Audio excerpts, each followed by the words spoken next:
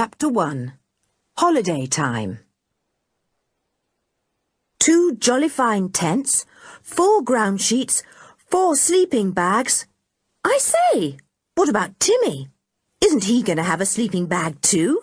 Said Dick with a grin. The other 3 children laughed, and Timmy the dog thumped his tail hard on the ground. Look at him, said George. He's laughing too.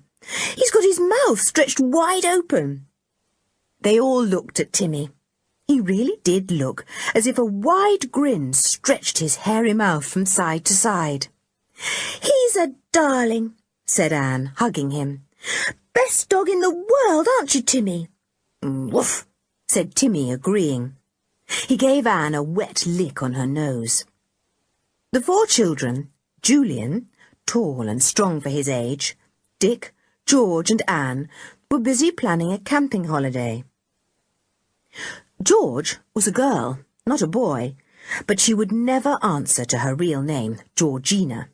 With her freckled face and short curly hair, she really did look more like a boy than a girl. It's absolutely wizard being allowed to go on a camping holiday all by ourselves, said Dick. I never thought our parents would allow it, after the terrific adventure we had last summer when we went off in caravans. Well, we shan't be quite all by ourselves, said Anne. Don't forget, we've got Mr. Luffy to keep an eye on us. He'll be camping quite near. Oh, old Luffy, said Dick with a laugh. He won't know if we're there or not. So long as he can study his precious maul and insects, he won't bother about us. Well, if it hadn't been that he was going to camp too, we wouldn't have been allowed to go, said Anne. I heard Daddy say so. Mr. Luffy was a master at the boys' school, an elderly, dreamy fellow with a passion for studying all kinds of insect life. Anne avoided him when he carried about boxes of insect specimens, because sometimes they escaped and came crawling out. The boys liked him and thought him fun, but the idea of Mr. Luffy keeping an eye on them struck them as very comical. It's more likely we'll have to keep an eye on him, said Julian. He's the sort of chap whose tent will always be falling down on top of him, or he'll run out of water, or sit down on his bag of eggs. Old Luffy seems to live in the world of insects, not in our world. Well, he can go and live in the world of insects if he likes, so long as he doesn't interfere with us, said George, who hated interfering people. This sounds as if it will be a super holiday, living in tents on the high moors, away from everybody, doing exactly what we like, when we like, and how we like. Woof, said Timmy, thumping his tail again. That means he's going to do as he likes too, said Anne. You're going to chase hundreds of rabbits, aren't you, Timmy, and bark madly at anyone who dares to come within 2 miles of us. Now, be quiet a minute, Anne, said Dick, picking up his list again. We really must check down our list and find out if we've got every single thing we want. Where did I get to? Oh, 4 sleeping bags. Yes, and you wanted to know if Timmy was to have one, said Anne with a giggle. Of course he won't, said George. He'll sleep where he always does, won't you, Timmy? On my feet. Couldn't we get him just a small sleeping bag? Asked Anne. He'd look sweet with his head poking out of the top. Timmy hates looking sweet, said George. Go on, Dick. I'll tie my hanky round Anne's mouth if she interrupts again. Dick went on down his list. It was a very interesting one. Things like cooking stoves, canvas buckets, enamel plates, and drinking cups were on it, and each item seemed to need a lot of discussion. The 4 children enjoyed themselves very much. You know, it's almost as much fun planning a holiday like this as having it, said Dick. Well, I shouldn't think we've forgotten a thing, have we? No, we've probably thought of too much, said Julian. Well, old Luffy says he'll take all our things on the trailer behind his car, so we'll be all right. I shouldn't like to carry them ourselves." "Oh, I wish next week would come," said Anne. "Why is it that the time seems so long when you're waiting for something nice to happen, and so short when something nice is happening?" "Yes, it seems the wrong way round, doesn't it?" said Dick with a grin. "Anyone got the map? I'd like to take another squint at the spot where we're going." Julian produced a map from his pocket. He opened it, and the 4 children sprawled round it. The map showed a vast and lonely stretch of moorland, with very few houses indeed. "Just a few small farms, that's all," said Julian, pointing to 1 or 2. "They can't get much of a living out of such poor land, though. See, that's about the place where we're going, just there. And on the opposite slope is a small farm where we shall get milk, eggs and butter when we need them. Luffy's been there before. He says it's a rather small farm, but jolly useful to campers." "These moors are awfully high, aren't they?" said George. "I guess they'll be freezing cold in the winter." "They are," said Julian. "And they may be jolly windy and cold in the summer too. So Luffy says we'd better take sweaters and things. He says in the winter they are covered with snow for months. The sheep have to be dug out when they get lost." Dick's finger followed a small winding road that made its way over the wild stretch of moorland. "That's the road we go," he said. "And I suppose we strike off here. Look, where a cart track is shown. That would go to the farm. We shall have to carry our stuff from wherever Luffy parks his car and take it to our camping place." "Not too near Luffy, I hope," said George. "Oh, no. He's agreed to keep an eye on us, but he'll forget all about us once he's settled down in his own tent," said Julian. "He will, really. 2 chaps I know once went out in his car with him for a day's run, and he came back without them in the evening. He'd forgotten he had them with him, and had left them wandering somewhere miles and miles away." "Good old Luffy," said Dick. "That's the sort of fellow we want. He won't come springing up to ask if we've cleaned our teeth or if we've got our warm jerseys on." The others laughed, and Timmy stretched his doggy mouth into a grin again. His tongue hung out happily. It was good to have all 4 of his friends with him again, and to hear them planning a holiday. Timmy went to school with George and Anne in term time, and he missed the 2 boys very much. But he belonged to George, and would not dream of leaving her. It was a good thing that George's school allowed pets, or George would certainly not have gone. Julian folded up the map again. "I hope all the things we've ordered will come in good time," he said. "We've got about 6 days to wait. I'd better keep on reminding Luffy that we're going with him, or he's quite likely to start without us." It was difficult to have to wait so long now that everything was planned. Parcels came from various stores and were eagerly opened. The sleeping bags were fine.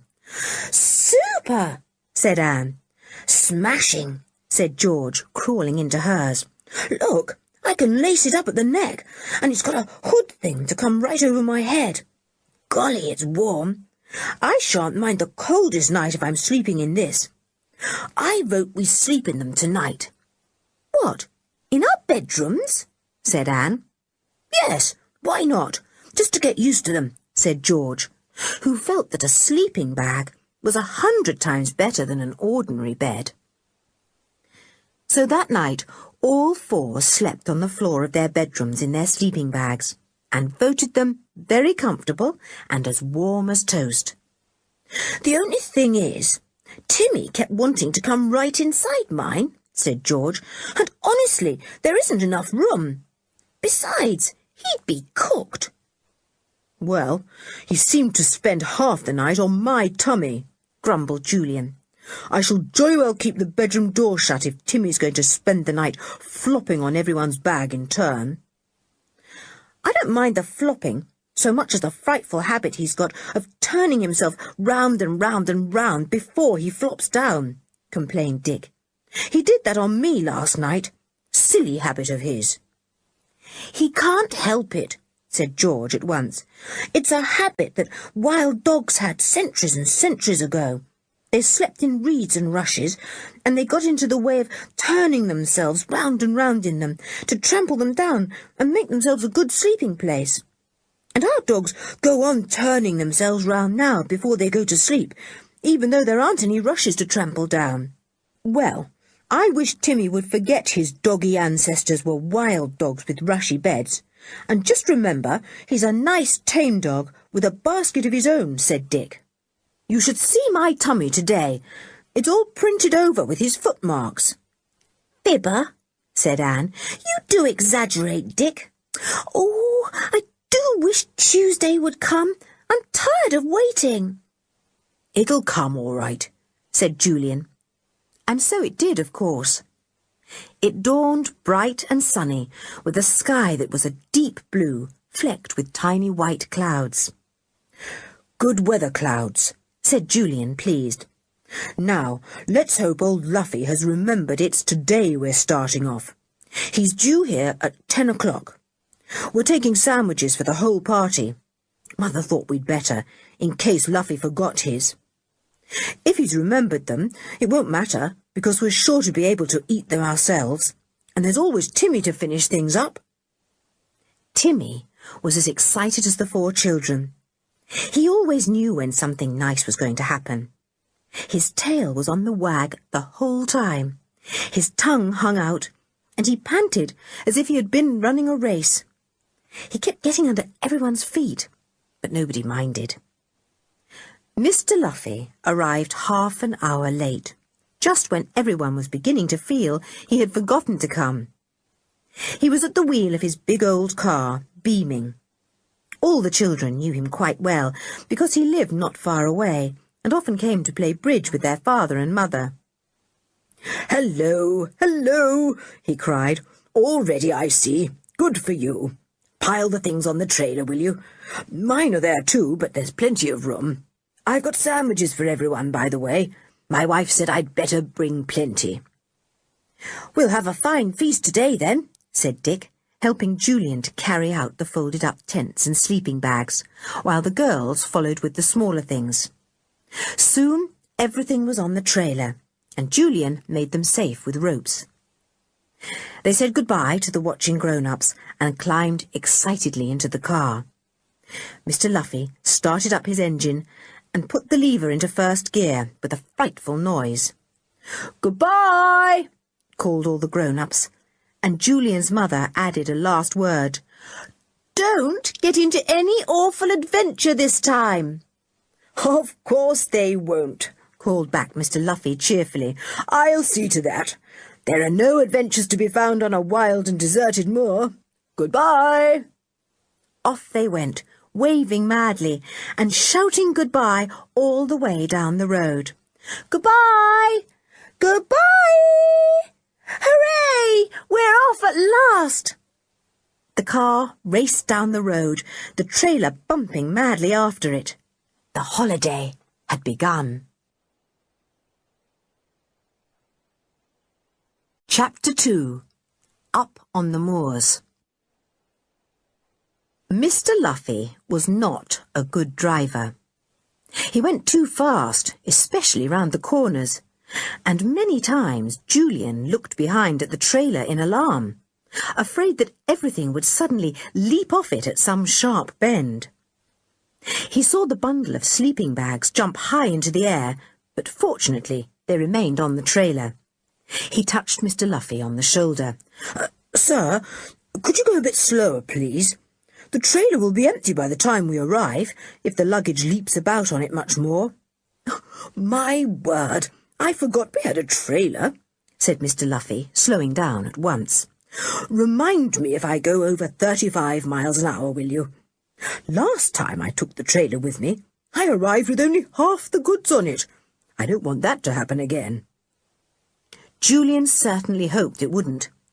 He kept a sharp eye on the speedometer, and when it veered towards 40, he tapped Mr. Luffy on the arm. Mr. Luffy looked supremely happy. He didn't like term time, but he loved holidays. Term time interfered with the study of his beloved insect world. Now he was off with 4 nice children he liked for a holiday on a moorland he knew was alive with bees, beetles, butterflies, and every other kind of insect he wanted. He looked forward to teaching the 4 children quite a lot.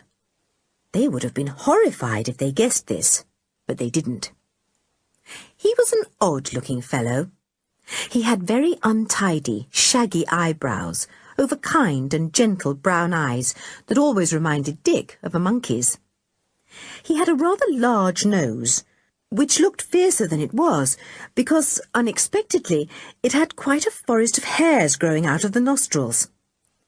He had an untidy moustache, and a round chin with a surprising dimple in the middle of it. His ears always fascinated Anne. They were large and turned rather forward, and Mr. Luffy could waggle the right one if he wanted to. To his great sorrow, he had never been able to waggle the left one. His hair was thick and untidy, and his clothes always looked loose, comfortable, and rather too big for him. The children liked him. They couldn't help it. He was so odd and gentle and untidy and forgetful, and yet sometimes unexpectedly fierce. Julian had often told them the story of Tom Killin, the bully. Mr. Luffy had once found Tom bullying a small new boy in the cloakroom, dragging him round and round it by his belt. With a roar like an angry bull, Mr. Luffy had pounced on the big bully, got him by the belt, lifted him up, and stuck him firmly on a peg in the cloakroom. "There you stay till you get someone to lift you down," Mr. Luffy had thundered. "I can get hold of a belt too, as you can see." And then he had stalked out of the cloakroom with the small, terrified boy beside him, leaving the bully hung up high on the peg, quite unable to free himself. And there he had to stay, because not one of the boys who came pouring in from a game of football would lift him down. "And if the peg hadn't given way under his weight, he'd be stuck up there still," Julian had said with a grin. "Good old Luffy. You'd never think he could be fierce like that, would you?" Anne loved that story. Mr. Luffy became quite a hero to her after that. She was pleased to sit next to him in the car and chatter about all kinds of things. The other 3 were squashed at the back with Timmy on their feet. George firmly prevented him from climbing up on her knee because it was so hot. So he contented himself with trying to stand up with his paws on the window ledge and his nose over the side. They stopped about 12:30 for lunch.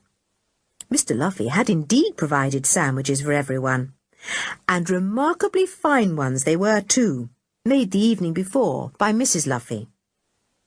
"Cucumber dipped in vinegar, ham and lettuce, egg, sardine.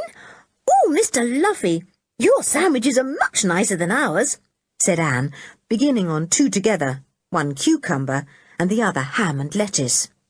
They were all very hungry. Timmy had a bit from everyone, usually the last bite, and watched each sandwich eagerly till his turn came. Mr. Luffy didn't seem to understand that Timmy had to have the last bite of any sandwich, so Timmy simply took it out of his hand, much to his surprise. "A clever dog," he said and patted him. "Knows what he wants and takes it. Very clever." That pleased George, of course. She thought that Timmy was the cleverest dog in the world, and indeed it did seem like it at times.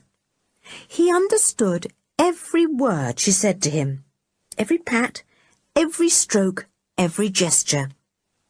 He would be much, much better at keeping an eye on the 4 children and guarding them than forgetful Mr. Luffy. They drank ginger beer, and then ate some ripe plums. Timmy wouldn't have any plums, but he licked up some spilt ginger beer. Then he snuffed up a few odd crumbs and went to drink at a little stream nearby. The party set off again in the car. Anne fell asleep. Dick gave an enormous yawn and fell asleep too. George wasn't sleepy, nor was Timmy, but Julian was. He didn't dare to take his eye off the speedometer, though, because Mr. Luffy seemed to be very much inclined to speed along too fast again after his good lunch. "We won't stop for tea till we get there," said Mr. Luffy suddenly, and Dick woke up with a jump at the sound of his booming voice. "We should be there about 5:30. Look, you can see the moorland in the distance now, all ablaze with heather." Everybody looked ahead, except Anne, who was still fast asleep. Rising up to the left, for miles upon miles, was the heather-covered moorland, a lovely sight to see. It looked wild and lonely and beautiful, blazing with heather and shading off into a purple blue in the distance.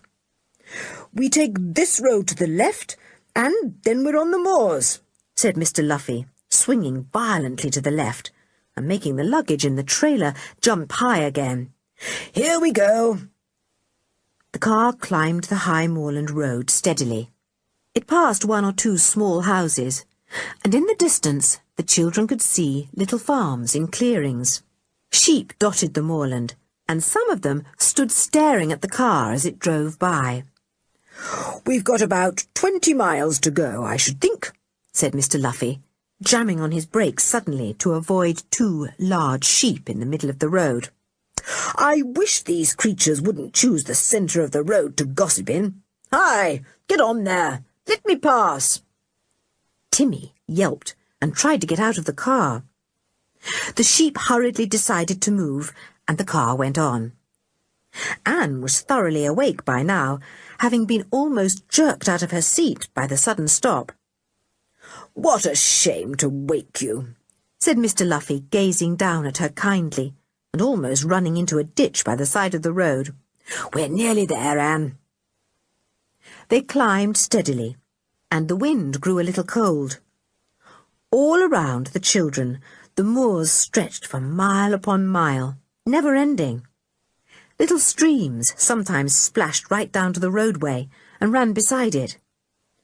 "We can drink the water in these streams," said Mr. Luffy, "crystal clear and cold as ice.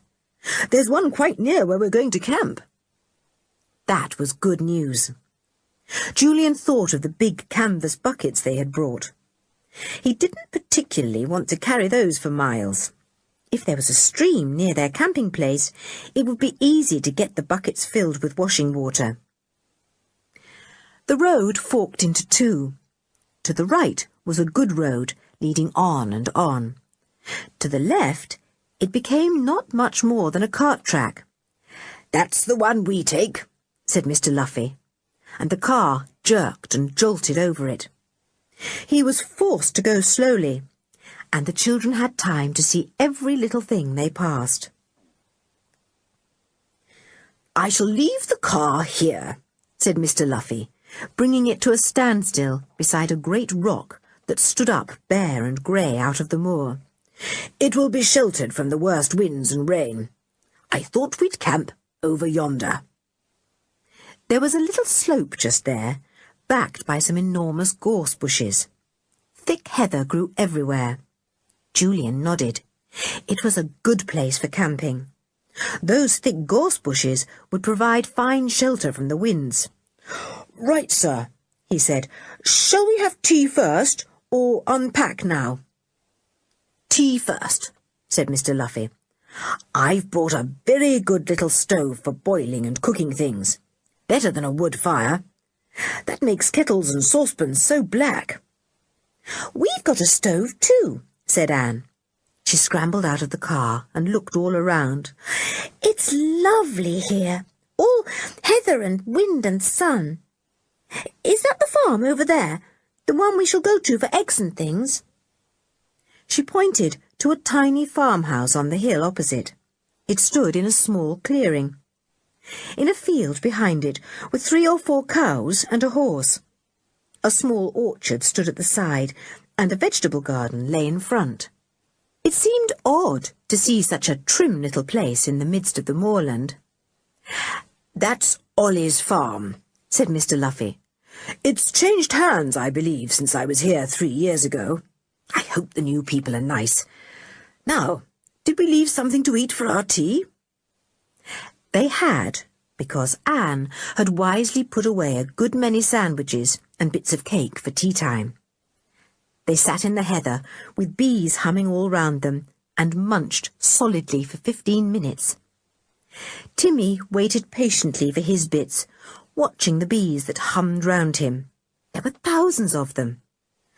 "And now, I suppose, we'd better put up our tents," said Julian. "Come on, Dick, let's unpack the trailer. Mr. Luffy, we don't intend to camp on top of you, sir, because you won't want 4 noisy children too near. Where would you like your tent put?"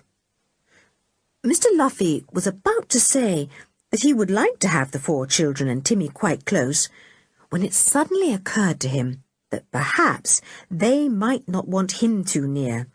They might want to make a noise or play silly games, and if he were near, it would stop them enjoying themselves in their own way. So he made up his mind not to be too close. "I'll pitch my tent down there, where that old gorse bush is," he said. "And if you'd like to put yours up here, where there's a half circle of gorse bushes keeping off the wind, you'd be well sheltered. And we shan't interfere with one another at all."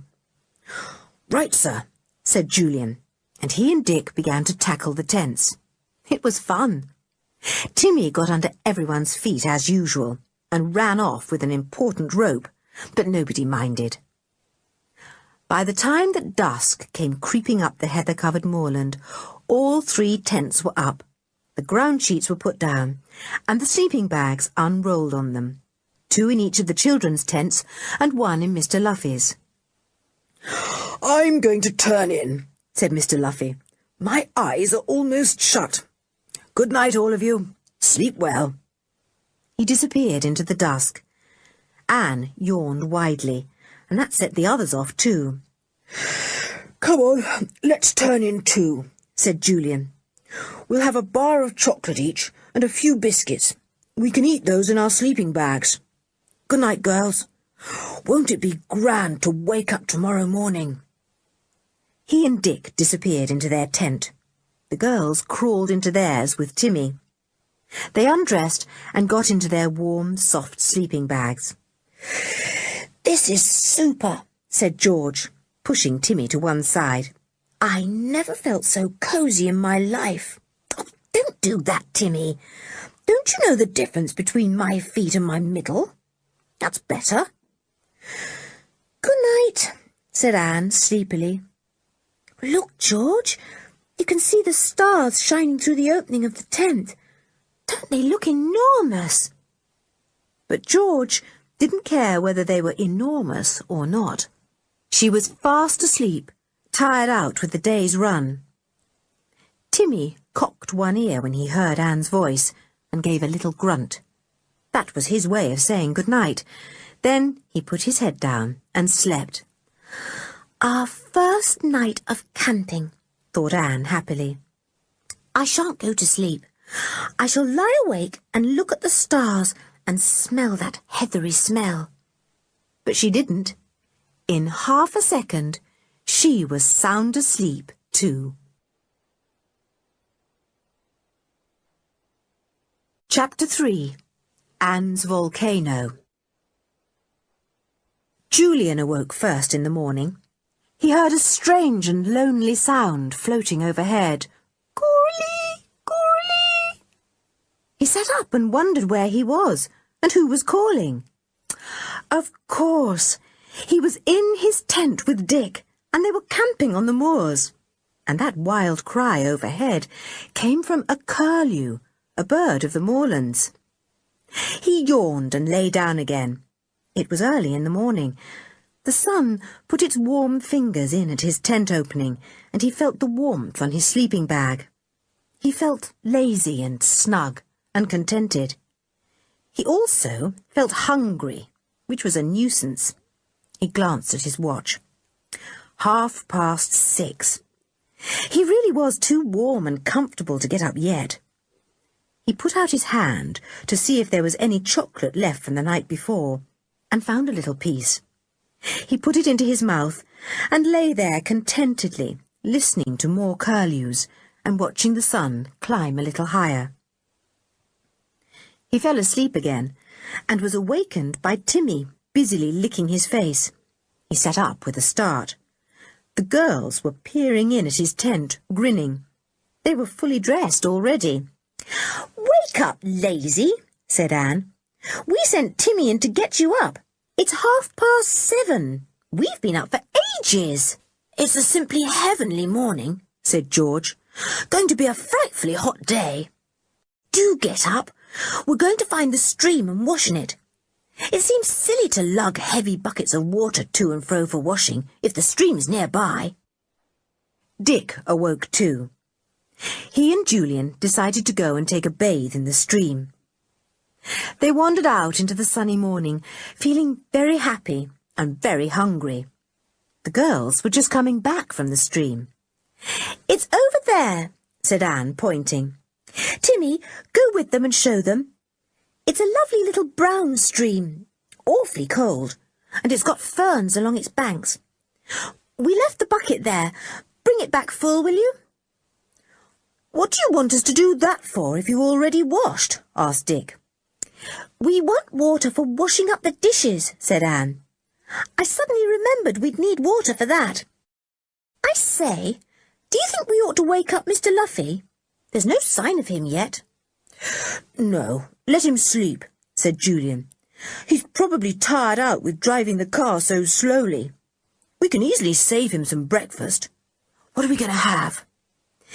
"We've unpacked some bacon rashers and tomatoes," said Anne, who loved cooking. "How do you like the stove, Julian?" "George knows," said Julian. "I say, did we pack a frying pan?" "Yes, I packed it myself," said Anne. "Do go and bathe if you're going to. Breakfast will be ready before you are." Timmy gravely trotted off with the boys and showed them the stream. Julian and Dick at once lay down in the clear brown bed and kicked wildly. Timmy leapt in too, and there were yells and shrieks. "Well, I should think we've woken up old Luffy now," said Dick, rubbing himself down with a rough towel. "How lovely and cold that was! The trouble is, it's made me feel twice as hungry." "Doesn't that frying bacon smell good?" said Julian, sniffing the air. They walked back to the girls. There was still no sign of Mr. Luffy. He must indeed sleep very soundly. They sat down in the heather and began their breakfast. Anne had fried big rounds of bread in the fat, and the boys told her she was the best cook in the world. She was very pleased. "I shall look after the food side for you," she said. "But George must help with the preparing of the meals and the washing up. See, George?" George didn't see. She hated doing all the things that Anne loved to do, such as making beds and washing up. She looked sulky. "Look at old George! Why bother about the washing up when there's Timmy only too pleased to use his tongue to wash every plate?" said Dick. Everyone laughed, even George. "All right," she said. "I'll help, of course. Only let's use as few plates as possible. Then there won't be much washing up. Is there any more fried bread, Anne?" "No, but there are some biscuits in that tin," said Anne. "I say, boys, who's going to go to the farm each day for milk and things? I expect they can let us have bread too, and fruit." "Oh, one or other of us will go," said Dick. "Anne, hadn't you better fry something for old Luffy now? I'll go and wake him. Half the day will be gone if he doesn't get up now." "I'll go and make a noise like an earwig outside his tent," said Julian, getting up. "He might not wake with all our yells and shouts, but he'd certainly wake at the call of a friendly earwig." He went down to the tent. He cleared his throat and called politely, "Are you awake yet, sir?" There was no answer. Julian called again. Then, puzzled, he went to the tent opening. The flap was closed. He pulled it aside and looked in. The tent was empty. There was nobody there at all. "What's up, Ju?" called Dick. "He's not here," said Julian. "Where can he be?" There was a silence. For a panic-stricken moment, Anne thought one of their strange adventures was beginning. Then Dick called out again, "Is his bug tin gone? You know, the tin box with straps that he takes with him when he goes insect hunting. And what about his clothes?" Julian inspected the inside of the tent again. "OK," he called, much to everyone's relief. "His clothes are gone, and so has his bug tin. He must have slipped out early before we were awake. I bet he's forgotten all about us, and breakfast, and everything." "That would be just like him," said Dick. "Well, we're not his keepers. He can do as he likes. If he doesn't want breakfast, he needn't have any. He'll come back when he's finished his hunting, I suppose. Anne, can you get on with the doings if Dick and I go to the farmhouse and see what food they've got?" asked Julian. "The time's getting on, and if we're going for a walk or anything today, we don't want to start too late." "Right," said Anne. "You go too, George. I can manage everything nicely now that the boys have brought me a bucketful of water. Take Timmy. He wants a walk." George was only too pleased to get out of the washing up. She and the boys, with Timmy trotting in front, set off to the farmhouse. Anne got on with her jobs, humming softly to herself in the sunshine. She soon finished them, and then looked to see if the others were coming back. There was no sign of them, or of Mr. Luffy either. "I'll go for a walk on my own," thought Anne. "I'll follow that little stream uphill and see where it begins. That would be fun. I can't possibly lose my way if I keep by the water." She set off in the sunshine and came to the little brown stream that gurgled down the hill. She scrambled through the heather beside it, following its course uphill. She liked all the little green ferns and the cushions of velvety moss that edged it. She tasted the water. It was cold and sweet and clean. Feeling very happy all by herself, Anne walked on and on. She came at last to a big mound of a hilltop. The little stream began there, halfway up the mound.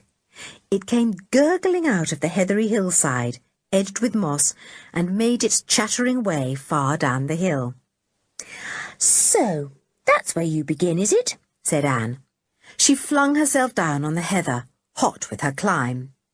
It was nice there, with the sun on her face and the sound of the trickling water nearby. She lay listening to the humming bees and the water, and then she heard another sound. She took no notice of it at all at first. Then she sat up, frightened. "The noise is underground. Deep, deep underground. It rumbles and roars. Oh, what is going to happen? Is there going to be an earthquake?" The rumbling seemed to come nearer and nearer. Anne didn't even dare to get up and run. She sat there and trembled. Then there came an unearthly shriek, and not far off a most astonishing thing happened. A great cloud of white smoke came right out of the ground and hung in the air before the wind blew it away. Anne was simply horrified. It was so sudden, so very unexpected on this quiet hillside. The rumbling noise went on for a while and then gradually faded away. Anne leapt to her feet in a panic. She fled down the hill, screaming loudly, "It's a volcano! Help! Help! I've been sitting on a volcano! It's going to burst! It's sending out smoke! Help! Help! It's a volcano!" She tore down the hillside, caught her foot on a tuft of heather, and went rolling over and over, sobbing. She came to rest at last, and then heard an anxious voice calling, "Who's that? What's the matter?" It was Mr. Luffy's voice. Anne screamed to him in relief. "Mr. Luffy, come and save me! There's a volcano here!" There was such terror in her voice that Mr. Luffy came racing to her at once. He sat down beside the trembling girl and put his arm round her. "Whatever's the matter?" he said. "What's frightened you?" Anne told him again. "Up there, do you see? That's a volcano, Mr. Luffy. It trembled and rumbled, and then it shot up clouds of smoke. Oh, quick, before it sends out red-hot cinders." Now, said Mr. Luffy, and to Anne's surprise and relief, he actually laughed. "Do you mean to tell me you don't know what that was?" "No, I don't," said Anne. "Well," said Mr. Luffy, "under this big moor run 2 or 3 long tunnels to take trains from one valley to another. Didn't you know? They make the rumbling noise you heard, and the sudden smoke you saw was the smoke sent up by a train below. There are big vent holes here and there in the moor for the smoke to escape from." "Oh, good gracious me," said Anne, going rather red. "I didn't even know there were trains under here. What an extraordinary thing. I really did think I was sitting on a volcano, Mr. Luffy. You won't tell the others, will you? They would laugh at me dreadfully." "I won't say a word," said Mr. Luffy. "And now I think we'll go back. Have you had breakfast? I'm terribly hungry. I went out early after a rather rare butterfly I saw flying by my tent." "We've had breakfast ages ago," said Anne. "But if you'd like to come back with me now, I'll cook you some bacon, Mr. Luffy, and some tomatoes and fried bread." "Aha! It sounds good," said Mr. Luffy. "Now, not a word about volcanoes. That's our secret." And off they went to the tents, where the others were wondering what in the world had become of Anne. Little did they know she had been sitting on a volcano. Chapter 4. Spook Trains. The boys and George were full of talk about the farm. "It's a nice little place," said Julian, sitting down while Anne began to cook breakfast for Mr. Luffy. "Pretty farmhouse, nice little dairy, well-kept sheds, and even a grand piano in the drawing-room." "Gracious, you wouldn't think they'd make enough money to buy a thing like that, would you?" said Anne, turning over the bacon in the pan. "The farmer's got a fine car," went on Julian. "Brand new. Must have cost him a pretty penny. His boy showed it to us, and he showed us some jolly good new farm machinery too." "Very interesting," said Mr. Luffy. "I wonder how they make their money, farming that bit of land. The last people were hard-working folk, but they certainly couldn't have afforded a new car or a grand piano." "And you should have seen the lorries they've got," said Dick. "Beauties!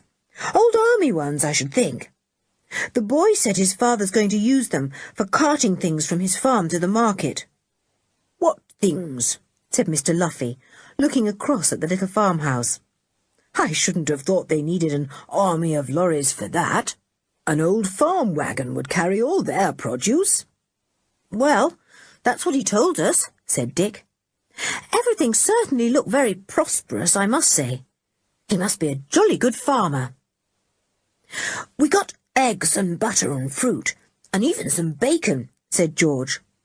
"The boy's mother didn't seem worried about how much we had, and she hardly charged us anything. We didn't see the farmer." Mr. Luffy was now eating his breakfast.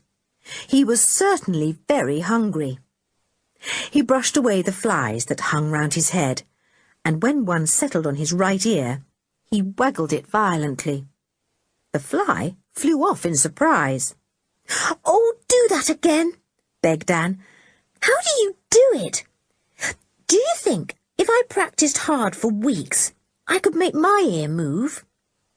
"No, I don't think so," said Mr. Luffy, finishing his breakfast. "Well, I've got some writing to do now. What are you going to do? Go for a walk?" "We might as well take a picnic lunch and go off somewhere," said Julian. How about it?" "Yes," said Dick. "Can you pack us dinner and tea, Anne? We'll help. What about hard-boiled eggs?" It wasn't long before they had a picnic meal packed in greaseproof paper. "You won't get lost, will you?" said Mr. Luffy. "Oh, no, sir," said Julian with a laugh. "I've got a compass anyway, and a jolly good bump of locality too. I usually know the way to go. We'll see you this evening when we get back." "You won't get lost, Mr. Luffy, will you?" asked Anne, looking worried. "Don't be cheeky, Anne," said Dick, rather horrified at Anne's question. But she really meant it. Mr. Luffy was so absent-minded that she could quite well picture him wandering off and not being able to find his way back. He smiled at her. "No," he said, "I know my way about here all right. I know every stream and path and, volcano." Anne giggled. The others stared at Mr. Luffy, wondering what in the world he meant. But neither he nor Anne told them. They said goodbye and set off. "It's heavenly walking today," said Anne. "Shall we follow a path if we find one, or not?" "Might as well," said Julian. "It'll be a bit tiring scrambling through heather all the day."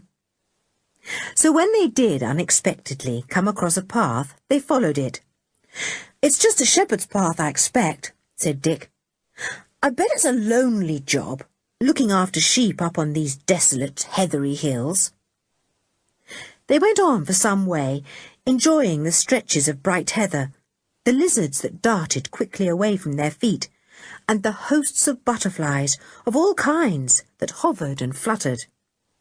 Anne loved the little blue ones best, and made up her mind to ask Mr. Luffy what all their names were. They had their lunch on a hilltop overlooking a vast stretch of heather, with grey-white blobs in it here and there, the sheep that wandered everywhere. And in the very middle of the meal, Anne heard the same rumbling she had heard before, and then, not far off, out spouted some white smoke from the ground. George went quite pale. Timmy leapt to his feet, growling and barking, his tail down. The boys roared with laughter. "It's all right, Anne and George. It's only the trains underground here. We knew they ran under the moors, and we thought we'd see what you did when you first heard them rumbling and saw the smoke." "I'm not a bit frightened," said Anne, and the boys looked at her astonished. It was George who was the scared one. Usually it was quite the other way round. George got back her colour and laughed. She called Timmy. "It's all right, Tim. Come here. You know what trains are, don't you?" The children discussed the trains. It really did seem strange to think of trains in those hollowed-out tunnels down below the moors, the people in them reading their newspapers and talking, down in tunnels where the sun never shone at all. "Come on," said Julian at last. "Let's go on. We'll walk to the top of the next slope, and then I think we ought to turn back." They found a little path that Julian said must be a rabbit path because it was so narrow, and set off chattering and laughing. They climbed through the heather to the top of the next slope, and at the top they got quite a surprise. Down in the valley below was a silent and deserted stretch of railway lines. They appeared out of the black hole of a tunnel mouth, ran for about half a mile, and then ended in what seemed to be a kind of railway yard. "Look at that," said Julian. "Old derelict lines, not used any more, I should think. I suppose that tunnel's out of date too." "Let's go down and have a squint," said Dick. "Come on, we've got plenty of time, and we can easily go back a shorter way." They set off down the hill to the lines. They arrived some way from the tunnel mouth, and followed the lines to the deserted railway yard. There seemed to be nobody about at all. "Look," said Dick. "There are some old wagons on that set of lines over there. They look as if they haven't been used for 100 years. Let's give them a shove and set them going." "Oh, no," said Anne, afraid. But the two boys and George, who had always longed to play about with real railway trucks, ran over to where 3 or 4 stood on the lines. Dick and Julian shoved hard at one. It moved. It ran a little way and crashed into the buffers of another. It made a terrific noise in the silent yard. A door flew open in a tiny hut at the side of the yard, and a terrifying figure came out. It was a one-legged man with a wooden peg for his other leg, 2 great arms that might quite well belong to a gorilla, and a face as red as a tomato, except where grey whiskers grew. He opened his mouth, and the children expected a loud and angry yell. Instead, out came a husky, hoarse whisper. "What are you doing? Ain't it bad enough to hear spook trains a-running at night, without hearing them in the daytime too?" The 4 children stared at him. They thought he must be quite mad. He came nearer to them, and his wooden leg tip-tapped oddly. He swung his great arms loosely. He peered at the children, as if he could hardly see them. "I've broken me glasses," he said. And to their astonishment and dismay, 2 tears ran down his cheeks. "Poor old wooden-legged Sam. He's broken his glasses. Nobody cares about wooden-legged Sam now. Nobody at all." There didn't seem to be anything to say to all this. Anne felt sorry for the funny old man, but she kept well behind Julian. Sam peered at them again. "Haven't you got tongues in your heads? Am I seeing things again, or are you there?" "We're here, and we're real," said Julian. "We happened to see this old railway yard, and we came down to have a look at it. Who are you?" "I told you. I'm Wooden-legged Sam," said the old man impatiently. "The watchman, see? Though what there is to watch here beats me. Do they think I'm going to watch for these spook trains? Well, I'm not. Not me, Sam Wooden-leg. I've seen many strange things in my life. Yes, and been scared by them too. And I'm not watching for any more spook trains." The children listened curiously. "What spook trains?" asked Julian. Wooden-legged Sam came closer. He looked all round as if he thought there might be someone listening, and then spoke in a hoarser whisper than usual. "Spook trains, I tell you. Trains that come out of that tunnel at night all by themselves and go back all by themselves. Nobody in them. One night they'll come for old Sam Wooden-leg. But see, I'm smart, I am. I lock myself into my hut, and I get under the bed, and I blow my candle out so those spook trains don't know I'm there." Anne shivered. She pulled at Julian's hand. "Julian, let's go. I don't like it. It sounds all peculiar and horrid. What does he mean?" The old man seemed suddenly to change his mood. He picked up a large cinder and threw it at Dick, hitting him on the head. "You clear out. I'm watchman here. And what did they tell me? They told me to chase away anyone that came. Clear out, I tell you." In terror, Anne fled away. Timmy growled and would have leapt at the strange old watchman, but George had her hand on his collar. Dick rubbed his head where the cinder had hit him.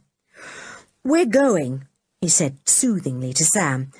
It was plain that the old fellow was a bit funny in the head. "We didn't mean to trespass. You look after your spook trains. We won't interfere with you."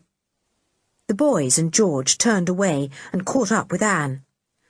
"What did he mean?" she asked, scared. "What are spook trains? Trains that aren't real? Does he really see them at night?" "He just imagines them," said Julian. "I expect being there all alone in that deserted old railway yard has made him think strange things. Don't worry, Anne. There are no such things as spook trains." "But he spoke as if there were," said Anne. "He really did. I'd hate to see a spook train. Wouldn't you, Ju?" "No, I'd love to see one," said Julian, and he turned to Dick. "Wouldn't you, Dick? Shall we come one night and watch?" Just to see? Chapter 5. Back at camp again. The children and Timmy left the deserted railway yard behind them and climbed up the heathery slope to find their way back to their camping place. The boys could not stop talking about Wooden Leg Sam and the strange things he said. "It's a funny business altogether," said Julian. "I wonder why that yard isn't used anymore, and where that tunnel leads to, and if trains ever do run there." "I expect there's quite an ordinary explanation," said Dick. "It's just that Wooden Leg Sam made it all seem so weird.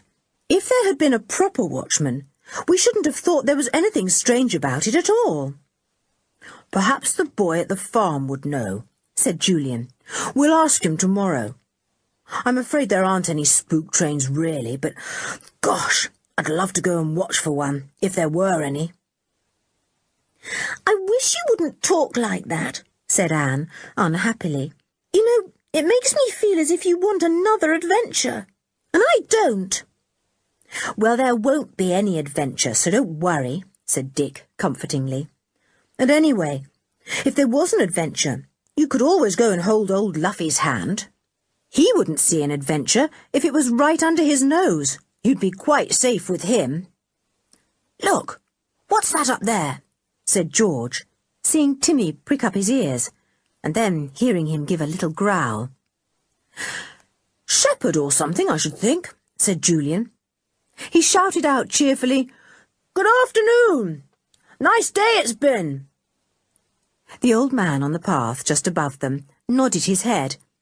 He was either a shepherd or farm labourer of some sort. He waited for them to come up. "Have you seen any of my sheep down along there?" he asked them. "They've got red crosses on them." "No, there aren't any down there," said Julian. "But there are some further along the hill. We've been down to the railway yard, and we'd have seen any sheep on the slope below." "Don't you go down there," said the old shepherd, his faded blue eyes looking into Julian's. "That's a bad place, that is." "Well, we've been hearing about spook trains," said Julian with a laugh. "Is that what you mean?" "Aye, there are trains that nobody knows of running out of that tunnel," said the shepherd. "Many's the time I've heard them when I've been up here at night with my sheep. That tunnel hasn't been used for 30 years. But the trains, they still come out of it, just as they used to." "How do you know? Have you seen them?" asked Julian, a cold shiver creeping down his spine quite suddenly. "No, I've only heard them," said the old man. "Tch-tch, they go, and they jangle and clank, but they don't whistle any more. Old Wooden Leg Sam reckons they're spook trains, with nobody to drive them and nobody to tend them. Don't you go down to that place. It's bad and scary." Julian caught sight of Anne's scared face. He laughed loudly. "What a tale! I don't believe in spook trains, and neither do you, shepherd. Dick, have you got the tea in your bag? Let's find a nice place and have some sandwiches and cake. Will you join us, shepherd?" "No, thank you kindly," said the old man, moving off. "I'll be after my sheep. Always wandering they are, and they keep me wandering too. Good day, sir, and don't go down to that bad place." Julian found a good spot out of sight of that bad place, and they all sat down. "All a lot of nonsense," said Julian, who wanted Anne to feel happier again. "We can easily ask the farmer's boy about it tomorrow. I expect it's all a silly tale made up by that old one-legged fellow and passed on to the shepherd." "I expect so," said Dick. "You noticed that the shepherd had never actually seen the trains, Julian, only heard them. Well, sound travels far at night, and I expect what he heard was simply the rumblings of the trains that go underground here. There's one going somewhere now. I can feel the ground trembling." They all could. It was a peculiar feeling. The rumblings stopped at last, and they sat and ate their tea, watching Timmy scraping at a rabbit hole and trying his hardest to get down it. He covered them with sandy soil as he burrowed, and nothing would stop him. He seemed to have gone completely deaf. "Look here, if we don't get Timmy out of that hole now, he'll be gone down so far that we'll have to drag him out by his tail," said Julian, getting up. "Timmy! Timmy! The rabbit's miles away. Come on out." It took both George and Julian to get him out. He was most indignant. He looked at them as if to say, "Well, what spoil sports! Almost got him, and you drag me out." He shook himself, and bits of grit and sand flew out of his hair. He took a step towards the hole again, but George caught hold of his tail. "No, Timmy, home now." "He's looking for a spook train," said Dick, and that made everyone laugh, even Anne. They set off back to the camping place, pleasantly tired, with Timmy following rather sulkily at their heels. When they at last got back, they saw Mr. Luffy sitting waiting for them. The blue smoke from his pipe curled up into the air. "Hello, hello," he said, and his brown eyes looked up at them from under his shaggy eyebrows. "I was beginning to wonder if you'd got lost. Still, I suppose that dog of yours would always bring you back." Timmy wagged his tail politely. "Woof," he agreed, and went to drink out of the bucket of water. Anne stopped him just in time. "No, Timmy, you're not to drink out of our washing-up water. There's yours, in the dish over there." Timmy went to his dish and lapped. He thought Anne was very fussy. Anne asked Mr. Luffy if he would like any supper. "We're not having proper supper," she said. "We had tea so late. But I'll cook you something if you like, Mr. Luffy." "Very kind of you, but I had an enormous tea," said Mr. Luffy. "I've brought up a fruit-cake for you, from my own larder. Shall we share it for supper? And I've got a bottle of lime juice, too, which will taste grand with some of the stream water." The boys went off to get some fresh stream water for drinking. Anne got out some plates and cut slices of the cake. "Well," said Mr. Luffy, "had a nice walk?"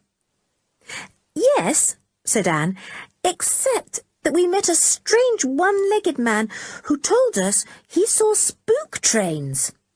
Mr. Luffy laughed.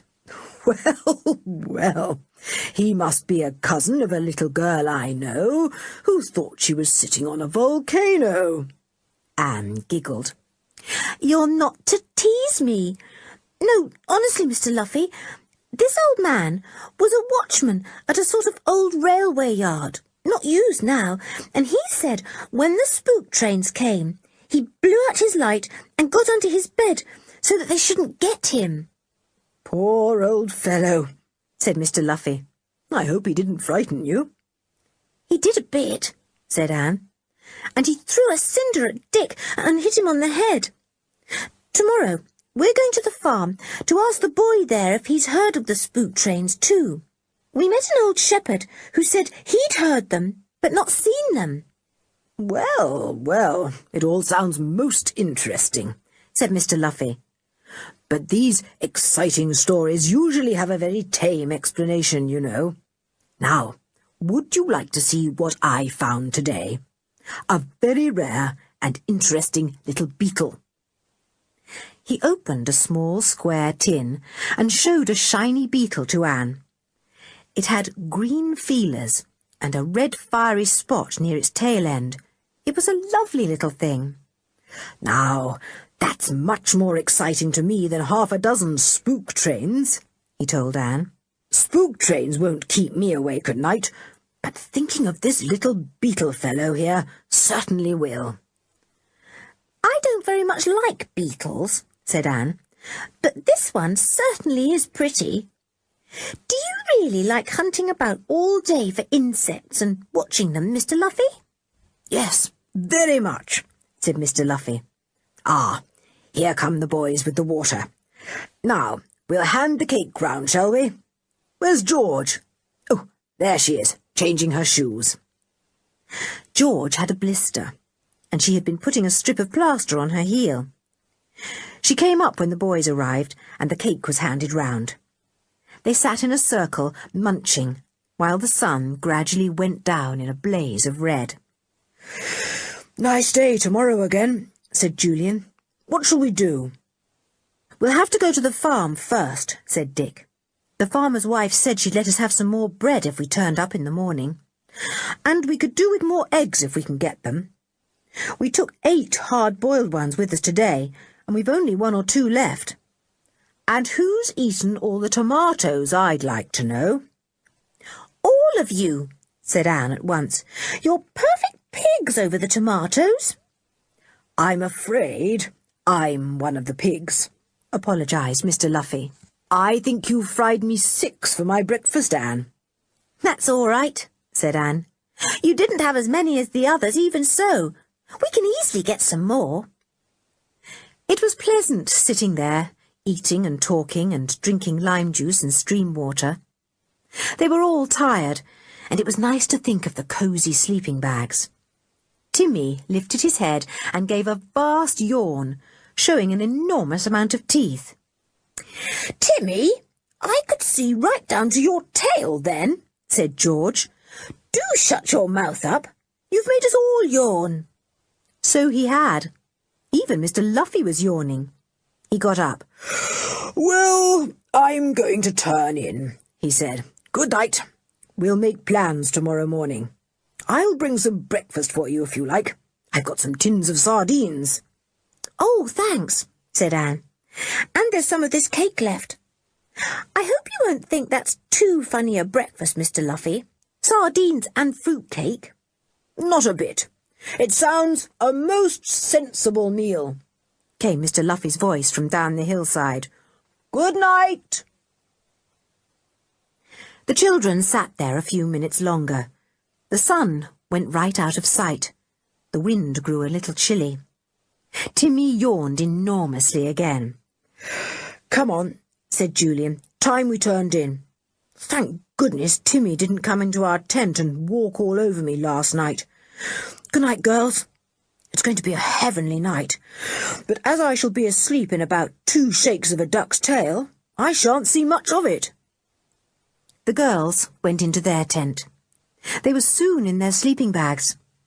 Just before they went to sleep, Anne felt the slight shivering of the earth that meant a train was running underground somewhere. She could hear no rumbling sound. She fell asleep, thinking of it. The boys were not asleep. They too had felt the trembling of the earth beneath them, and it had reminded them of the old railway yard. "Funny about those spook trains, Dick," said Julian sleepily. "Wonder if there is anything in it." "No, how could there be?" said Dick. "All the same, we'll go to the farm tomorrow and have a chat with that boy. He lives on the moors, and he ought to know the truth." "The real truth is that Wooden-Leg Sam is potty and imagines all he says, and the old shepherd is ready to believe in anything strange," said Julian. "I expect you're right," said Dick. "Oh, my goodness, what's that?" A dark shape stood looking in at the tent flap. It gave a little whine. "Oh, it's you, Timmy. Would you mind not coming and pretending you're a spook train or something?" said Dick. "And if you dare to put so much as half a paw on my middle, I'll scare you down the hill with a roar like a man-eating tiger. Go away." Timmy put a paw on Julian. Julian yelled out to George, "George, call this dog of yours, will you? He's just about to turn himself round 20 times on my middle and curl himself up for the night." There was no answer from George. Timmy, feeling that he was not wanted, disappeared. He went back to George and curled himself up on her feet. He put his nose down on his paws and slept. "Spooky Timmy," murmured Julian, rearranging himself. "Timmy, spooky. Oh, no, I mean, oh dear, what do I mean?" "Shut up," said Dick. "What with you and Timmy messing about, I can't get to sleep. But he could. And he did, almost before he had finished speaking.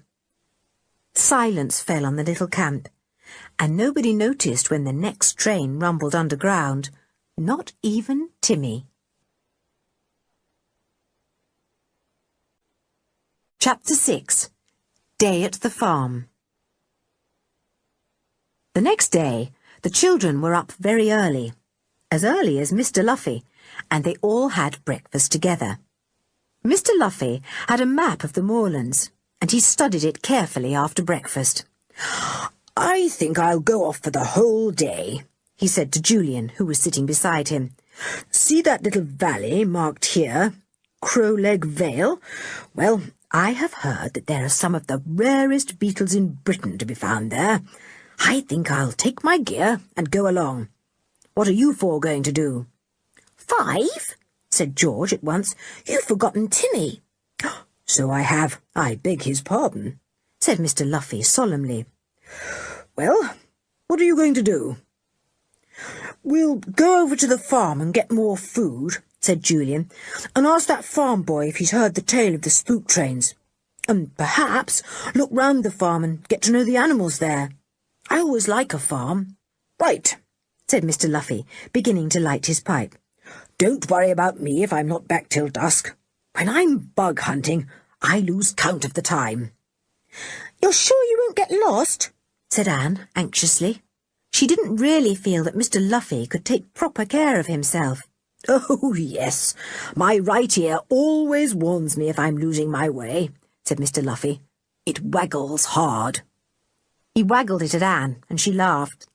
"I wish you'd tell me how you do that," she said. "I'm sure you know.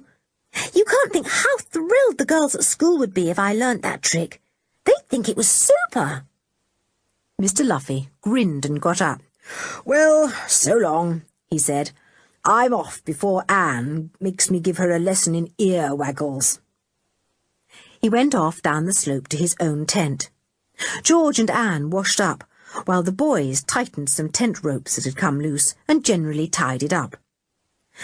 "I suppose it's quite all right, leaving everything unguarded like this," said Anne anxiously. "Well, we did yesterday," said Dick. "And who's likely to come and take anything up here in this wild and lonely spot, I'd like to know?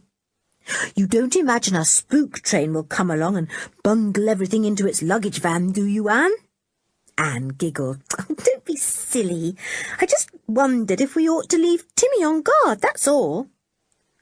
"Leave Timmy?" said George, amazed.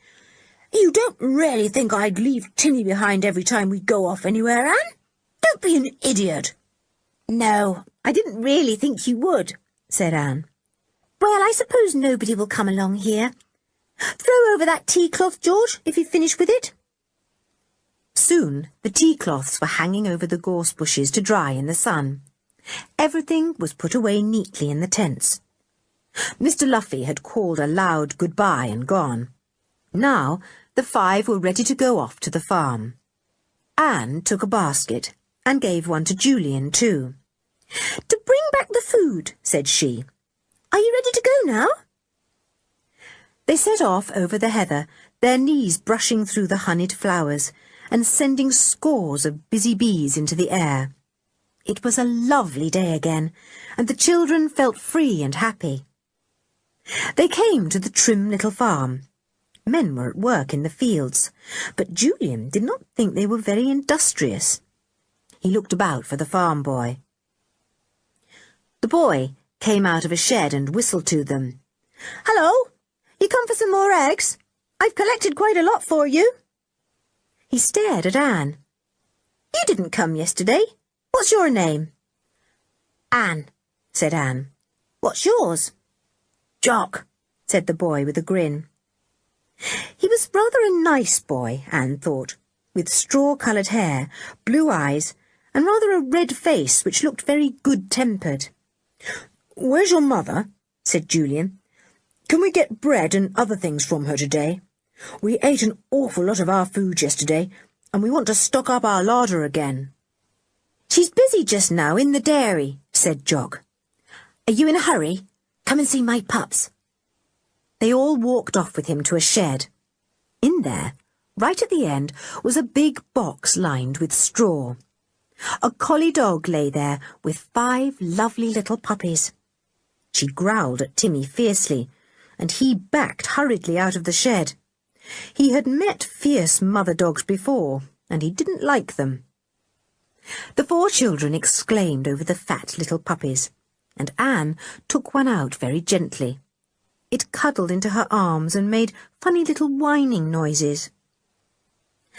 "I wish it was mine," said Anne. "I should call it Cuddle." "What a frightful name for a dog," said George scornfully. "Just the kind of silly name you would think of, Anne. Let me hold it. Are they all yours, Jock?" "Yes," said Jock proudly. "The mother's mine, you see. Her name's Biddy."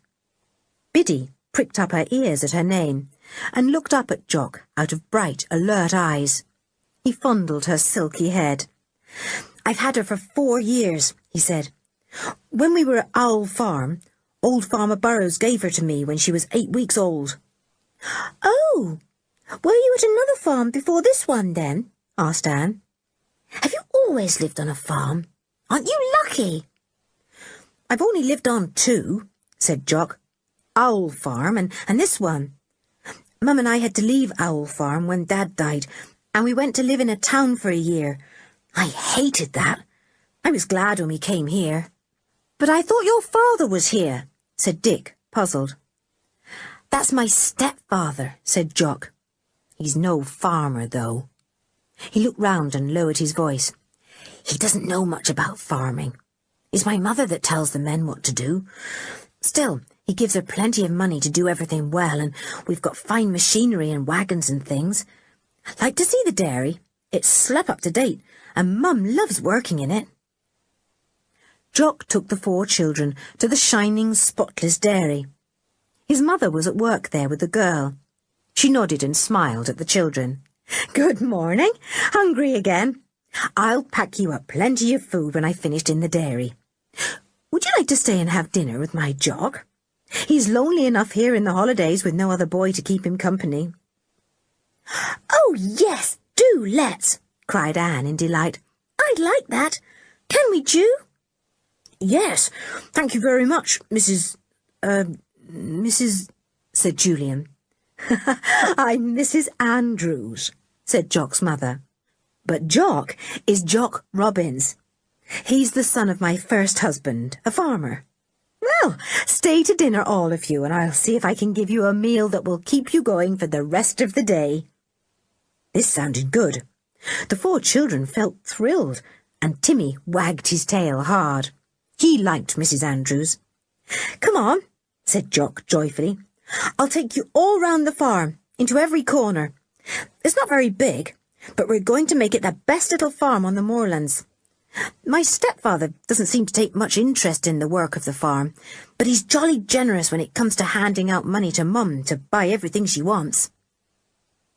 It certainly seemed to the children that the machinery on the farm was absolutely up to date. They examined the combine. They went into the little cowshed and admired the clean stone floor with white brick walls. They climbed into the red-painted wagons, and they wished they could try the 2 motor tractors that stood side by side in a barn. "You've got plenty of men here to work the farm," said Julian. "I shouldn't have thought there was enough for so many to do on this small place." "They're not good workers," said Jock, his face creasing into frowns. "Mum's always getting wild with them. They just don't know what to do. Dad gives her plenty of men to work the farm, but he always chooses the wrong ones. They don't seem to like farm work, and they're always running off to the nearest town whenever they can. There's only one good fellow, and he's old. You see him, over there? His name's Will." The children looked at Will. He was working in the little vegetable garden, an old fellow with a shriveled face, a tiny nose, and a pair of very blue eyes. They liked the look of him. "Yes, he looks like a farm worker," said Julian. "The others don't." "He won't work with them," said Jock. He just says rude things to them and calls them ninnies and idiots. What's an idiot? Asked Anne. An idiot, silly, said Dick. He walked up to old Will. Good morning, he said. You're very busy. There's always a lot to do on a farm, isn't there? The old fellow looked at Dick out of his very blue eyes and went on with his work. Plenty to do, and plenty of folk to do it, and not much done, he said in a croaking kind of voice. Never thought I'd be put to work with ninnies and idiots. Not ninnies and idiots. There, what did I tell you? Said Jock with a grin. He's always calling the other men that, so we just have to let him work right away from them. Still, I must say he's about right.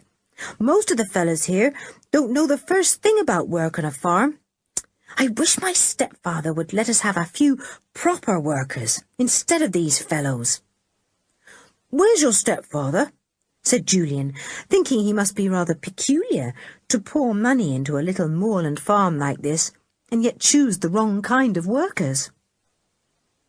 He's away for the day, said Jock. Thank goodness, he added, with a sideways look at the others. Why? Don't you like him? Asked Dick. He's all right, said Jock, but he's not a farmer, though he makes out he always wanted to be. And what's more, he doesn't like me one bit. I try to like him for Mum's sake, but I'm always glad when he's out of the way. Your mother's nice, said George. Oh, yes, Mum's grand, said Jock. You don't know what it means to her to have a little farm of her own again and to be able to run it with the proper machinery and all. They came to a large barn. The door was locked. I told you what was in here before, said Jock. Lorries. You can peek through that hole here at them. Don't know why my stepfather wanted to buy up so many, but I suppose he got them cheap. He loves to get things cheap and sell them dear. He did say they'd be useful on the farm to take goods to the market. Yes, you told us that when we were here yesterday, said Dick. But you've got heaps of wagons for that. Yes, I reckon they weren't bought for the farm at all, but for holding here till prices went high and he could make a lot of money, said Jock, lowering his voice. I don't tell Mum that. So long as she gets what she wants for the farm, I'm going to hold my tongue. The children were very interested in all this. They wished they could see Mr. Andrews. He must be a peculiar sort of fellow, they thought. Anne tried to imagine what he was like. Big and tall and dark and frowny, she thought. Rather frightening and impatient. And he certainly won't like children. People like that never do. They spent a very pleasant morning poking about the little farm. They went back to see Biddy the collie and her pups. Timmy stood patiently outside the shed with his tail down. He didn't like George to take so much interest in other dogs. A bell rang loudly. Good, dinner, said Jock. We'd better wash. We're all filthy. Hope you feel hungry, because I guess Mum's got a super dinner for us. I feel terribly hungry, said Anne. It seems ages since we had breakfast. I've almost forgotten it. They all felt the same. They went into the farmhouse and were surprised to find a very nice little bathroom to wash in. Mrs. Andrews was there, putting out a clean roller towel. Fine little bathroom, isn't it? She said. My husband had it put in for me. First proper bathroom I've ever had. A glorious smell rose up from the kitchen downstairs. Come on, said Jock, seizing the soap. Let's hurry. We'll be down in a minute, Mum. And they were. Nobody was going to dawdle over washing when a grand meal lay waiting for them downstairs. Chapter 7. Mr. Andrews Comes Home. They all sat down to dinner.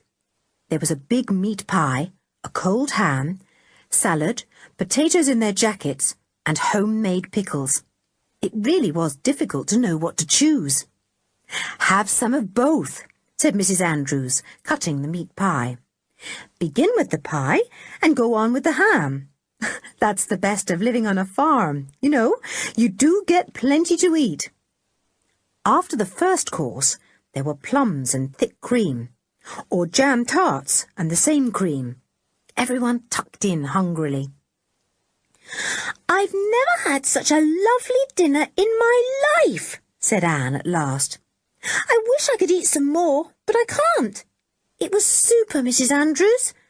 "Smashing," said Dick. That was his favourite word these holidays. "Absolutely smashing." "Woof," said Timmy, agreeing.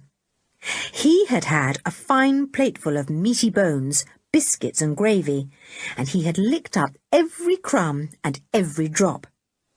Now he felt he would like to have a snooze in the sun, and not do a thing for the rest of the day. The children felt rather like that too. Mrs. Andrews handed them a chocolate each and sent them out of doors. "You go and have a rest now," she said. "Talk to Jock. He doesn't get enough company of his own age in the holidays. You can stay on to tea if you like." "Oh, thanks," said everyone, although they all felt that they wouldn't even be able to manage a biscuit. But it was so pleasant at the farm that they felt they would like to stay as long as they could. "May we borrow one of Biddy's puppies to have with us?" asked Anne. "If Biddy doesn't mind," said Mrs. Andrews, beginning to clear away. "And if Timmy doesn't eat it up." "Timmy wouldn't dream of it," said George at once. "You go and get the puppy, Anne. We'll find a nice place in the sun." Anne went off to get the puppy. Biddy didn't seem to mind a bit. Anne cuddled the fat little thing against her, and went off to the others feeling very happy. The boys had found a fine place against a haystack, and sat leaning against it, the sun shining down warmly on them. "Those men of yours seem to take a jolly good lunch hour off," said Julian, not seeing any of them about. Jock gave a snort. "They're bone lazy. I'd sack the lot if I were my stepfather. Mum's told him how badly the men work, but he doesn't say a word to them. I've given up bothering. I don't pay their wages. If I did, I'd sack the whole lot." "Let's ask Jock about the spook trains," said George, fondling Timmy's ears. "It would be fun to talk about them." "Spook trains? Whatever are they?" asked Jock, his eyes wide with surprise. "Never heard of them." "Haven't you really?" asked Dick. "Well, you don't live very far from them, Jock." "Tell me about them," said Jock. "Spook trains? No, I've never heard of one of those." "Well, I'll tell you what we know," said Julian. "Actually, we thought you'd be able to tell us much more about them than we know ourselves." He began to tell Jock about their visit to the deserted railway yard, and Wooden-Leg Sam and his peculiar behaviour. Jock listened, enthralled. "Cool! I wish I'd been with you. Let's all go there together, shall we?" he said. "This was quite an adventure you had, wasn't it? You know, I've never had one single adventure in all my life, not even a little one. Have you?" The four children looked at one another, and Timmy looked at George. Adventures? What didn't they know about them? They had had so many. "Yes, we've had heaps of adventures, real ones, smashing ones," said Dick. "We've been down in dungeons, we've been lost in caves, we've found secret passages, we've looked for treasure. Well, I can't tell you what we've done. It would take too long." "No, it wouldn't," said Jock eagerly. "You tell me. Go on. Did you all have the adventures? Little Anne here, too?" "Yes, all of us," said George. "And Timmy as well. He rescued us heaps of times from danger. Didn't you, Tim?" "Woof, woof," said Timmy, and thumped his tail against the hay. They began to tell Jock about their many adventures. He was a very, very good listener. His eyes almost fell out of his head, and he went brick red whenever they came to an exciting part. "My word!" he said at last. "I've never heard such things in my life before. Aren't you lucky? You just go about having adventures all the time, don't you? I say, do you think you'll have one here, these halls?" Julian laughed. "No, whatever kind of adventure would there be on these lonely moorlands? Why, you yourself have lived here for 3 years and haven't even had a tiny adventure." Jock sighed. "That's true, I haven't." Then his eyes brightened again. "But see here, what about those spook trains you've been asking me about? Perhaps you'll have an adventure with those." "Oh, no, I don't want to," said Anne in a horrified voice. "An adventure with spook trains would be simply horrid." "I'd like to go down to that old railway yard with you and see Wooden-legged Sam," said Jock longingly. "Why, that would be a real adventure to me, you know. Just talking to a funny old man like that, and wondering if he was suddenly going to throw cinders at us. Take me with you next time you go." "Well, I don't know that we meant to go again," said Julian. "There's really nothing much in his story except imagination. The old watchman's gone peculiar in the head through being alone there so much, guarding a yard where nothing and nobody ever comes. He's just remembering the trains that used to go in and out before the line was given up." "But the shepherd said the same as Sam," said Jock. "I say, what about going down there one night and watching for a spook train?" "No," said Anne in horror. "You needn't come," said Jock. "Just us 3 boys." "And me," said George at once. "I'm as good as any boy, and I'm not going to be left out. Timmy's coming too." "Oh, please don't make these awful plans," begged poor Anne. "You'll make an adventure come if you go on like this." Nobody took the least notice of her. Julian looked at Jock's excited face. "Well," he said, "if we do go there again, we'll tell you. And if we think we'll go watching for spook trains, we'll take you with us." Jock looked as if he could hug Julian. "That would be terrific," he said. "Thanks a lot. Spook trains. I say, just suppose we really did see one. Who'd be driving it? Where would it come from?" "Out of the tunnel, Wooden-legged Sam says," said Dick. "But I don't see how we'd spot it, except by the noise it made, because apparently the spook trains only arrive in the dark of the night, never in the daytime. We wouldn't see much, even if we were there." It was such an exciting subject to Jock that he persisted in talking about it all the afternoon. Anne got tired of listening and went to sleep with Biddy's puppy in her arms. Timmy curled up by George and went to sleep too. He wanted to go for a walk, but he could see that there was no hope with all this talking going on. It was tea-time before any of them had expected it. The bell rang, and Jock looked most surprised. "Tea! Would you believe it? Well, I have had an exciting afternoon talking about all this. And look here, if you don't make up your minds to go spook train hunting, I'll jolly well go off by myself. If only I could have an adventure like the kind you've had, I'd be happy." They went into tea after waking Anne up with difficulty. She took the puppy back to Biddy, who received it gladly and licked it all over. Julian was surprised to find that he was quite hungry again. "Well," he said, as he sat down at the table, "I didn't imagine I'd feel hungry again for a week, but I do. What a marvellous tea, Mrs. Andrews. Isn't Jock lucky to have meals like this always?" There were homemade scones with new honey. There were slices of bread, thickly spread with butter, and new-made cream cheese to go with it. There was sticky brown gingerbread, hot from the oven, and a big solid fruit cake that looked almost like a plum pudding when it was cut. It was so black. "Oh, dear, I wish now I hadn't had so much dinner," sighed Anne. I don't feel hungry enough to eat a bit of everything, and I would so like to. Mrs. Andrews laughed. You eat what you can, and I'll give you some to take away too, she said. You can have some cream cheese, and the scones and honey, and some of the bread I made this morning. And maybe you'd like a slab of the gingerbread. I made plenty. Oh, thanks, said Julian. We'll be all right tomorrow with all that. You're a marvellous cook, Mrs. Andrews. I wish I lived on your farm.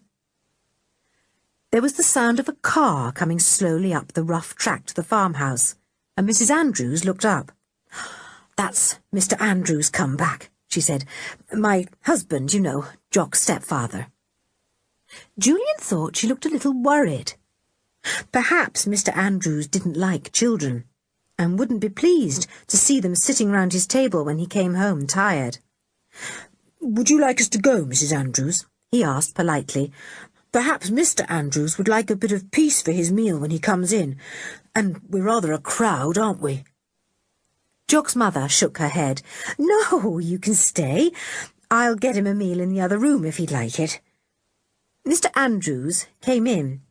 He wasn't in the least like Anne or the others had imagined him to be. He was a short, dark little man, with a weak face and a nose much too big for it. He looked harassed and bad-tempered, and stopped short when he saw the 5 children. "Hello, dear," said Mrs. Andrews. "Jock's got his friends here today. Would you like a bit of tea in your room? I can easily put a tray there." "Well," said Mr. Andrews, smiling a watery kind of smile, "perhaps it would be best. I've had a worrying kind of day, and not much to eat." "I'll get you a tray of ham and pickles and bread," said his wife. "It won't take a minute. You go and wash." Mr. Andrews went out. Anne was surprised that he seemed so small and looked rather stupid. She had imagined someone big and burly, strong and clever, who was always going about doing grand deals and making a lot of money. Well, he must be cleverer than he looked to make enough money to give Mrs. Andrews all she needed for her farm. Mrs. Andrews bustled about with this and that, laying a tray with a snow-white cloth and plates of food. Mr. Andrews could be heard in the bathroom, splashing as he washed. Then he came downstairs and put his head in at the door. "My meal ready?" he asked. "Well, Jock, had a good day?" "Yes, thanks," said Jock, as his stepfather took the tray from his mother and turned to go. "We all went round the farm this morning, and we talked and talked this afternoon. And, oh, I say, do you know anything about spook trains, sir?" Mr. Andrews was just going out of the door. He turned in surprise. "Spook trains? What are you talking about?" "Well, Julian says there's an old deserted railway yard a good way from here, and spook trains are supposed to come out of the tunnel there in the dark of night," said Jock. "Have you heard of them?" Mr. Andrews stood stock still, his eyes on his stepson. He looked dismayed and shocked. Then he came back into the room and kicked the door shut behind him. "I'll have my tea here after all," he said. "Well, to think you've heard of those spook trains. I've been careful not to mention them to your mother or to you, Jock, for fear of scaring you." "Gee," said Dick. "Are they really true, then? They can't be." "You tell me all you know and how you know about it," said Mr. Andrews, sitting down at the table with his tray. "Go on. Don't miss out a thing. I want to hear everything." Julian hesitated. "Oh, there's nothing really to tell, sir. Just a lot of nonsense." "You tell it me," almost shouted Mr. Andrews. "Then I'll tell you a few things. And I tell you, you won't go near that old railway yard again. No, that you won't."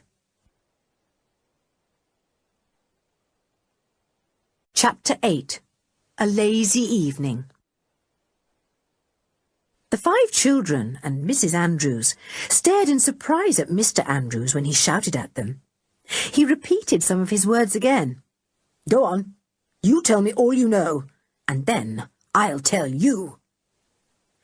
Julian decided to tell, very shortly, what had happened at the old railway yard, and what Wooden-Leg Sam had said.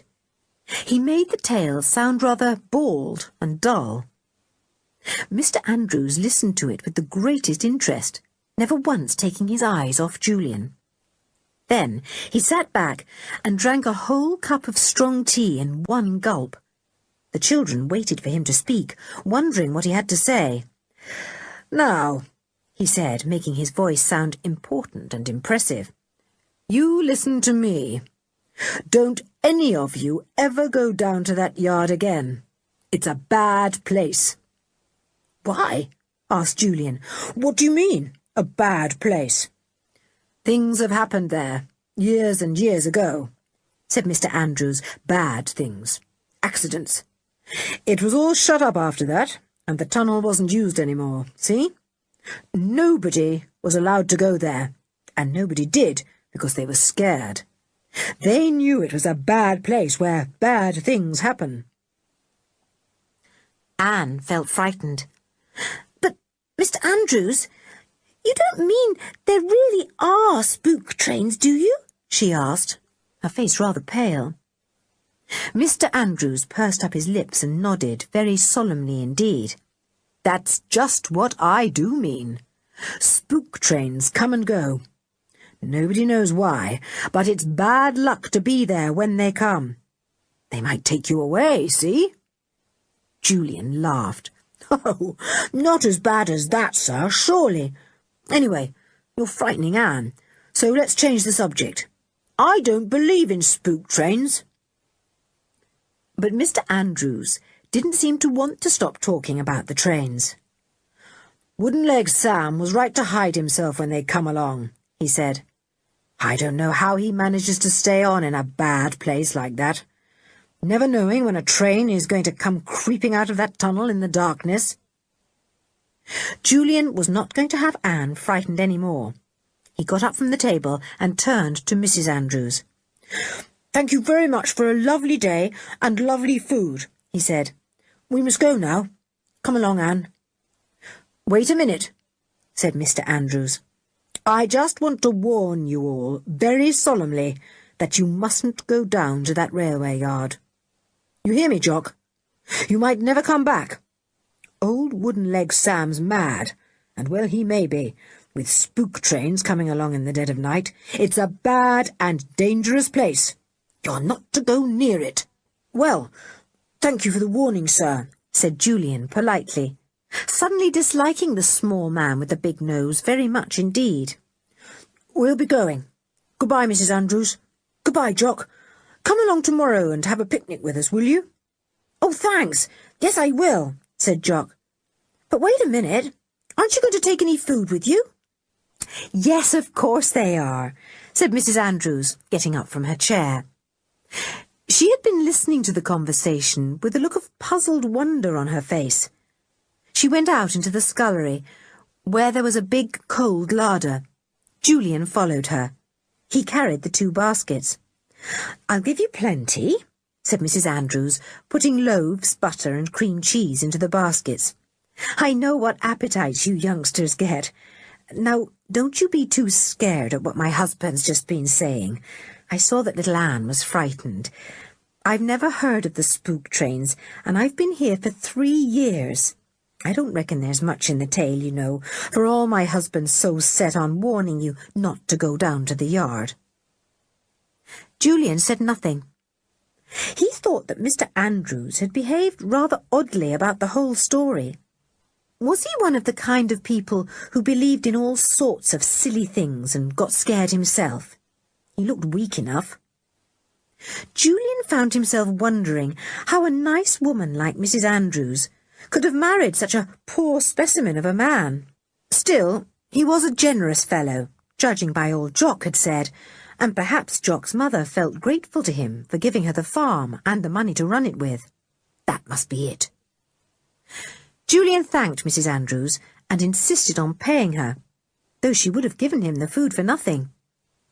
She came into the kitchen with him, and he saw that the others had already gone outside. Only Mr. Andrews was left, eating ham and pickles. "Goodbye, sir. said Julian politely. "Goodbye. And you remember what I've told you, boy," said Mr. Andrews. "Bad luck comes to people who see the spook trains. Yes, terrible bad luck. You keep away from them." Julian gave a polite smile and went out. It was evening now, and the sun was setting behind the moorland hills, though it still had a long way to go before it disappeared. He caught up with the others. Jock was with them. "I'm just coming halfway with you," said Jock. "I say, my stepfather was pretty scary about those trains, wasn't he?" "I felt pretty scary too when he was warning us about them," said Anne. "I shan't go down to that yard again ever. Will you, George?" "If the boys did, I would," said George, who didn't look very much as if she wanted to all the same. "Are you going to the yard again?" asked Jock eagerly. "I'm not scared, not a bit. It would be an adventure to go and watch for a spook train." "We might go," said Julian. "We'll take you with us if we do, but the girls aren't to come." "Well, I like that," said George angrily. "As if you could leave me behind. When have I been scared of anything? I'm as brave as any of you." "Yes, I know. You can come as soon as we find out it's all a silly story," said Julian. "I shall come whenever you go," flashed back George. "Don't you dare to leave me out. I'll never speak to you again if you do." Jock looked most surprised at this sudden flare-up of temper from George. He didn't know how fierce she could be. "I don't see why George shouldn't come," he said. "I bet she'd be every bit as good as a boy. I thought she was one when I first saw her." George gave him one of her sweetest smiles. He couldn't have said anything she liked better. But Julian would not change his mind. "I mean what I say. The girls won't come if we do go, so that's that. For one thing, Anne certainly wouldn't want to come. And if George came without her, she'd be left all alone up at the camp. She wouldn't like that." "She could have Mr. Luffy's company," said George, looking sulky again. "Idiot! As if we'd want to tell Mr. Luffy we were going off exploring deserted railway yards watched over by a mad, one-legged fellow who swears there are spook trains," said Julian. "He'd stop us going. You know what grown-ups are like. Or he'd come with us, which would be worse." "Yes, he'd see moths all the time, not spook trains," said Dick with a grin. "I'd better go back now," said Jock. "It's been a grand day. I'll come up tomorrow and picnic with you. Goodbye." They called goodbye to Jock and went on their way to the camp. It was quite nice to see it again, waiting for them, the two tents flapping a little in the breeze.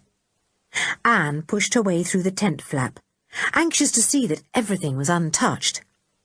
Inside the tent it was very hot. Anne decided to put the food they had brought under the bottom of the big gorse bush. It would be cooler there. She was soon busy about her little jobs. The boys went down to see if Mr. Luffy was back, but he wasn't. "Anne, we're going to bathe in the stream," they called. "We feel hot and dirty. Are you coming? George is coming too." "No, I won't come," Anne called back. "I've got lots of things to do." The boys grinned at one another. Anne did so enjoy playing house. So they left her to it, and went to the stream, from which yells and howls and shrieks soon came. The water was colder than they expected, and nobody liked to lie down in it. But everyone was well and truly splashed, and the icy cold drops falling on their hot bodies made them squeal and yell. Timmy didn't in the least mind the iciness of the water. He rolled over and over in it, enjoying himself. "Look at him showing off," said Dick. "Ha ha ha, Timmy, if I could bathe in a fur coat like you, I wouldn't mind the cold water either." "Woof," said Timmy, and climbed up the shallow bank. He shook himself violently and thousands of icy-cold, silvery drops flew from him and landed on the 3 shivering children. They yelled and chased him away. It was a pleasant, lazy evening. Mr. Luffy didn't appear at all. Anne got a light meal of bread and cream cheese and a piece of gingerbread. Nobody felt like facing another big meal that day. They lay in the heather and talked comfortably. "This is the kind of holiday I like," said Dick. "So do I," said Anne. "except for the spook trains. That spoilt it a bit for me." "Don't be silly, Anne," said George. "If they're not real, it's just a silly story. And if they are real, well, it might be an adventure." There was a little silence. "Are we going down to the yard again?" asked Dick lazily. "Yes, I think so," said Julian. "I'm not going to be scared off it by weird warnings from Pa Andrews." "Then I vote we go one night and wait to see if a spook train does come along," said Dick. "I shall come too," said George. "No, you won't," said Julian. "You'll stay with Anne." George said nothing, but everyone could feel mutiny in the air. "Do we tell Mr. Luffy, or don't we?" said Dick. "You know we've said we wouldn't," said Julian. He yawned. "Oh, I'm getting sleepy, and the sun has gone, so it will soon be dark. I wonder where old Luffy is." "Do you think I'd better wait up and see if he wants something to eat?" said Anne anxiously. "No, not unless you want to keep awake till midnight," said Julian. "He'll have got some food down in his tent. He'll be all right. I'm going to turn in. Coming, Dick?" The boys were soon in their sleeping bags. The girls lay in the heather for a little while longer, listening to the lonely-sounding cry of the curlews going home in the dusk. Then they, too, went into their own tent. Once safely in their sleeping bags, the 2 boys felt suddenly wide awake. They began to talk in low voices. "Shall we take Jock down to see the yard in the daytime? Or shall we go one night and watch for the train from nowhere?" said Julian. "I vote we go and watch at night," said Dick. "We'll never see a spook train in the daytime. Wooden-Leg Sam is an interesting old chap, especially when he chucks cinders about, but I don't know that I like him enough to go and visit him again." "Well, if Jock badly wants to go and have a snoop round tomorrow morning when he comes, we'd better take him," said Julian. "We can always go one night too if we want to." "Right. We'll wait and see what Jock says," said Dick. They talked a little longer and then felt sleepy.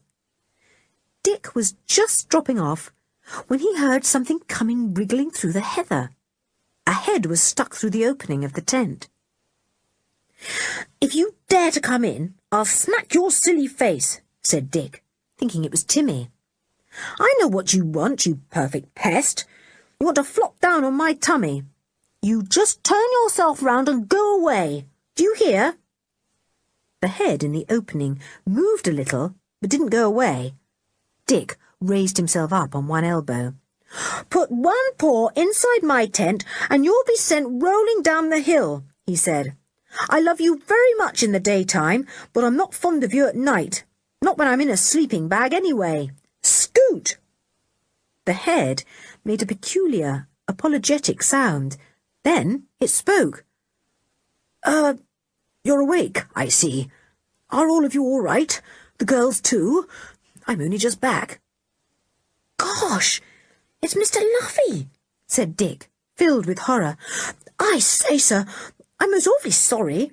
I thought you were Timmy, come to flop himself down on top of me like he often does. So sorry, sir." "Don't mention it," said the shadowy head with a chuckle. "Glad you're all right. See you tomorrow."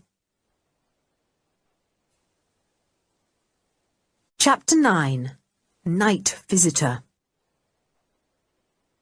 Mr. Luffy slept very late the next morning, and nobody liked to disturb him. The girls yelled with laughter when they heard how Dick had spoken to him the night before, thinking he was Timmy the dog. "He was very decent about it," said Dick. "Seemed to think it was quite amusing. I hope he'll still think so this morning." They were all sitting eating their breakfast, ham, tomatoes, and the bread Mrs. Andrews had given them the day before. Timmy collected the bits as usual, and wondered if George would let him have a lick of the cream cheese she was now putting on her bread. Timmy loved cheese. He looked at the lump in the dish and sighed all over George. He could easily eat that in one mouthful. How he wished he could. "I wonder what time Jock will come up," said George. "If he came up pretty soon, we could go for a nice long walk over the moors and picnic somewhere. Jock ought to know some fine walks." "Yes, we'll mess about till he comes, and then tell him he's to be our guide and take us to the nicest walk he knows," said Anne.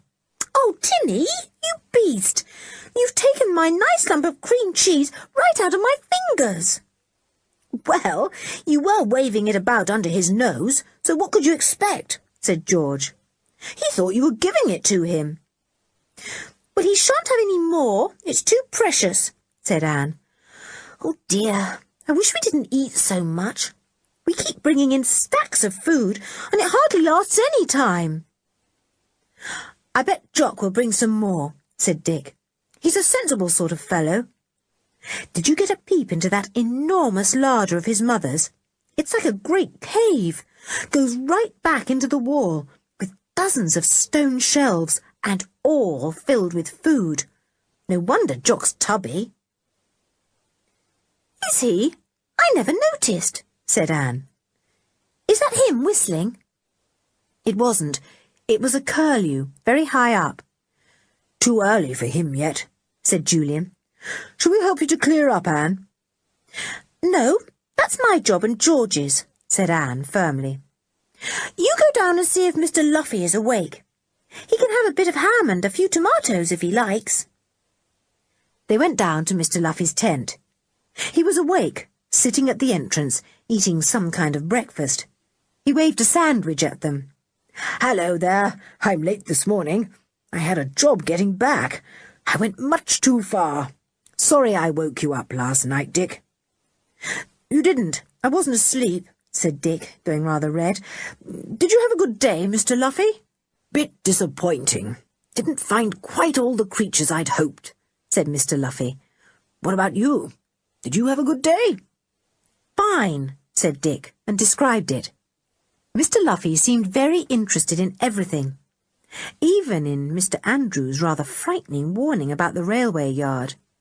"Silly chap he sounds," said Mr. Luffy, shaking the crumbs off his front. "All the same, I should keep away from the yard if I were you. Stories don't get about for nothing, you know. No smoke without fire." "Why, sir, surely you don't believe there's anything spooky about the trains there?" said Dick in surprise. "Oh, no. I doubt if there are any trains," said Mr. Luffy. "But when a place has got a bad name, it's usually best to keep away from it." "I suppose so, sir," said Dick and Julian together. Then they hastily changed the subject, afraid that Mr. Luffy, like Mr. Andrews, might also be going to forbid them to visit the railway yard. And the more they were warned about it and forbidden to go, the more they felt that they really must. "Well, we must get back," said Dick. "We're expecting Jock, that's the boy at the farm, to come up for the day, and we thought we'd go out walking and take our food with us. Are you going out too, sir?"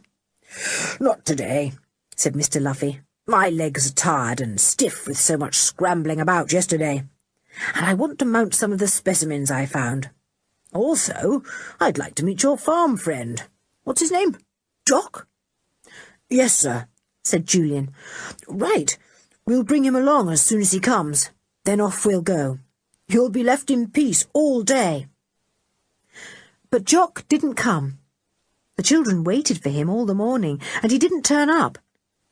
They held up their lunch until they were too hungry to wait any longer, and then they had it on the heather in front of their tents. "Funny," said Julian. "He knows where the camp is, because we pointed it out to him when he came halfway home with us yesterday. Perhaps he'll come this afternoon."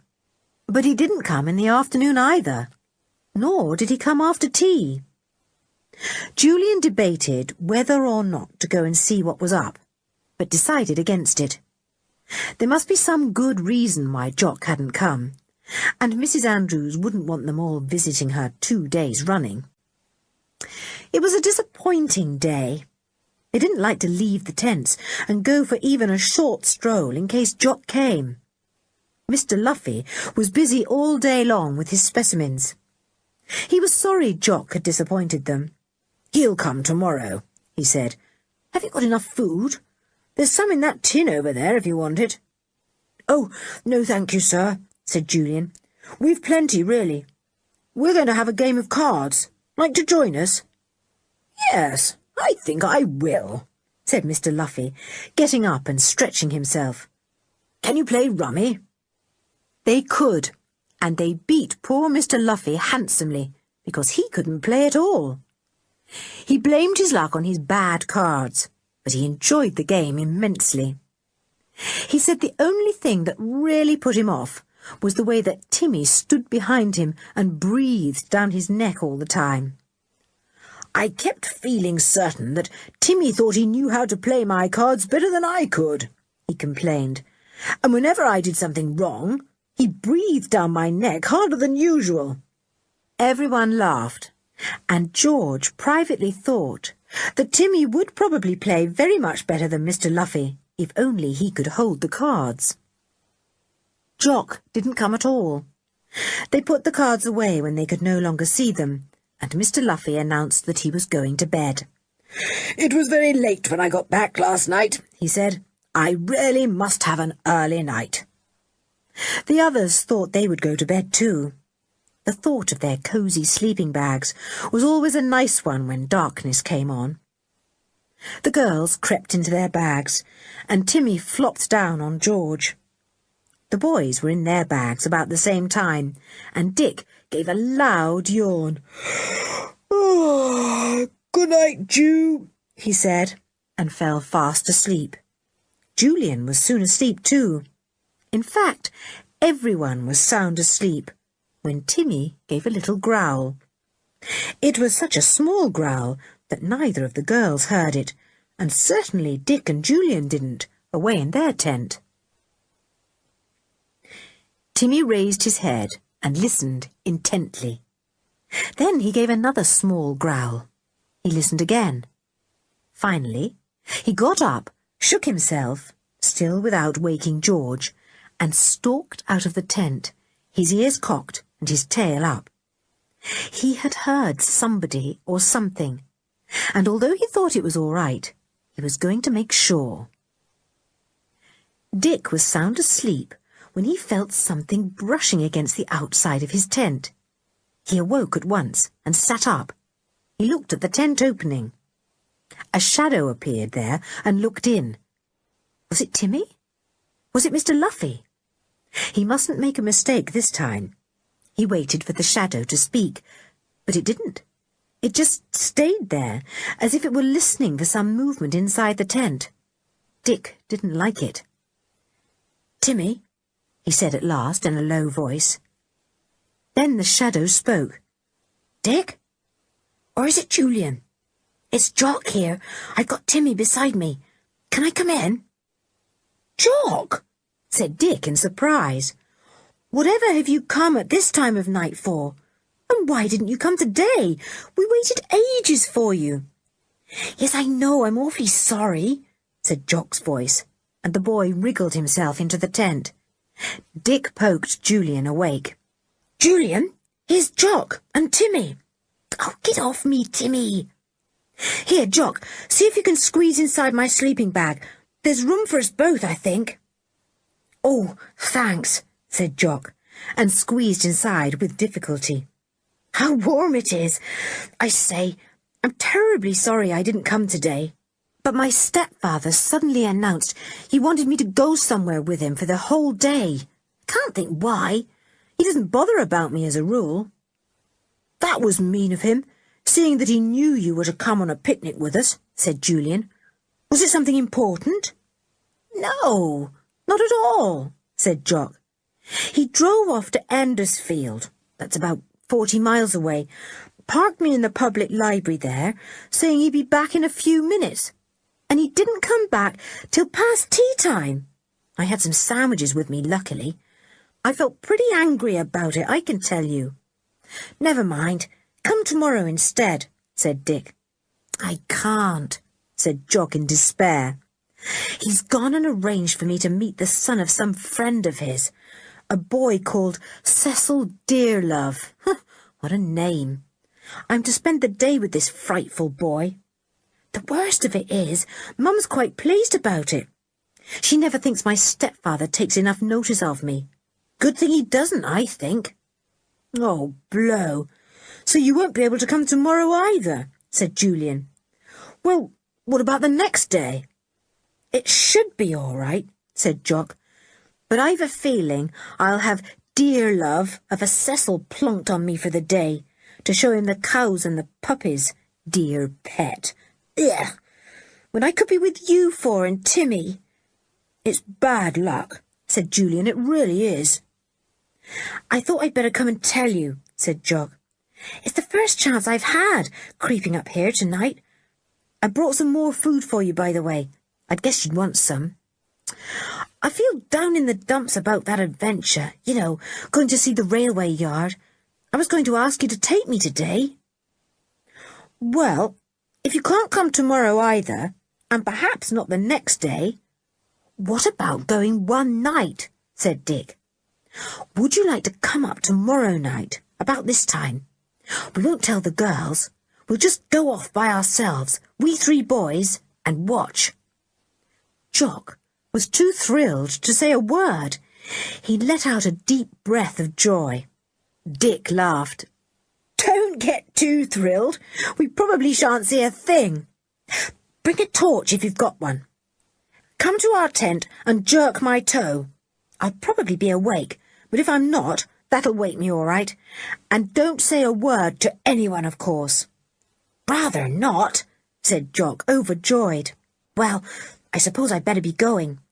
It was pretty weird coming over the moorland in the dark. There's no moon, and the stars don't give much light. I've left the food outside the tent. Better look out that Timmy doesn't get it." "Right. Thanks awfully," said Julian. Jock got out of Dick's sleeping bag and went backwards out of the tent, with Timmy obligingly licking his nose all the way. Jock then found the bag of food and rolled it in to Julian, who put it safely under the ground sheet. "Good night," said Jock in a low voice, and they heard him scrambling over the heather. Timmy went with him, pleased at this unexpected visitor and the chance of a midnight walk. Jock was glad to have the dog's company. Timmy went right to the farm with him, and then bounded back over the moorland to the camping place, longing to pounce on the rabbits he could smell here and there, but wanting to get back to George. In the morning, Anne was amazed to find the food in her larder under the gorse bush.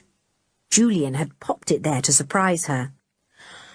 "Look at this!" she cried in astonishment. "Meat pies, more tomatoes, eggs. Wherever did they come from?" "Spook train brought them in the night," said Dick with a grin. "Volcano shot them up into the air," said Mr. Luffy, who was also there. Anne threw a tea-cloth at him. "Tell me how it came here," she demanded. "I was worried about what to give you all for breakfast, and now there's more than we can possibly eat. Who put it there? George, do you know?" But George didn't. She glanced at the smiling faces of the 2 boys. "I bet Jock was here last night," she said to them. "Wasn't he?" And to herself she said, "Yes, and somehow I think they've planned something together. You won't trick me, Dick and Julian. I'll be on the lookout from now on. Wherever you go, I go too." Chapter 10. Hunt for a Spook Train. That day passed pleasantly enough. The children, Timmy and Mr. Luffy, all went off to a pool high up on the moorlands. It was called the Green Pool, because of its cucumber green colour. Mr. Luffy explained that some curious chemicals found there caused the water to look green. "I hope we shan't come out looking green too," said Dick, getting into his bathing trunks. "Are you going to bathe, Mr. Luffy?" Mr. Luffy was. The children expected him to be a very poor swimmer, and to splash about at the edge and do very little. But to their surprise, he was magnificent in the water, and could swim faster even than Julian. They had great fun, and when they were tired, they came out to bask in the sun. The high road ran alongside the green pool, and the children watched a herd of sheep being driven along. Then a car or two came by, and finally a big army lorry. A boy sat beside the driver, and to the children's surprise, he waved wildly at them. "Who was that?" said Julian, astonished. "Surely he doesn't know us?" George's sharp eye had seen who it was. It was Jock, sitting beside the driver.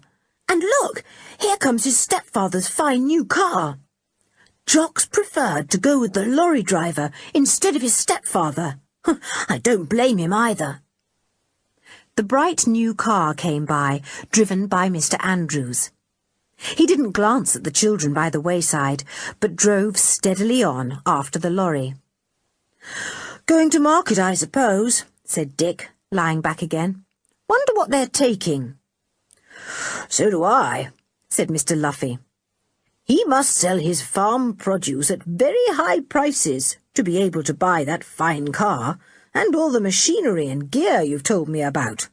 Clever fellow, Mr. Andrews." "He doesn't look at all clever," said Anne. "He looks rather a weak, feeble sort of man, really, Mr. Luffy.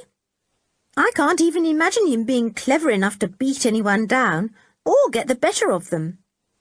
"Very interesting," said Mr. Luffy. "Well, what about another dip before we have our dinner?"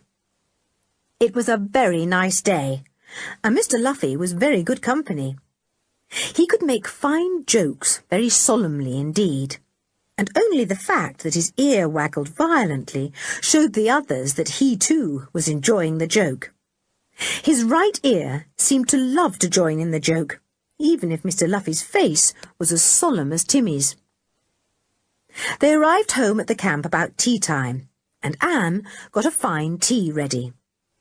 They took it down to eat in front of Mr. Luffy's tent. As the evening came on, Julian and Dick felt excitement rising in them. In the daytime, neither of them really believed a word about the spook trains. But as the sun sank and long shadows crept down the hills, they felt pleasantly thrilled. Would they really see anything exciting that night? It was a very dark night at first, because clouds lay across the sky and hid even the stars.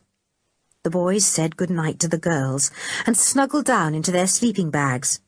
They watched the sky through the tent opening. Gradually, the big clouds thinned out. A few stars appeared. The clouds thinned still more and fled away in rags. Soon the whole sky was bright with pinpoints of light, and 100,000 stars looked down on the moorlands. "We shall have a bit of starlight to see by," whispered Julian. "That's good. I don't want to stumble about over the heather and break my ankle in rabbit holes in the pitch darkness. Nor do I want to use my torch on the way to the yard, in case it's seen." "It's going to be fun," Dick whispered back. "I hope Jock comes. It will be maddening if he doesn't." He did come. There was a scrambling over the heather, and once again a shadow appeared at the tent opening. "Julian, Dick, I've come. Are you ready?" It was Jock's voice, of course. Dick's thumb pressed the switch of his torch, and for a moment its light fell on Jock's red, excited face, and then was switched off again. "Hello, Jock. So you were able to come," said Dick. "I say, was that you in the lorry this morning, going by the green pool?" "Yes. Did you see me? I saw you and waved like mad," said Jock. "I wanted to stop the lorry and get down and speak to you, but the driver's an awful bad-tempered sort of fellow. He wouldn't hear of stopping. Said my stepfather would be wild with him if he did. Did you see him? My stepfather, I mean. He was in his car behind." "Were you off to market or something?" asked Julian. "I expect that's where the lorry was going," said Jock. "It was empty, so I suppose my stepfather was going to pick up something there. I came back in the car. The lorry was supposed to come later." "How did you like Cecil Dearlove?" asked Dick, grinning in the darkness. "Awful. Worse than his name," groaned Jock. "Wanted me to play soldiers all the time. The frightful thing is, I've got to have him at the farm for the day tomorrow. Another day wasted. What shall I do with him?" "Roll him in the pigsty," suggested Dick. "Or put him with Biddy's puppies and let him sleep there. Tell him to play soldiers with them." Jock chuckled. "I wish I could. The worst of it is, Mum is awfully pleased that my stepfather's got this Cecil boy for me to be friends with. Oh, don't let's talk about it. Are you ready to start off?" "Yes," said Julian, and began to scramble quietly out of his bag. "We didn't tell the girls. Anne doesn't want to come, and I don't want George to leave Anne by herself. Now, let's be very, very quiet till we're out of hearing." Dick got out of his bag too. The boys had not undressed that night, except for their coats, so all they had to do was to slip these on and then crawl out of the tent. "Which is the way? Over there?" whispered Jock. Julian took his arm and guided him. He hoped he wouldn't lose his way in the starlit darkness. The moorland looked so different at night. "If we make for that hill you can dimly see over there against the starlit sky, we should be going in the right direction," said Julian. So on they went, keeping towards the dark hill that rose up to the west. It seemed very much farther to the railway yard at night than in the daytime. The three boys stumbled along, sometimes almost falling as their feet caught in tufts of heather. They were glad when they found some sort of path they could keep on. "This is about where we met the shepherd," said Dick in a low voice. He didn't know why he spoke so quietly. He just felt as if he must. "I'm sure we can't be very far off now." They went on for some way, and then Julian pulled Dick by the arm. "Look," he said, "down there. I believe that's the old yard. You can see the lines gleaming faintly here and there." They stood on the heathery slope above the old yard, straining their eyes. Soon they could make out dim shapes. Yes, it was the railway yard, all right. Jock clutched Julian's sleeve. "Look, there's a light down there. Do you see it?" The boys looked, and sure enough, down in the yard towards the other side of it was a small yellow light. They stared at it. "Oh, I think I know what it is," said Dick at last. "It's the light in the watchman's little hut, old wooden-leg Sam's candle. Don't you think so, Ju?" "Yes, you're right," said Julian. "I'll tell you what we'll do. We'll creep right down into the yard and go over to the hut. We'll peep inside and see if old Sam is there. Then we'll hide somewhere about and wait for the spook train to come." They crept down the slope. Their eyes had got used to the starlight by now, and they were beginning to see fairly well. They got right down to the yard, where their feet made a noise on some cinders there. They stopped. "Someone will hear us if we make a row like this," whispered Julian. "Who will?" whispered back Dick. "There's no one here except old Sam in his hut." "How do you know there isn't?" said Julian. Good heavens, Jock, don't make such a row with your feet. They stood there, debating what was the best thing to do. "We'd better walk right round the edge of the yard," said Julian at last. "As far as I remember, the grass has grown there. We'll walk on that." So they made their way to the edge of the yard. Sure enough, there was grass there, and they walked on it without a sound. They went slowly and softly to where the light shone dimly in Sam's little hut. The window was high and small. It was just about at the level of their heads, and the three boys cautiously eased themselves along to it and looked in. Wooden Leg Sam was there. He sat sprawled in a chair, smoking a pipe.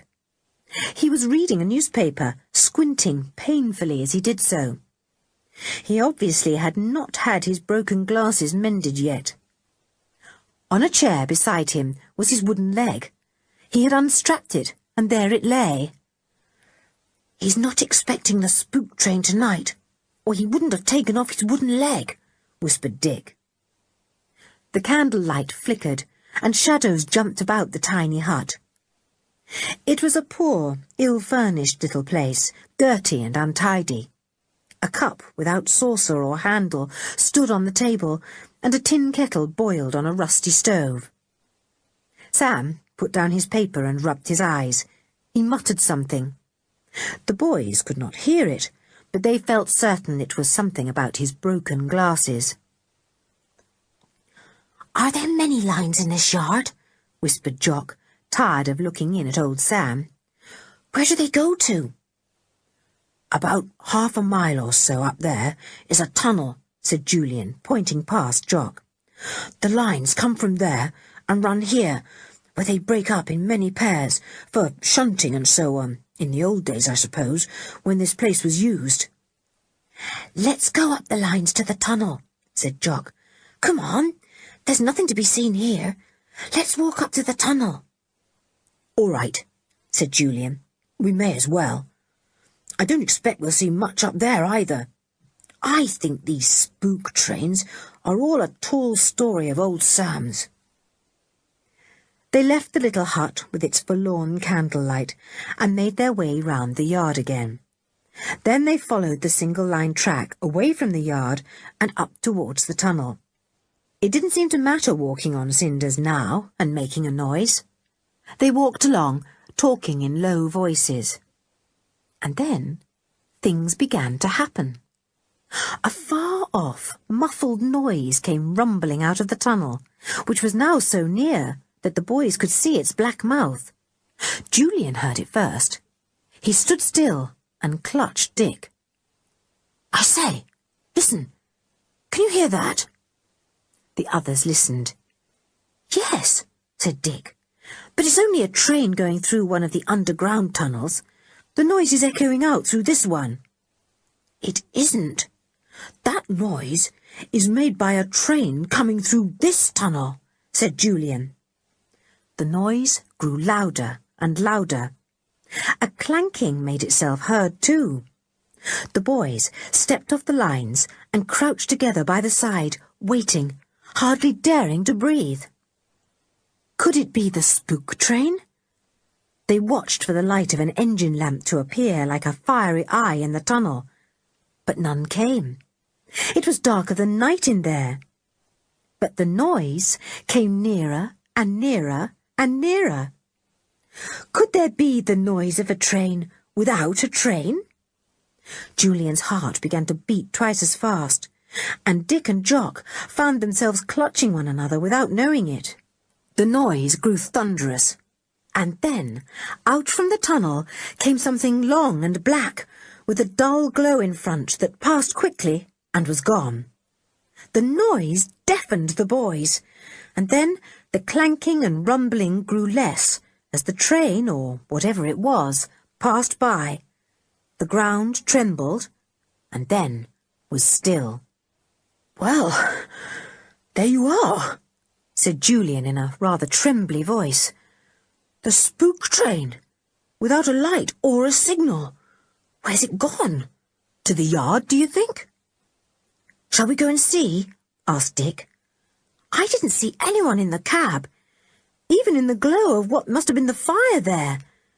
But there must be someone driving it. I say, what a weird thing, isn't it? It sounded real enough anyway. "We'll go to the yard," said Jock, who, of the three, seemed the least affected. "Come on." They made their way very slowly, and then Dick gave a sharp cry. "Oh, blow! I've twisted my ankle.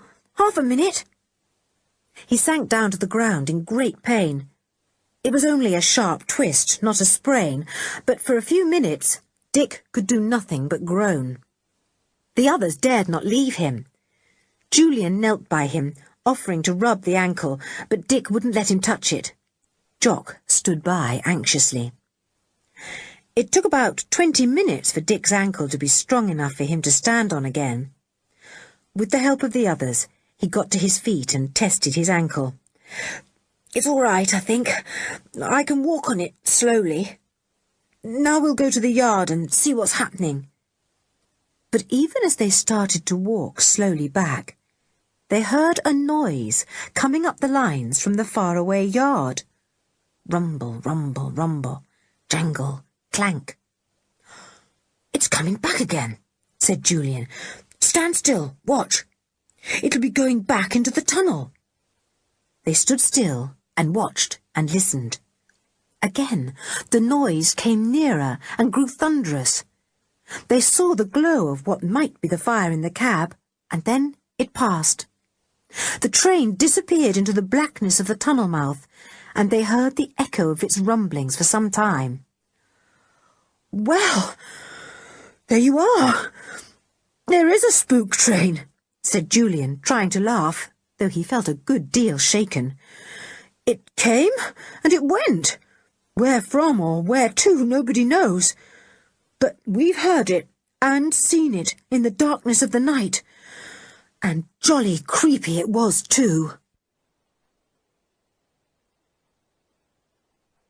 Chapter 11. Mostly about Jock. The three boys stood rather close together, glad to feel each other in the darkness. They couldn't believe that they had found what they had come looking for so doubtfully.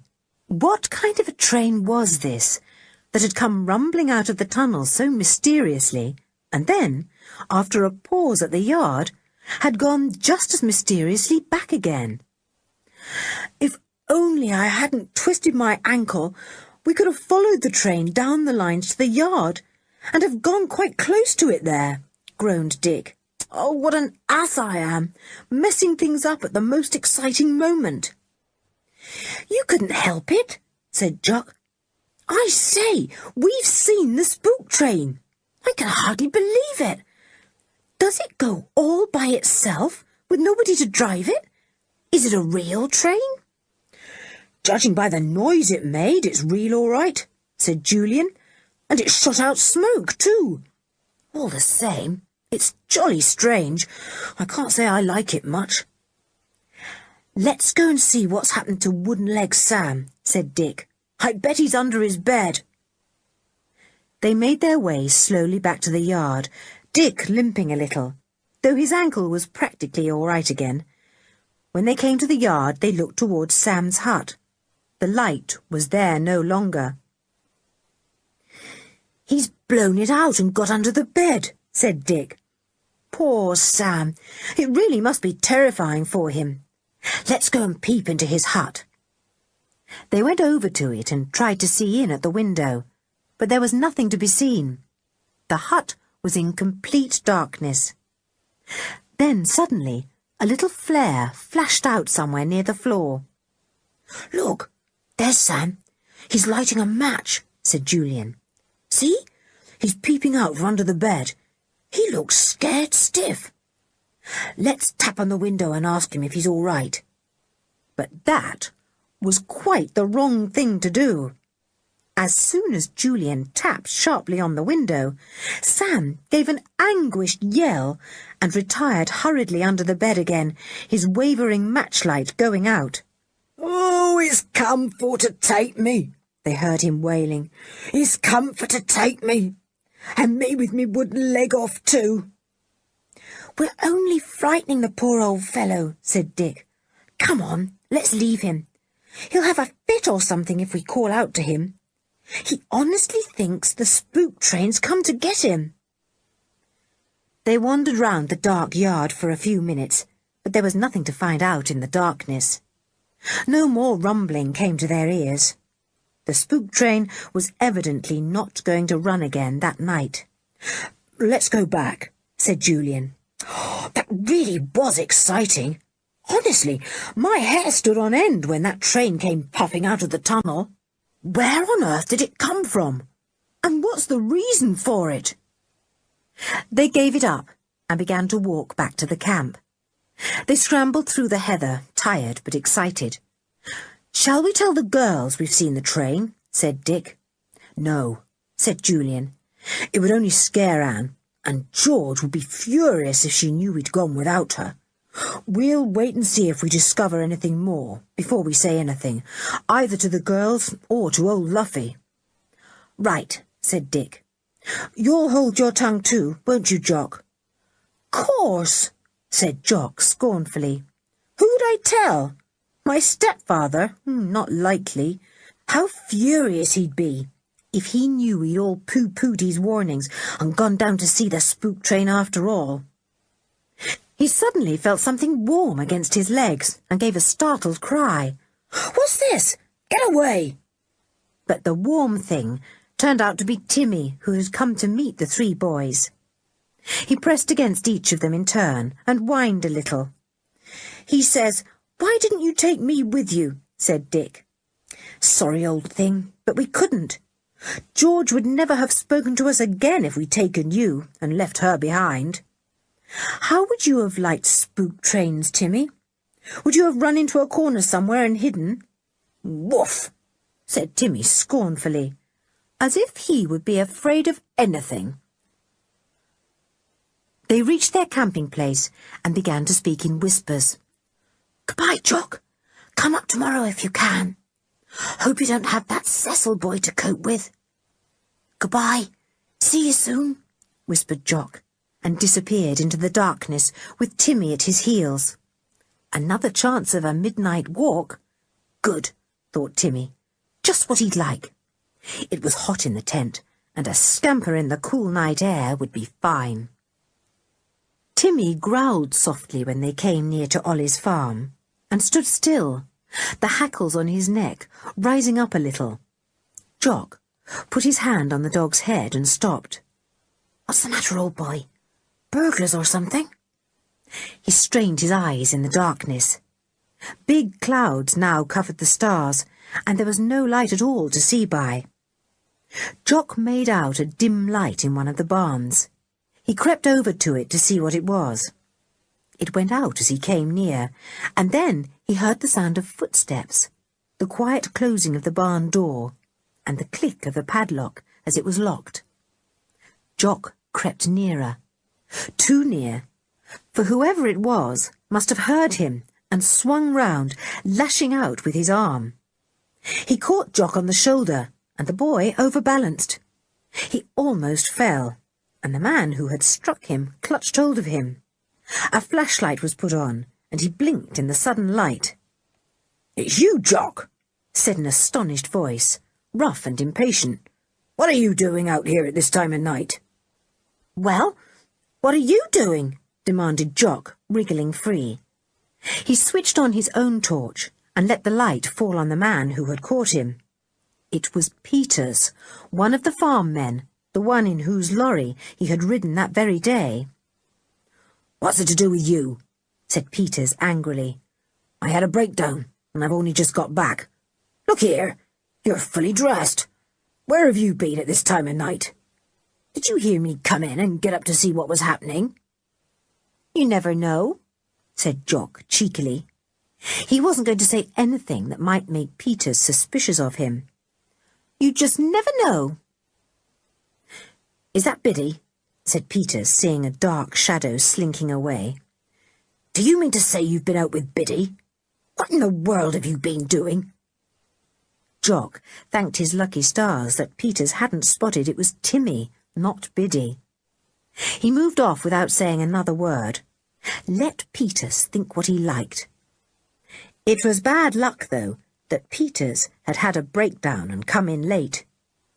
If the man told his stepfather he'd seen Jock fully dressed in the middle of the night, there'd be questions asked by both his mother and his stepfather, and Jock, who was a truthful boy, would find things very difficult to explain. He scuttled off up to bed, climbing up the pear tree outside his window and dropping quietly into his room. He opened his door softly to hear if anyone was awake in the house, but all was dark and silent. "Blow Peters," thought Jock. "If he splits on me, I'm for it."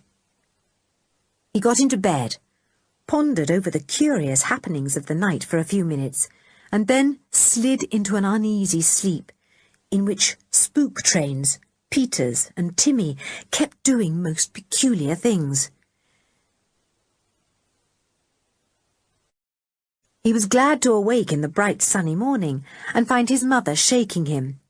"Get up, Jock. You're very late. Whatever's made you so sleepy? We're halfway through breakfast." Peters, apparently, didn't say anything to Jock's stepfather about seeing Jock in the night. Jock was very thankful. He began to plan how to slip off to the others at the camp. He'd take them some food. That would be a fine excuse. "Mum, can I take a basket of stuff to the campers?" he said after breakfast. "They must be running short now." "Well, that boy is coming," said his mother. "What's his name? Cecil something? Your stepfather says he's such a nice boy. You did enjoy your day with him yesterday, didn't you?" Jock would have said quite a lot of uncomplimentary things about dear Cecil if his stepfather had not been there, sitting by the window reading the paper. As it was, he shrugged his shoulders and made a face, hoping that his mother would understand his feelings. She did. "What time is Cecil coming?" she said. "Perhaps there's time for you to run to the camp with a basket." "I don't want him running off up there," said Mr. Andrews, suddenly butting into the conversation and putting down his newspaper. "Cecil may be here at any minute, and I know what Jock is. He'd start talking to those kids and forget all about coming back. Cecil's father is a great friend of mine, and Jock's got to be polite to him and be here to welcome him. There's to be no running off to that camp today." Jock looked sulky. Why must his stepfather suddenly interfere in his plans like this, rushing him off to the town, making him take Cecil for a friend? Just when some other children had come into his rather lonely life and livened it up, too. It was maddening. "Perhaps I can go up to the camp myself with some food," said his mother comfortingly. "Or maybe the children will come down for some." Jock was still sulky. He stalked out into the yard and went to look for Biddy. She was with her pups, who were now trying to crawl round the shed after her. Jock hoped the campers would come to fetch food themselves that day. Then at least he would get a word with them. Cecil arrived by car. He was about the same age as Jock, though he was small for 12 years old. He had curly hair, which was too long, and his grey flannel suit was very, very clean and well pressed. "Hello," he called to Jock. "I've come. What shall we play at? Soldiers?" "No, Red Indians," said Jock, who had suddenly remembered his old Red Indian headdress with masses of feathers round it, and a trail of them falling down the back. He rushed indoors, grinning. He changed into the whole suit and put on his headdress. He took his paint-box and hurriedly painted a frightful pattern of red, blue and green on his face. He found his tomahawk and went downstairs. He would play at Red Indians and scalp that annoying pale-face. Cecil was wandering round by himself. To his enormous horror, as he turned a corner, a most terrifying figure rose up from behind a wall, gave a horrible yell, and pounced on him, waving what looked like a dangerous chopper. Cecil turned and fled, howling loudly, with Jock leaping madly after him, whooping for all he was worth and thoroughly enjoying himself. He had had to play at soldiers all the day before with dear Cecil. He didn't see why Cecil shouldn't play Red Indians all day with him today. Just at that moment, the 4 campers arrived to fetch food, with Timmy running beside them. They stopped in amazement at the sight of Cecil running like the wind, howling dismally, and a fully dressed and painted Red Indian leaping fiercely after him. Jock saw them, did a comical war dance all round them, much to Timmy's amazement, yelled dramatically, pretended to cut off Timmy's tail, and then tore after the vanishing Cecil. The children began to laugh helplessly. "Oh, dear," said Anne, with tears of laughter in her eyes. "That must be Cecil he's after. I suppose this is Jock's revenge for having to play soldiers all day with him yesterday. Look, there they go round the pigsty. Poor Cecil! He really thinks he's going to be scalped." Cecil disappeared into the farm kitchen, sobbing, and Mrs. Andrews ran to comfort him. Jock made off back to the others, grinning all over his war-painted face. "Hello," he said. "I'm just having a nice quiet time with dear Cecil. I'm so glad to see you. I wanted to come over, but my stepfather said I wasn't to. I must play with Cecil. Isn't he frightful?" "Awful," everyone agreed. "I say, will your mother be furious with you for frightening Cecil like that? Perhaps we'd better not ask her for any food yet," said Julian. "Yes, you'd better wait a bit," said Jock, leading them to the sunny side of the haystack they had rested by before. "Hello, Timmy. Did you get back all right last night?" Jock had completely forgotten that the girls didn't know of the happenings of the night before. Both Anne and George at once pricked up their ears. Julian frowned at Jock, and Dick gave him a secret nudge. "What's up?" said George, seeing all this by-play. "What happened last night?" "Oh, I just came up to have a little night talk with the boys, and Timmy walked back with me," said Jock airily. "Hope you didn't mind him coming, George." George flushed an angry red. "You're keeping something from me," she said to the boys. "Yes, you are. I know you are. I believe you went off to the railway yard last night. Did you?" There was an awkward silence. Julian shot an annoyed look at poor Jock, who could have kicked himself. "Go on, tell me," persisted George, an angry frown on her forehead. "You beasts, you did go, and you never woke me up to go with you. Oh, I do think you're mean." "Did you see anything?" said Anne, her eyes going from one boy to another. Each of the girls sensed that there had been some kind of adventure in the night. "Well," began Julian, and then there was an interruption. Cecil came round the haystack, his eyes red with crying. He glared at Jock. "Your father wants you," he said. "You're to go at once. You're a beast, and I want to go home. Can't you hear your father yelling for you? He's got a stick, but I'm not sorry for you. I hope he whacks you hard." Chapter 12. George loses her temper. Jock made a face at Cecil and got up. He went slowly off round the haystack, and the others listened in silence for whacks and yells, but none came. "He frightened me," said Cecil, sitting down by the others. "Poor ickle ting," said Dick at once. "Darling baby," said George. "Mother's pet," said Julian. Cecil glared at them all. He got up again, very red. "If I didn't know my manners, I'd smack your faces," he said, and marched off hurriedly, before his own could be smacked. The 4 sat in silence. They were sorry for Jock. George was angry and sulky, because she knew the others had gone off without her the night before. Anne was worried.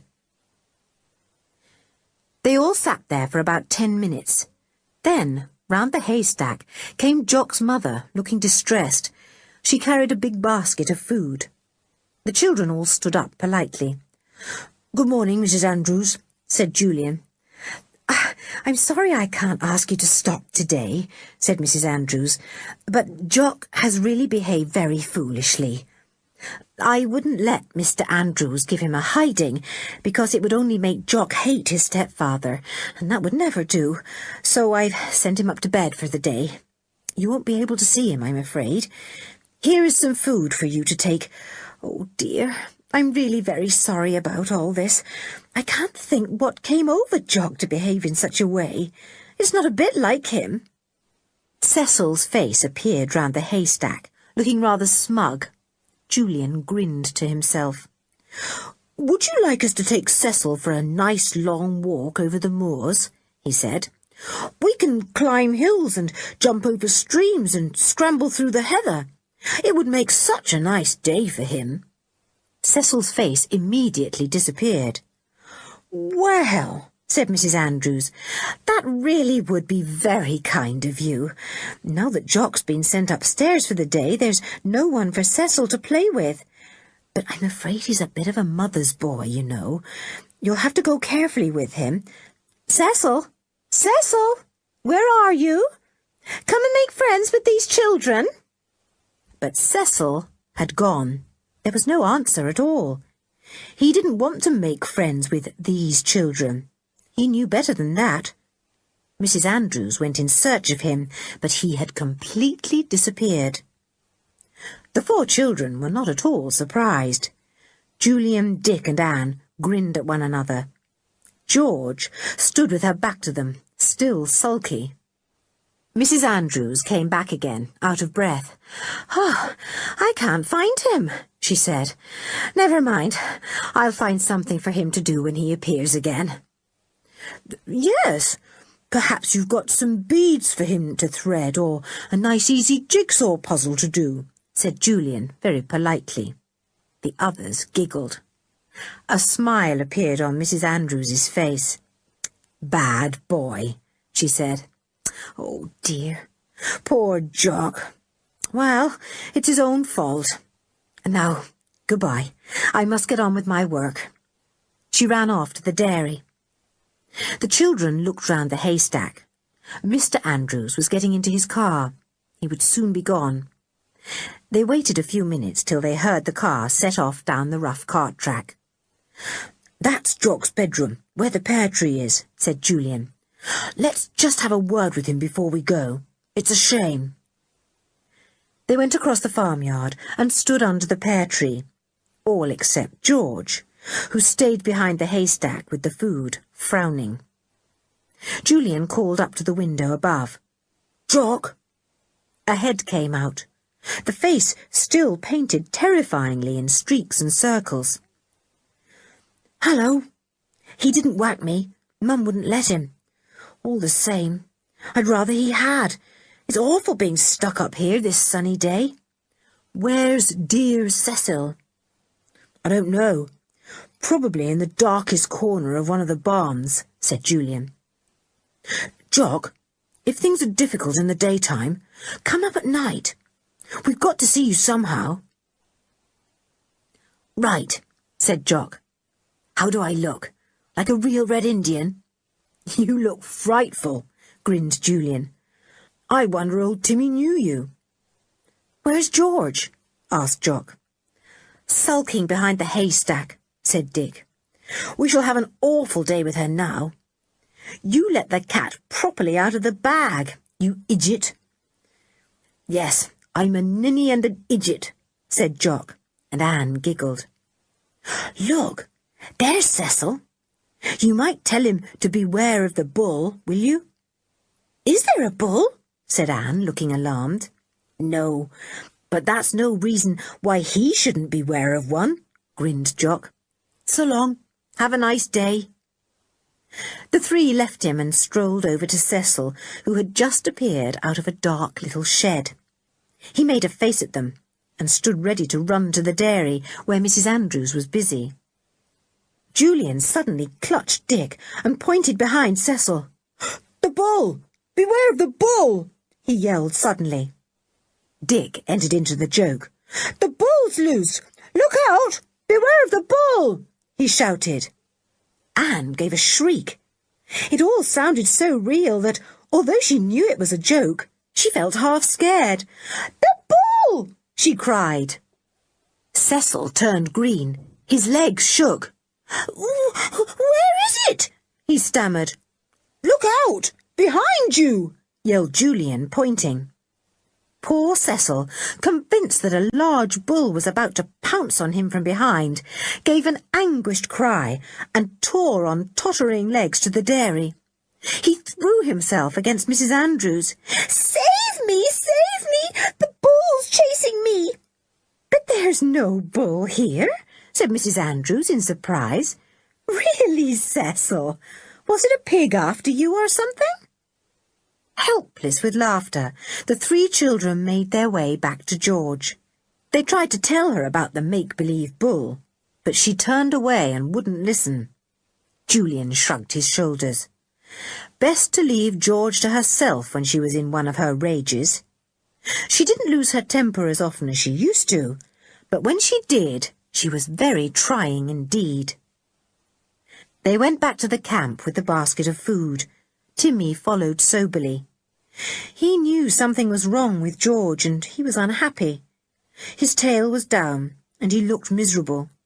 George wouldn't even pat him. When they got back to the camp, George flared up. How dare you go off without me when I told you I meant to come?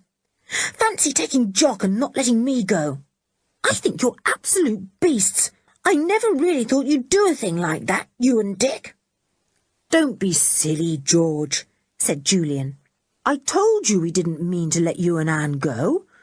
I'll tell you all that happened, and it's pretty thrilling. What?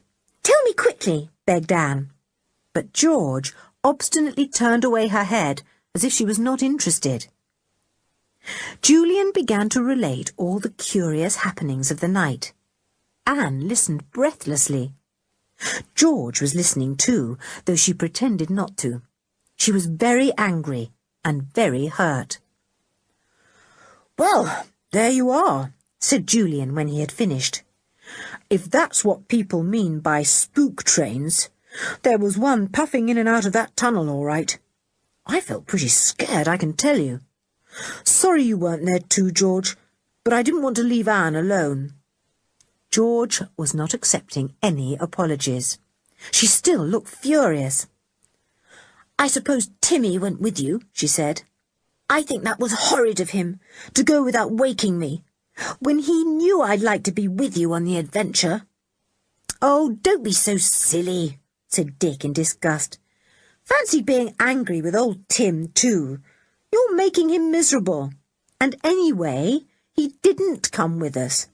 He just came to meet us when we got back, and then went off to keep Jock company on his way back to the farm. Oh, said George, and she reached out her hand to pat Timmy, who was filled with delight. At least Timmy was loyal to me then. That's something. There was a silence. Nobody ever knew quite how to treat George when she was in one of her moods. It was really best to leave her to herself, but they couldn't very well go off and leave the camp just because George was there, cross and sulky. Anne took hold of George's arm. She was miserable when George behaved like this.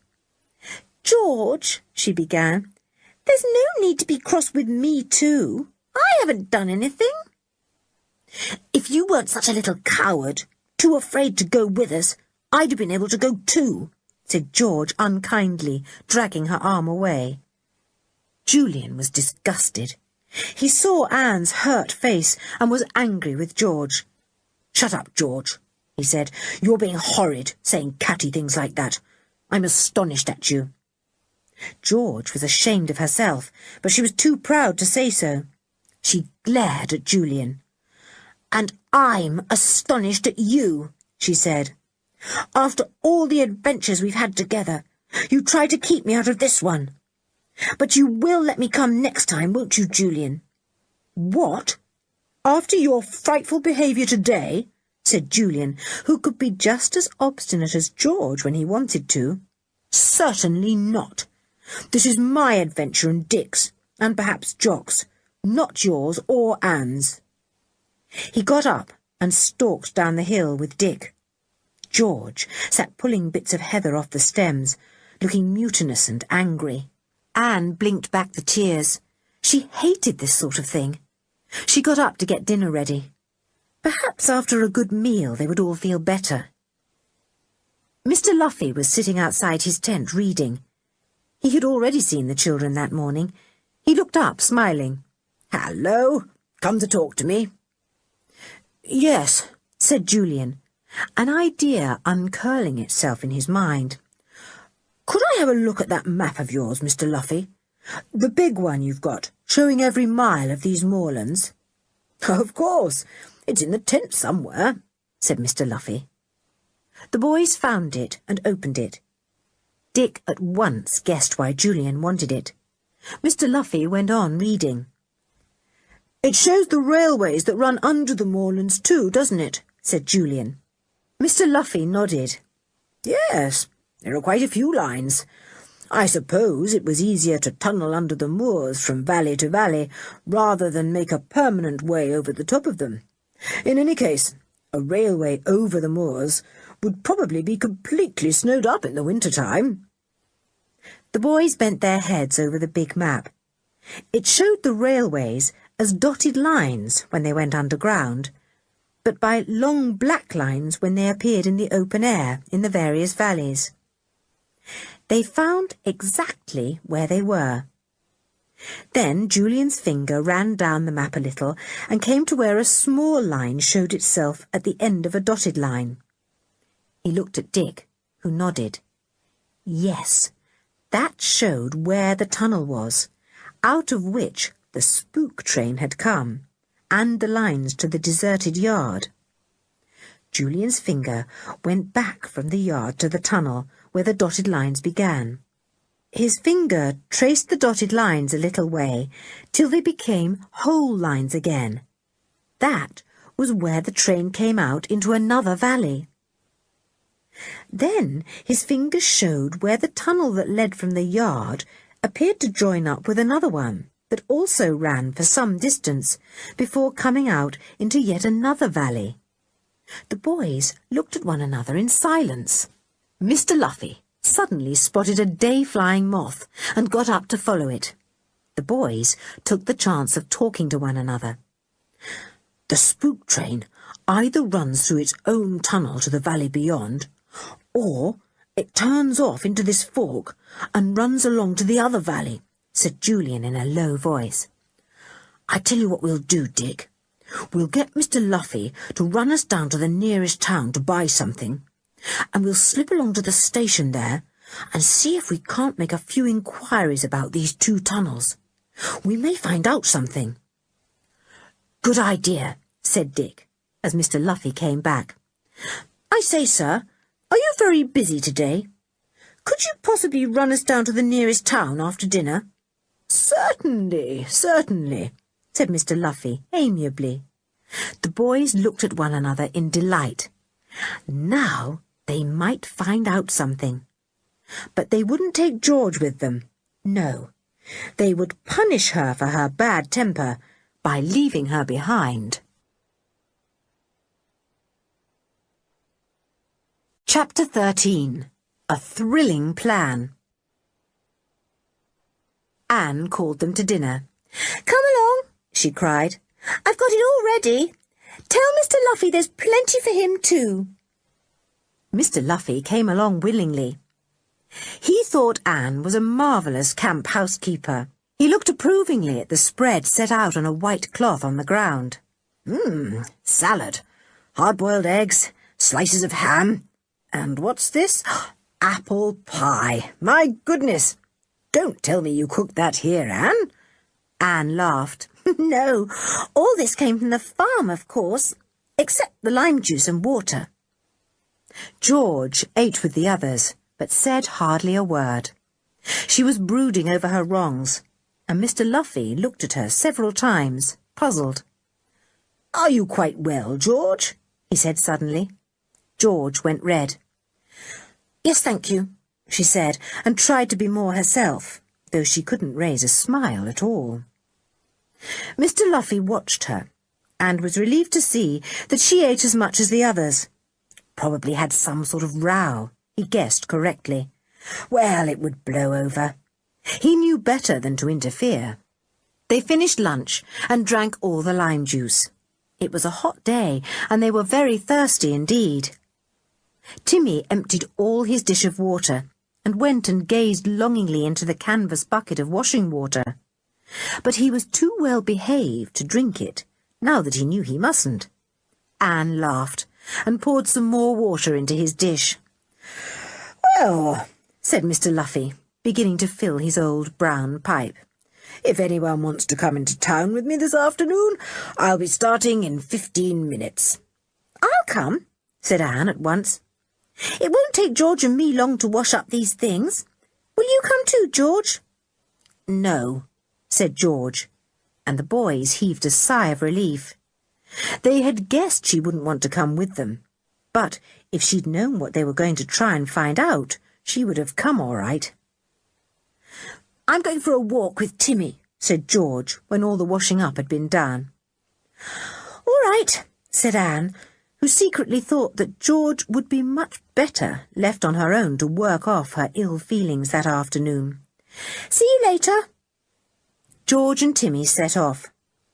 The others went with Mr. Luffy to where his car was parked beside the great rock. They got in. "Hi, the trailer's fastened to it," called Julian. "Wait a bit. Let me get out and undo it. We don't want to take an empty trailer bumping along behind us for miles."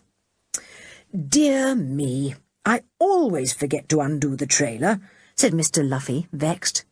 "The times I take it along without meaning to." The children winked at one another. Dear old Luffy. He was always doing things like that. No wonder his wife fussed round him like an old hen with one foolish chicken when he was at home. They went off in the car, jolting over the rough road till they came to the smooth highway. They stopped in the centre of the town. Mr. Luffy said he would meet them for tea at 5 o'clock at the hotel opposite the parking place. The three of them set off together, leaving Mr. Luffy to go to the library and browse there. It seemed funny to be without George. Anne didn't like it much, and said so. "Well, we don't like going off without George either," said Julian. "But honestly, she can't behave like that and get away with it. I thought she'd grown out of that sort of thing." "Well, you know how she adores an adventure," said Anne. "Oh, dear, if I hadn't felt so scared, you'd have taken me along, and George would have gone too. It's quite true what she said about me being a coward." "You're not," said Dick. "You can't help being scared of things sometimes. After all, you're the youngest of us. But being scared doesn't make you a coward. I've known you to be as brave as any of us when you've been scared stiff." "Where are we going?" asked Anne. The boys told her, and her eyes sparkled. "Oh, are we going to find out where the spook train comes from? It might come from one of two valleys then, judging from the map." "Yes, the tunnels aren't really very long ones," said Julian. "Not more than a mile, I should think. We thought we'd make some inquiries at the station and see if there's anyone who knows anything about the old railway yard and the tunnel beyond. We shan't say a word about the spook train, of course." They walked into the station. They went up to a railway plan and studied it. It didn't tell them much. Julian turned to a young porter, who was wheeling some luggage along. "I say, could you help us? We're camping up on the moorlands, and we're quite near a deserted railway yard with lines that run into an old tunnel. Why isn't the yard used any more?" "Don't know," said the boy. "You should ask old Tucky there. See him? He knows all the tunnels under the moors like the back of his hand. Worked in them all when he was a boy." "Thanks," said Dick, pleased. They went over to where an old whiskered porter was sitting in the sun, enjoying a rest till the next train came in. "Excuse me," said Julian politely. "I've been told that you know all about the moorland tunnels like the back of your hand. They must be very, very interesting." "My father and my grandfather built those tunnels," said the old porter, looking up at the children out of small, faded eyes that watered in the strong sunlight. "and I've been guard on all the trains that ran through them." He mumbled a long string of names, going through all the list of tunnels in his mind. The children waited patiently till he had finished. "There's a tunnel near where we're camping on the moorlands," said Julian, getting a word in at last. "We're not far from Ollie's farm. We came across an old deserted railway yard with lines that led into a tunnel. Do you know it?" "Oh, yes, that's an old tunnel," said Tucky, nodding his grey head, on which his porter's cap sat all crooked. "Hasn't been used for many a long year. Nor the yard either. Wasn't enough traffic there, far as I remember. They shut up the yard. Tunnel isn't used any more." The boys exchanged glances. So it wasn't used any more. Well, they knew better. "The tunnel joins another, doesn't it?" said Julian. The porter, pleased at their interest in the old tunnels he knew so well, got up and went into an office behind. He came out with a dirty, much-used map, which he spread out on his knee. His black fingernail pointed to a mark on the map. "That's the yard, see? It was called Ollie's Yard after the farm. There the lines to the tunnel. Here's the tunnel. It runs right through to Kilty Vale. There it is. And here's where it used to join the tunnel to Roker's Vale. But that was bricked up years ago. Something happened there. The roof fell in, I think it was, and the company decided not to use the tunnel to Roker's Vale at all." The children listened with the utmost interest. Julian reasoned things out in his mind. If that spook train came from anywhere, then it must come from Kilty Vale, because that was the only place the lines went to now, since the way to Roker's Vale had been bricked up where the tunnels joined. "I suppose no trains run through the tunnel from Kilty Vale to Ollie's Yard now, then?" he said. Tucky snorted. "Didn't I tell you it hasn't been used for years? The yard at Kilty Vale's been turned into something else, though the lines are still there. There's been no engine through that tunnel since I was a young man." This was all very, very interesting. Julian thanked old Tucky so profusely that he wanted to tell the children everything all over again. He even gave them the old map. "Oh, thanks," said Julian, delighted to have it. He looked at the others. "This'll be jolly useful," he said, and they nodded. They left the pleased old man and went out into the town. They found a little park and sat down on a seat. They were longing to discuss all that Tucky had told them. "It's jolly strange," said Dick. "No trains run there now. The tunnel's not been used for ages, and Ollie's Yard must have been derelict for years. And yet there appear to be trains that come and go," said Julian. "Then they must be spook trains," said Anne, her eyes wide and puzzled. "Julian, they must be, mustn't they?" "Looks like it," said Julian. "It's most mysterious. I can't understand it." "Ju," said Dick suddenly, "I know what we'll do. We'll wait one night again, till we see the spook train come out of the tunnel to the yard. Then one of us can sprint off to the other end of the tunnel, it's only about a mile long, and wait for it to come out the other side. Then we'll find out why a train still runs from Kilty Vale to Ollie's Yard through that old tunnel." "Jolly good idea," said Julian, thrilled. "What about tonight? If Jock comes, he can go too. If he doesn't, Just you and I will go. Not George." They all felt excited. Anne wondered if she would be brave enough to go too. But she knew that when the night came, she wouldn't feel half as brave as she did now. No, she wouldn't go. There was really no need for her to join in this adventure at present. It hadn't even turned out to be a proper one yet. It was only an unsolved mystery. George hadn't come back from her walk when they reached the camp. They waited for her, and at last she appeared with Timmy, looking tired out. "Sorry I was an ass this morning," she said at once. "I've walked my temper off. I don't know what came over me." "That's all right," said Julian amiably. "Forget it." They were all very glad that George had recovered her temper, for she was a very prickly person indeed when she was angry. She was rather subdued, and said nothing at all about spook trains or tunnels, so they said nothing either. The night was fine and clear. Stars shone out brilliantly again in the sky. The children said good-night to Mr. Luffy at 10 o'clock and got into their sleeping bags. Julian and Dick did not mean to go exploring till midnight, so they lay and talked quietly. About 11 o'clock, they heard somebody moving cautiously outside. They wondered if it was Jock, but he did not call out to them. Who could it be?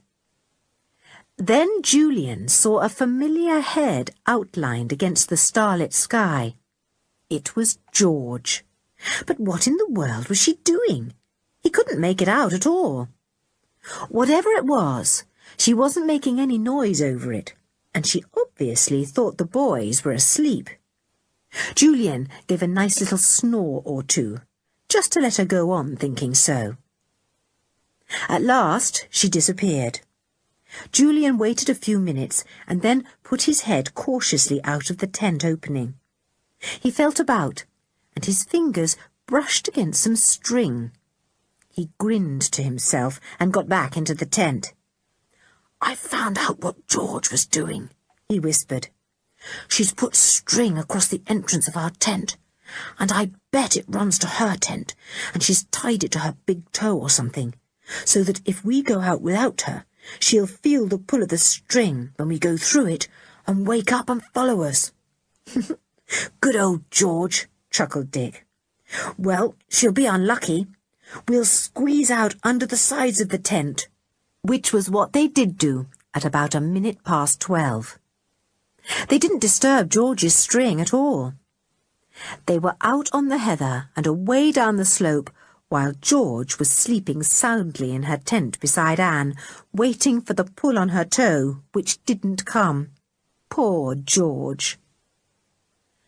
The boys arrived at the deserted railway yard and looked to see if Wooden-Leg Sam's candle was alight. It was. So the spook train hadn't come along that night yet. They were just scrambling down to the yard when they heard the train coming. There was the same rumbling noise as before, muffled by the tunnel, and then, out of the tunnel, again with no lamps, came the spook train, clanking on its way to the yard. "Quick, Dick! You sprint off to the tunnel opening and watch for the train to go back in again. And I'll find my way across the moor to the other end of the tunnel. There was a path marked on that old map, and I'll follow that." Julian's words tumbled over each other in his excitement. "I'll jolly well watch for the spook train to complete its journey and see if it vanishes into thin air or what." And off he went to find the path that led over the moors to the other end of the tunnel. He meant to see what happened at the other end if he had to run all the way. Chapter 14. Jock Comes to Camp. Julian found the path quite by chance and went along it as fast as he could. He used his torch, for he did not think he would meet anyone out on such a lonely way at that time of night. The path was very much overgrown, but he could follow it fairly easily, even running at times. If that spook train stops about 20 minutes in the yard again, as it did before, it will give me just about time to reach the other end of the tunnel, panted Julian. I'll be at Kilty's yard before it comes. It seemed a very long way, but at last the path led downwards, and some way below him Julian could see what might be a railway yard. Then he saw that big sheds were built there, or what looked like big sheds in the starlight. He remembered what the old porter had said. Kilty's yard was used for something else now. Maybe the lines had been taken up. Maybe even the tunnel had been stopped up too. He slipped quickly down the path and came into what had once been the old railway yard. Big buildings loomed up on every side. Julian thought they must be workshops of some kind. He switched his torch on and off very quickly, but the short flash had shown him what he was looking for: 2 pairs of railway lines. They were old and rusty, but he knew they must lead to the tunnel. He followed them closely, right up to the black mouth of the dark tunnel. He couldn't see inside at all. He switched his torch on and off quickly. Yes, the lines led right inside the tunnel. Julian stopped and wondered what to do. "I'll sneak into the tunnel a little way and see if it's bricked up anywhere," he thought. So in he went, walking between 1 pair of lines. He put on his torch, certain that no one would see its light and challenge him to say what he was doing out so late at night. The tunnel stretched before him, a great yawning hole disappearing into deep blackness. It was certainly not bricked up. Julian saw a little niche in the brickwork of the tunnel and decided to crouch in it. It was one of the niches made for workmen to stand in when trains went by in the old days. Julian crouched down in the dirty old niche and waited. He glanced at the luminous face of his watch. He had been 20 minutes getting here. Maybe the train would be along in a few minutes. He would be very, very close to it. Julian couldn't help wishing that Dick was with him. It was so eerie waiting there in the dark for a mysterious train that apparently belonged to no one and came and went from nowhere to nowhere. He waited and waited. Once he thought he heard a rumble far away down the tunnel, and he held his breath, feeling certain that the train was coming. But it didn't come.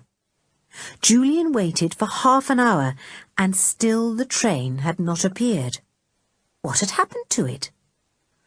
"I'll wait another 10 minutes, and then I'm going," Julian decided. "I've had about enough of hiding in a dark, dirty tunnel, waiting for a train that doesn't come. Maybe it has decided to stay in Ollie's yard for the night." After 10 minutes he gave it up. He left the tunnel, went into Kilty's yard, and then up the path to the moors. He hurried along it, eager to see if Dick was at the other end of the tunnel. Surely he would wait there till Julian came back. Dick was there, tired and impatient. When he saw a quick flash from Julian's torch, he answered it with his own. The 2 boys joined company thankfully. "You have been ages," said Dick reproachfully. "What happened?" "The spook train went back into the tunnel ages and ages ago. It only stayed about 20 minutes in the yard again." "Went back into the tunnel?" exclaimed Julian. "Did it really? Well, it never came out the other side. I waited for ages. I never even heard it, though I did hear a very faint rumble once, or thought I did." The boys fell silent, puzzled and mystified. What sort of train was this that puffed out of a tunnel at dead of night and went back again, but didn't appear out of the other end?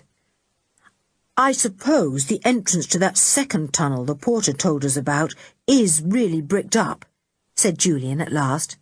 "If it wasn't, the train could go down there, of course." "Yes, that's the only solution. If the train's a real one and not a spook one, agreed Dick. Well, we can't go exploring the tunnels now. Let's wait and do it in the daytime.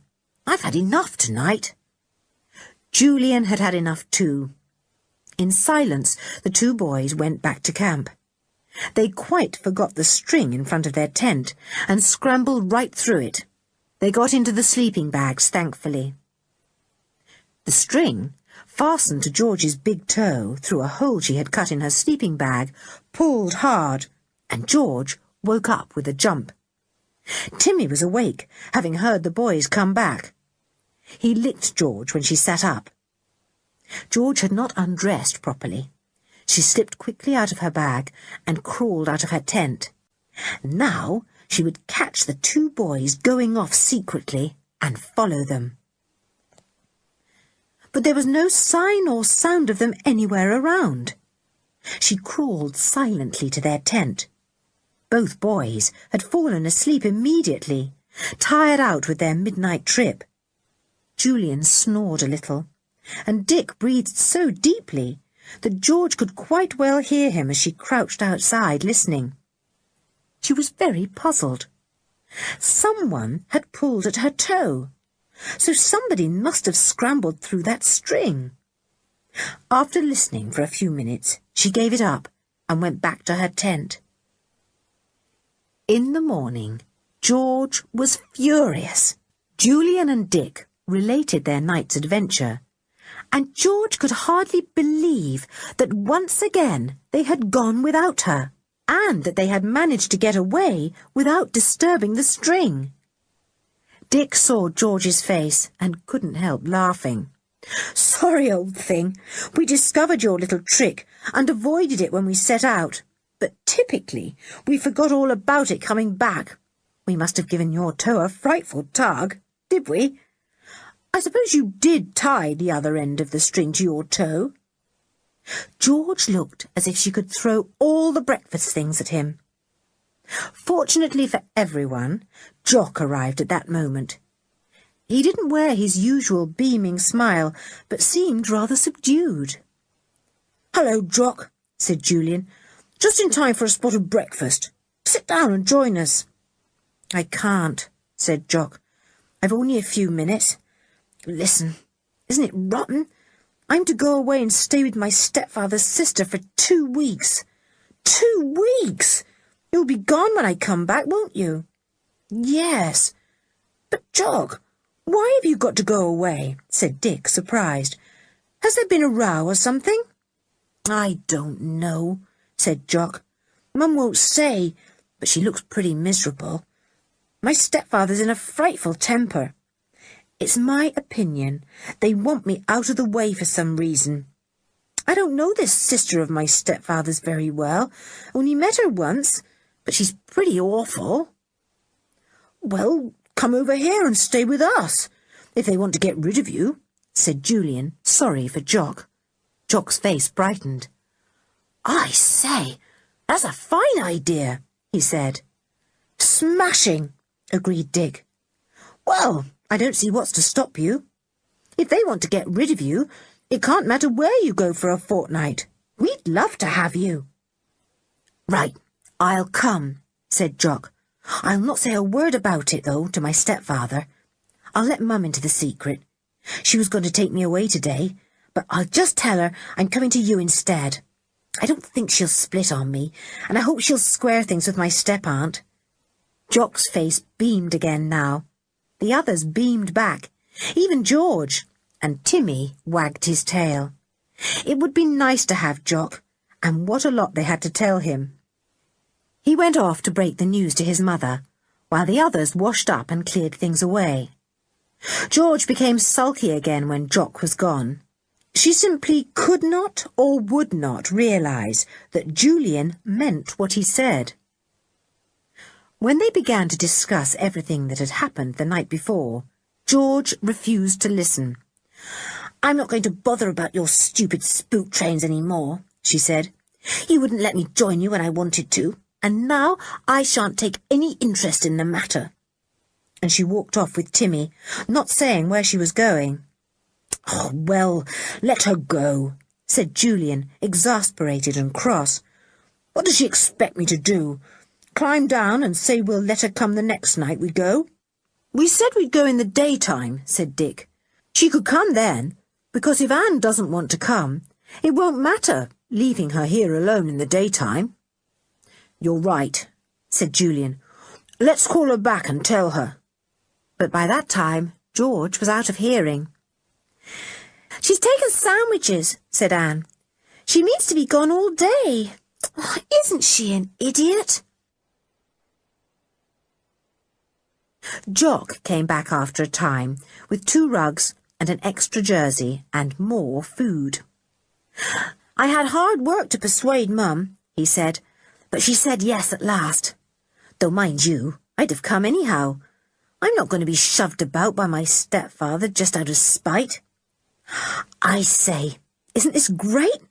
I never thought I'd be camping out with you. If there isn't room in your tent for me, Julian, I can sleep out on the heather. There'll be room, said Julian. Hello, Mr. Luffy. You've been out early. Mr. Luffy came up and glanced at Jock. Ah, is this your friend from the farm? How do you do? Come to spend a few days with us? I see you have an armful of rugs. Yes, Jock's coming to camp a bit with us, said Julian. Look at all the food he's brought. Enough to stand a siege. It is indeed, said Mr. Luffy. Well, I'm going to go through some of my specimens this morning. What are you going to do? Oh, mess about till lunchtime, said Julian. Then we might go for a walk. Mr. Luffy went back to his tent, and they could hear him whistling softly as he set to work. Suddenly, Jock sat up straight and looked alarmed. What's the matter? asked Dick. Then he heard what Jock had heard. A shrill whistle blown loudly by somebody some way off. That's my stepfather's whistle, said Jock. He's whistling for me. Mum must have told him, or else he's found out I've come over here. Quick, let's scoot away and hide, said Anne. If you're not here, he can't take you back. Come on. Maybe he'll get tired of looking for you and go. Nobody could think of a better idea, and certainly nobody wanted to face a furious Mr. Andrews. All 4 shot down the slope and made their way to where the heather was high and thick. They burrowed into it and lay still, hidden by some high bracken. Mr. Andrews' voice could soon be heard, shouting for Jock, but no Jock appeared. Mr. Andrews came out by Mr. Luffy's tent. Mr. Luffy, surprised at the shouting, put his head out of his tent to see what it was all about. He didn't like the look of Mr. Andrews at all. "Where's Jock?" Mr. Andrews demanded, scowling at him. "I really do not know," said Mr. Luffy. "He's got to come back," said Mr. Andrews roughly. "I won't have him hanging about here with those kids." "What's wrong with them?" inquired Mr. Luffy. "I must say I find them very well behaved and pleasant-mannered." Mr. Andrews stared at Mr. Luffy, and put him down as a silly, harmless old fellow, who would probably help him to get Jock back, if he went about it the right way. "Now, look here," said Mr. Andrews. "I don't know who you are, but you must be a friend of the children's, and if so, then I'd better warn you they're running into danger, see?" "Really? In what way?" asked Mr. Luffy, mildly and disbelievingly. "Well, there's bad and dangerous places about these moorlands," said Mr. Andrews. "Very bad. I know them. And those children have been messing about in them, see? And if Jock comes here, he'll start messing about too, and I don't want him to get into any danger. It would break his mother's heart." "Quite," said Mr. Luffy. "Well, will you talk to him and send him back?" said Mr. Andrews. "That railway yard now, that's a most dangerous place. And folks do say that there's spook trains there. I wouldn't want Jock to be mixed up in anything of that sort." "Quite," said Mr. Luffy again, looking closely at Mr. Andrews. "You seem very concerned about this, railway yard? Me? Oh, no, said Mr. Andrews. Never been near the horrible place. I wouldn't want to see spook trains. Make me run a mile. It's just that I don't want Jock to get into danger. I'd be most obliged if you talk to him and send him home, when they all come back from wherever they are. Quite, said Mr. Luffy again, most irritatingly. Mr. Andrews gazed at Mr. Luffy's bland face, and suddenly wished he could smack it. Quite, quite, quite. Grrr. He turned and went away. When he had gone for some time, and was a small speck in the distance, Mr. Luffy called loudly, "He's gone. Please send Jock here so that I can, address a few words to him." 4 children appeared from their heathery hiding place. Jock went over to Mr. Luffy, looking mutinous. "I just wanted to say," said Mr. Luffy, "that I quite understand why you want to be away from your stepfather, and that I consider it's no business of mine where you go in order to get away from him." Jock grinned. "Oh, thanks awfully," he said. "I thought you were going to send me back." He rushed over to the others. "It's all right," he said. "I'm going to stay. And, I say, what about going and exploring down that tunnel after lunch? We might find that spook train then." "Good idea," said Julian. "We will. Poor old George. She'll miss that little adventure too." Chapter 15. George has an adventure. George had gone off with one fixed idea in her mind. She was going to find out something about that mysterious tunnel. She thought she would walk over the moorlands to Kilty's yard and see what she could see there. Maybe she could walk right back through the tunnel itself. Soon she came to Ollie's yard. There it lay below her, with wooden-legged Sam pottering about. She went down to speak to him. He didn't see or hear her coming, and jumped violently when she called to him. He swung round, squinting at her fiercely. "You clear off," he shouted. "I've been told to keep you children out of here, see? Do you want me to lose my job?" "Who told you to keep us out?" asked George, puzzled as to who could have known that they had been in the yard. "He did, see?" said the old man. He rubbed his eyes and then peered at George short-sightedly again. "I've broken my glasses," he said. "Who's he? The person who told you to keep us out," said George. But the old watchman seemed to have one of his sudden strange changes of temper again. He bent down and picked up a large cinder. He was about to fling it at George when Timmy gave a loud and menacing growl. Sam dropped his arm. "You clear out," he said. "You don't want to get a poor old man like me into trouble, do you? You look a nice kind of boy, you do. You wouldn't want to get wooden-legged Sam into trouble, would you?" George turned to go. She decided to take the path that led to the tunnel and peep inside. But when she got there was nothing to see. She didn't feel that she wanted to walk all alone inside that dark mouth, so she took the path that Julian had taken the night before over the top of the tunnel. But she left it halfway to look at a curious bump that jutted up from the heather just there.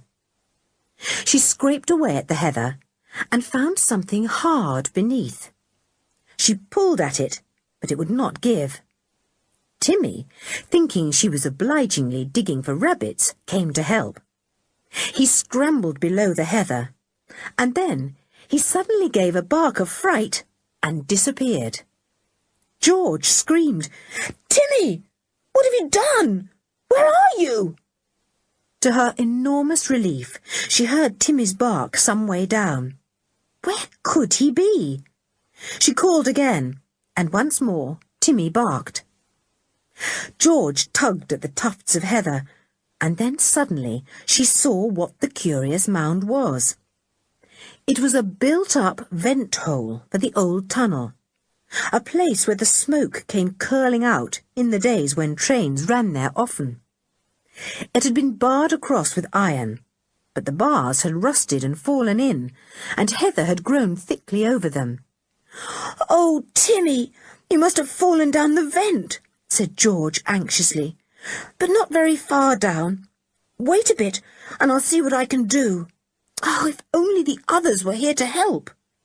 But they weren't, and George had to work all by herself to try and get down to the broken bars. It took her a very long time, but at last she had them exposed and saw where Timmy had fallen down. He kept giving short little barks, as if to say, "It's all right, I can wait, I'm not hurt." George had to sit down and take a rest after her efforts. She was hungry, but she said to herself that she would not eat till she had somehow got down to Timmy and found out where he was. Soon she began her task again. She climbed down through the fallen-in vent. It was very difficult, and she was terrified of the rusty old iron bars breaking off under her weight, but they didn't. Once down in the vent, she discovered steps made of great iron nails projecting out. Some of them had thin rungs across. There had evidently once been a ladder up to the top of the vent. Most of the rungs had gone, but the iron nails that supported them still stood in the brick walls of the old round vent. She heard Timmy give a little bark. He was quite near her now. Cautiously she went down the great hole. Her foot touched Timmy.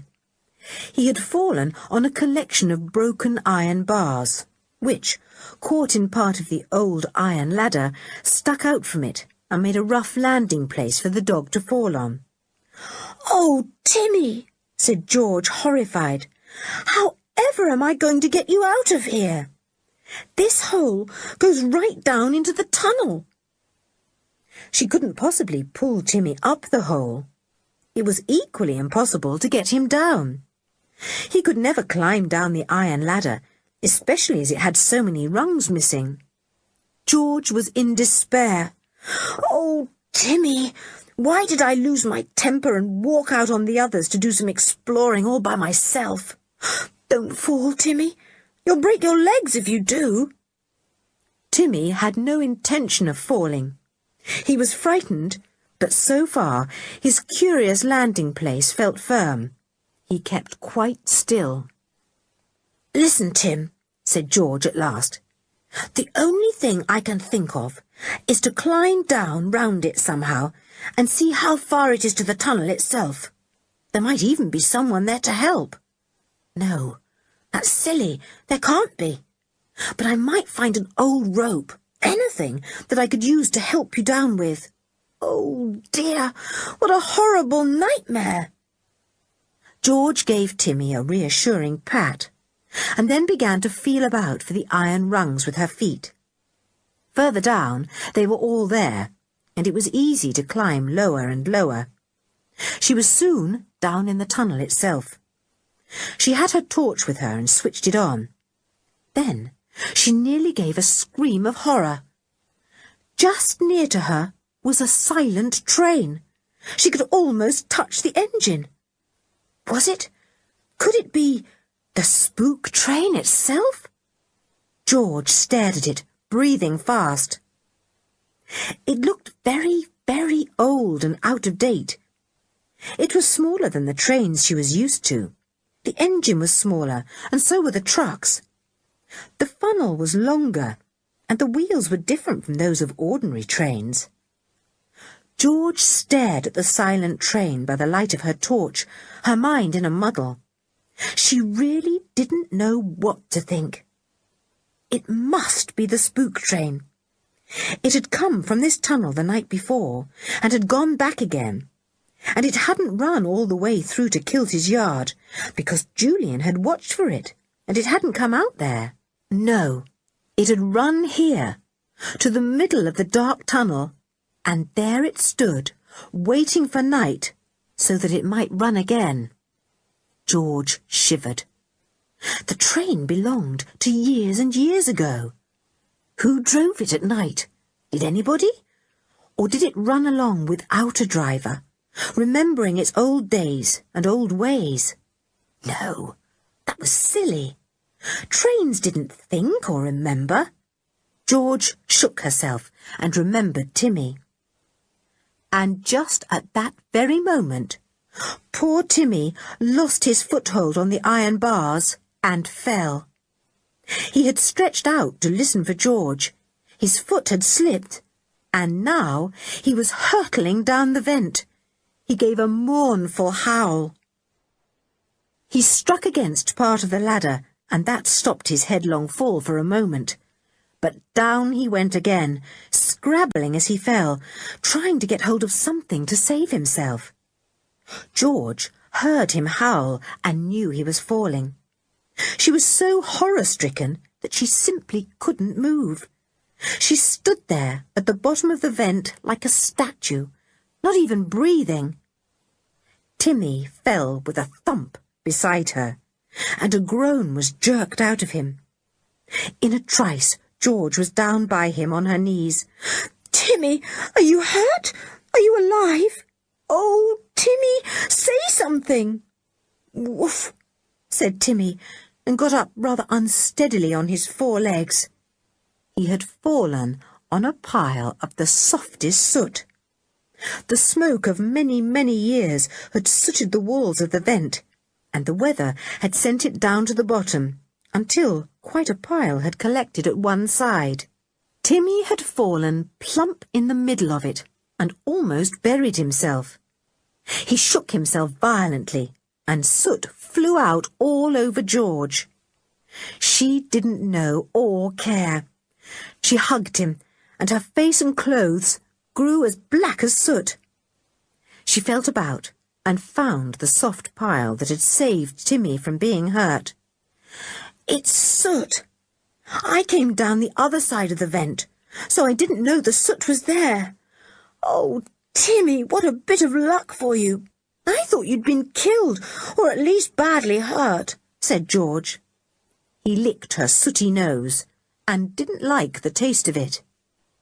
George stood up. She didn't like the idea of climbing up that horrid vent again, and anyway, Timmy couldn't. The only thing to do was to walk out of the tunnel. She wouldn't have fancied walking through the tunnel before, in case she met the spook train. But here it was, close beside her, and she had been so concerned about Timmy that she had quite forgotten it. Timmy went over to the engine and smelt the wheels. Then he jumped up into the cab. Somehow, the sight of Timmy doing that took away all George's fear. If Timmy could jump up into the spook train, there couldn't be much for her to be afraid of. She decided to examine the trucks. There were 4 of them, all covered trucks. Shining her torch, she climbed up into one of them, pulling Timmy up behind her. She expected to find it quite empty, unloaded many, many years ago by long-forgotten railwaymen. But it was loaded with boxes. George was surprised. Why did a spook train run about with boxes in it? She shone her torch onto one, and then quickly switched it out. She had heard a noise in the tunnel. She crouched down in the truck, put her hand on Timmy's collar, and listened. Timmy listened too, the hackles rising on his neck. It was a clanging noise. Then there came a bang. Then a light shone out, and the tunnel was suddenly as bright as day. The light came from a great lamp in the side of the tunnel. George peeped cautiously out through a crack in the truck. She saw that this place must be where the tunnel forked. One fork went on to Kilty's yard, but surely the other fork was supposed to be bricked up. George followed the lines with her eyes. One set went on down the tunnel to Kilty's yard. The other set ran straight into a great wall, which was built across the second tunnel that once led to Roker's yard. Yes, it is bricked up, just as the old porter told Julian, said George to herself. And then she stared in the greatest amazement, clutching the side of the truck, hardly believing her eyes. Part of the wall was opening before her. Before her very eyes, a great mass of it slid back in the centre of the wall, back and back, until a strange-shaped opening, about the size of the train itself, showed in the thick wall. George gasped. Whatever could be happening? A man came through the opening. George felt sure she had seen him before somewhere. He came up to the engine of the train and swung himself into the cab. There were all sorts of sounds then from the cab. What was the man doing? Starting the fire to run the train? George did not dare to try and see. She was trembling now, and Timmy pressed himself against her to comfort her. Then came another set of noises, steam noises. The man must be going to start the engine moving. Smoke came from the funnel, more noises, and some clanks and clangs. It suddenly occurred to George that the man might be going to take the train through that little opening in the bricked-up wall. Then, supposing he shut the wall up again, George would be a prisoner. She would be in the truck, hidden behind that wall, and the wall would be closed so that she couldn't escape. I must get out before it's too late, thought George in a panic. I only hope the man doesn't see me. But just as she was about to try and get out, the engine gave a loud choo, choo, and began to move backwards. It ran down the lines a little way, then forward again, and this time its wheels were on the set of lines that led to the second tunnel, where the small opening now showed so clearly in the wall.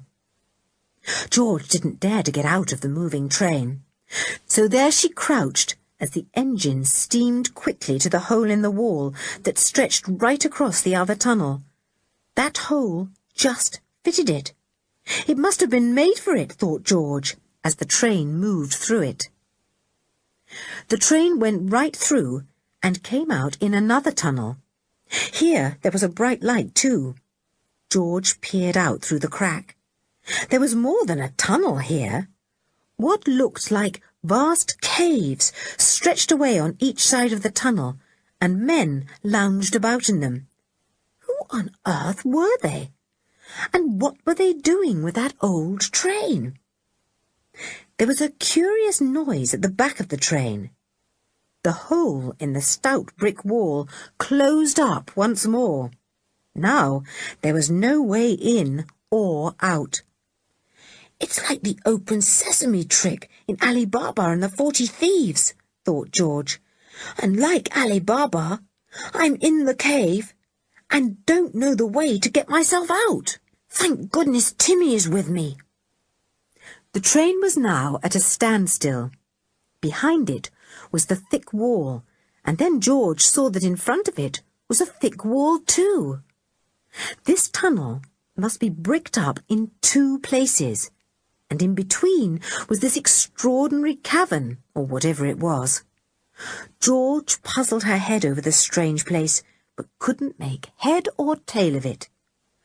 Well, whatever would the others say if they knew you and I were actually in the spook train itself, tucked away in its hiding place, where nobody in the world can find it, whispered George to Timmy. What are we to do, Timmy? Timmy wagged his tail cautiously. He didn't understand all this. He wanted to lie low for a bit and see how things turned out. We'll wait till the men have gone away, Timmy, whispered George. That is, if they ever do. Then we'll get out and see if we can manage that open sesame entrance and get away. We'd better tell Mr. Luffy about all this. There's something very strange and very mysterious here, and we've fallen headlong into it.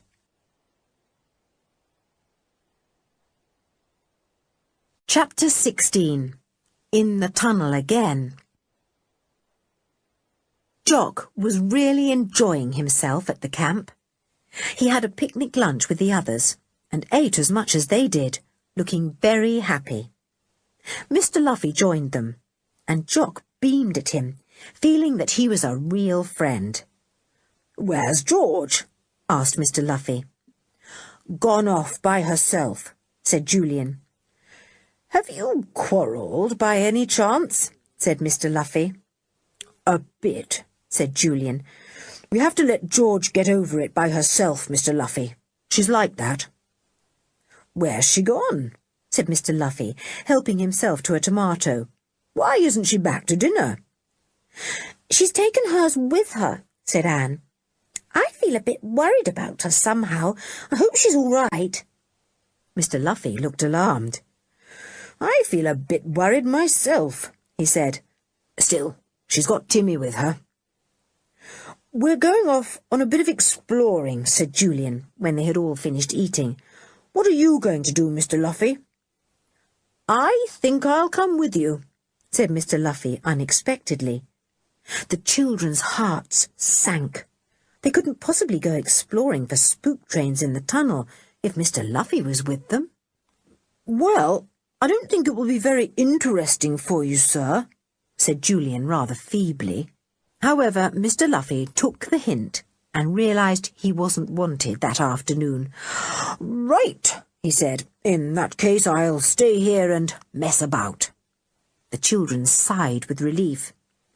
Anne cleared up, with Jock helping her, and then they called goodbye to Mr. Luffy and set off, taking their tea with them. Jock was full of excitement. He was so pleased to be with the others, and kept thinking of sleeping in the camp that night. What fun it would be! Good old Mr. Luffy, taking his side like that. He bounded after the others joyfully as they went off to the old railway yard. Wooden-legged Sam was pottering about there as usual. They waved to him, but he didn't wave back. Instead, he shook his fist at them and tried to bawl in his husky voice, "You clear out! Trespassing, that's what you are! Don't you come down here, or I'll chase you!" "Well, we won't go down then," said Dick with a grin.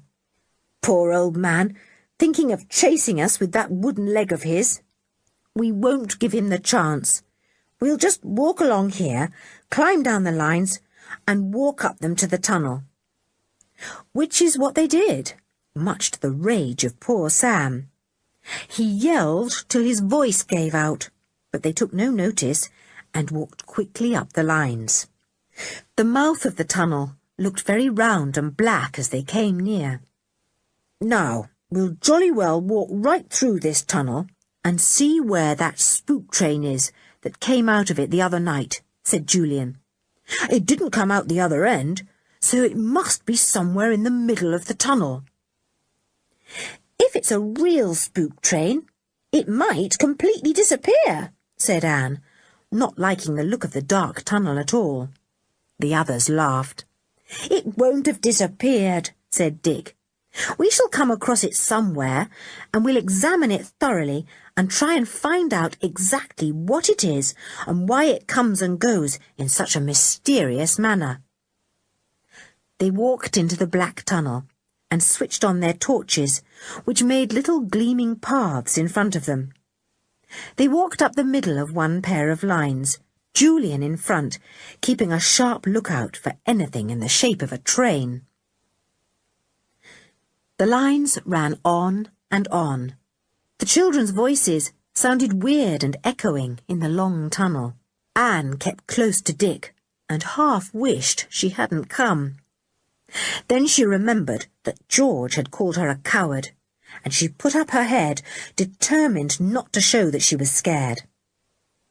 Jock talked almost without stopping. "I've never done anything like this in my life. I call this a proper adventure, hunting for spook trains in a dark tunnel. It makes me feel nice and shivery all over. I do hope we find the train. It simply must be here somewhere." They walked on and on and on. but there was no sign of any train. They came to where the tunnel forked into the second one that used to run to Roker's Vale. Julian flashed his torch on the enormous brick wall that stretched across the second tunnel. "Yes, it's well and truly bricked up," he said. "So that only leaves this tunnel to explore. Come on." They went on again, little knowing that George and Timmy were behind that brick wall, hidden in a truck of the spook train itself. They walked on and on down the lines, and found nothing interesting at all. They saw a little round circle of bright light some way in front of them. "See that?" said Julian. "That must be the end of this tunnel, the opening that goes into Kilty's yard. Well, if the train isn't between here and Kilty's yard, it's gone." In silence they walked down the rest of the tunnel and came out into the open air. Workshops were built all over Kilty's yard. The entrance to the tunnel was weed-grown and neglected. Weeds grew even across the lines there. "Well, no train has been out of this tunnel here for years," said Julian, looking at the thick weeds. "The wheels would have chopped the weeds to bits." "It's extraordinary," said Dick, puzzled. "We've been right through the tunnel, and there's no train there at all. Yet we know it goes in and out of it. What's happened to it?" "It is a spook train," said Jock, his face red with excitement. "Must be. It only exists at night, and then comes out on its lines, like it used to do years ago." "I don't like thinking that," said Anne, troubled. "It's a horrid thought." "What are we going to do now?" Julian asked. "We seem to have come to a blank. No train, nothing to see, empty tunnel. What a dull end to an adventure." "Let's walk back all the way again," said Jock. He wanted to squeeze as much out of this adventure as he could. "I know we shan't see the train this time, any more than we did the last time. But you never know." "I'm not coming through that tunnel again," said Anne. "I want to be out in the sun. I'll walk over the top of the tunnel, along the path there that Julian took the other night, and you three can walk back and meet me at the other end." "Right," said Julian, and the three boys disappeared into the dark tunnel. Anne ran up the path that led alongside the top of it. How good it was to be in the open air again! That horrid tunnel! She ran along cheerfully, glad to be out in the sun.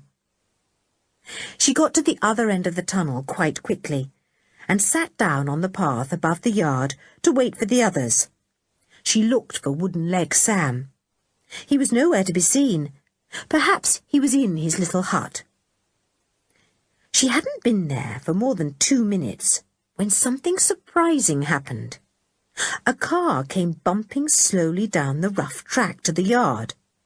Anne sat up and watched. A man got out, and Anne's eyes almost fell out of her head. Surely it was Mr. Andrews, Jock's stepfather. He went over to Sam's hut and threw open the door. Anne could hear the sound of voices. Then she heard another noise, the sound of a heavy lorry coming. She saw it come cautiously down the steep, rough track. It ran into an old, tumble-down shed and stayed there. Then 3 men came out, and Anne stared at them. Where had she seen them before? "Of course! They're the farm labourers at Jock's farm," she thought. "But what are they doing here? How very strange." Mr. Andrews joined the men, and, to Anne's dismay, they began to walk up the lines to the tunnel. Her heart almost stopped. Goodness! Julian, Dick and Jock were still in that tunnel, walking through it. They would bump right into Mr. Andrews and his men. And then what would happen? Mr. Andrews had warned them against going there, and had ordered Jock not to go. Anne stared at the four men walking into the far-off mouth of the tunnel. What could she do? How could she warn the boys? She couldn't. She would just have to stay there and wait for them to come out, probably chased by a furious Mr. Andrews and the other men. Oh, dear, dear. If they were caught, they would probably all get an awful telling off. What could she do? I can only wait, thought poor Anne. There's nothing else to do. Oh, do come, Julian, Dick and Jock. I daren't do anything but wait for you. She waited and waited. It was now long past tea time. Julian had the tea, so there was nothing for Anne to eat. Nobody came out of the tunnel. Not a sound was heard. Anne at last decided to go down and ask Wooden-Leg Sam a few questions. So, rather afraid, the girls set off down to the yard. Sam was in his hut drinking cocoa and looking very sour. Something had evidently gone wrong. When he saw Anne's shadow across the doorway, he got up at once, shaking his fist. "What, you children again? You went into that tunnel this afternoon, and so I went and telephoned Mr. Andrews to come and catch you all, poking your noses in all the time. How did you get out of that tunnel? Are the others with you? Didn't Mr. Andrews catch you, eh?" Anne listened to all this in horror. So old Sam had actually managed to telephone Mr. Andrews and tell tales on them, so that Jock's stepfather and his men had come to catch them. This was worse than ever. "You come in here," said Sam suddenly, and he darted his big arm at her. "Come on. I don't know where the others are, but I'll get one of you." Anne gave a scream and ran away at top speed. Wooden-Leg Sam went after her for a few yards and then gave it up. He bent down and picked up a handful of cinders. A shower of them fell all round Anne and made her run faster than ever. She tore up the path to the heather and was soon on the moors again, panting and sobbing. "Oh, Julian! Oh, Dick! What's happened to you? Oh, where's George? If only she would come home. She'd be brave enough to look for them. But I'm not. I must tell Mr. Luffy. He'll know what to do." She ran on and on, her feet catching continually in the tufts of thick heather. She kept falling over and scrambling up again.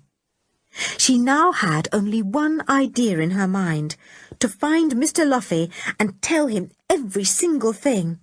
Yes, she would tell him about the spook trains and all. There was something strange and important about the whole thing now, and she wanted a grown-up's help. She staggered on and on. "Mr. Luffy! Oh, Mr. Luffy! Where are you? Mr. Luffy!" But no Mr. Luffy answered her. She came round the gorse bushes she thought were the ones sheltering the camp, but alas, the camp was not there. Anne had lost her way. "I'm lost," said Anne, the tears running down her cheeks. "But I mustn't get scared. I must try to find the right path now. Oh, dear, I'm quite lost. Mr. Luffy!" Poor Anne. She stumbled on blindly, hoping to come to the camp, calling every now and again, "Mr. Luffy, can you hear me? Mr. Luffy!"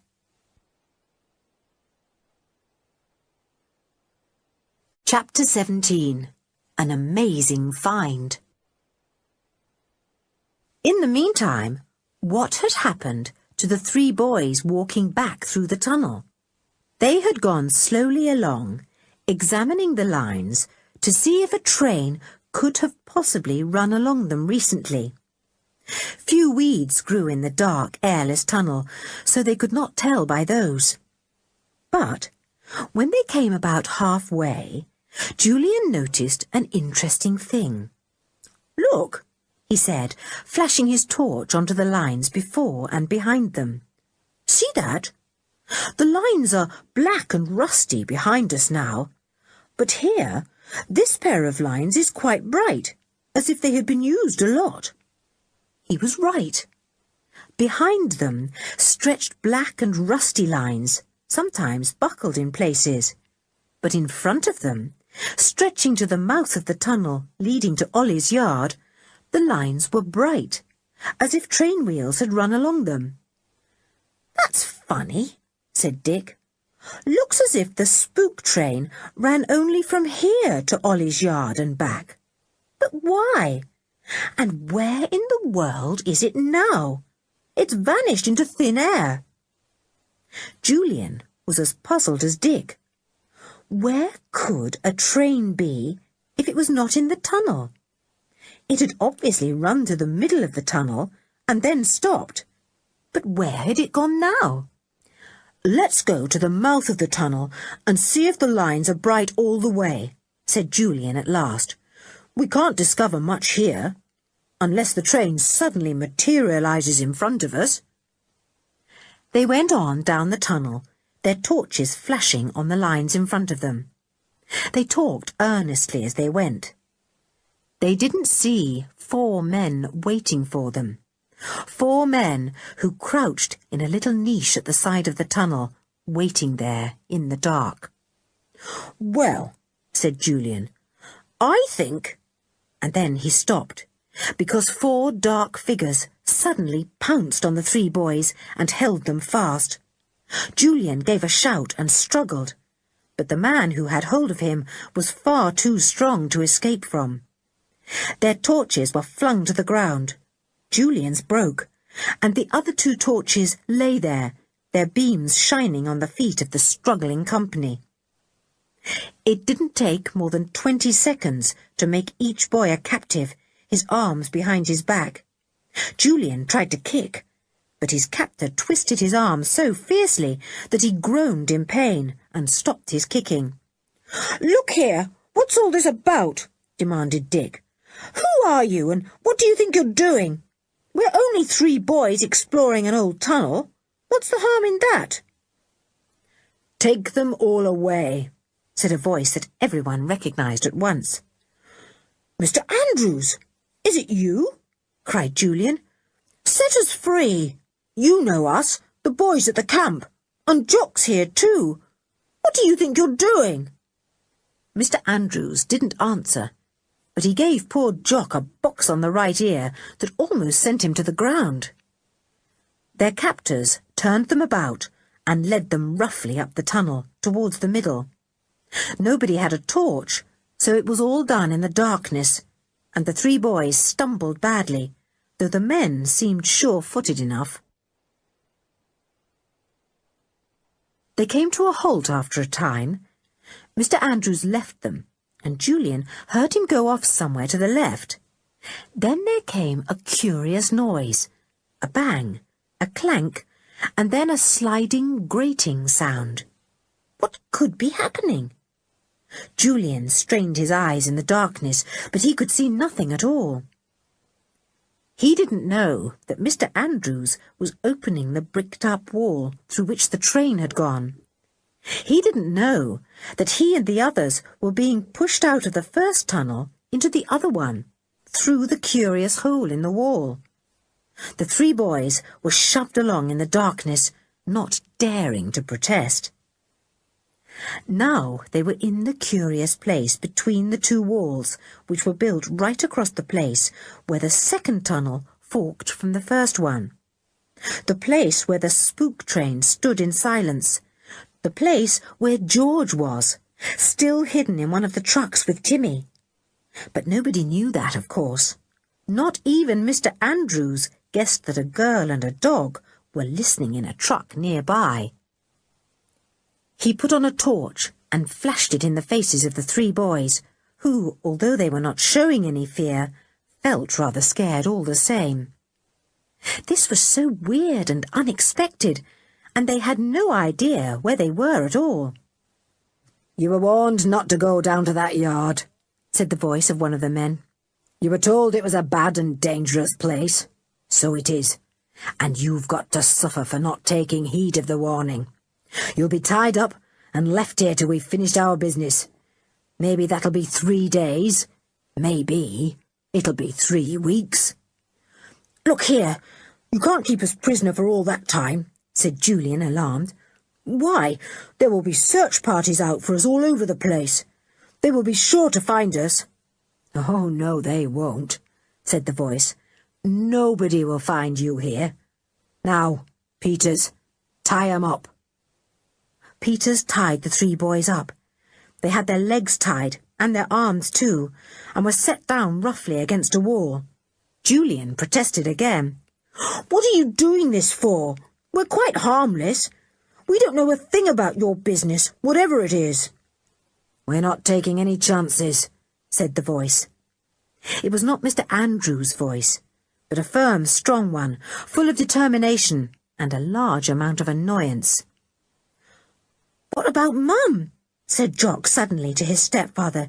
She'll be worried. Well, let her be worried, said the voice again, answering before Mr. Andrews could say a word.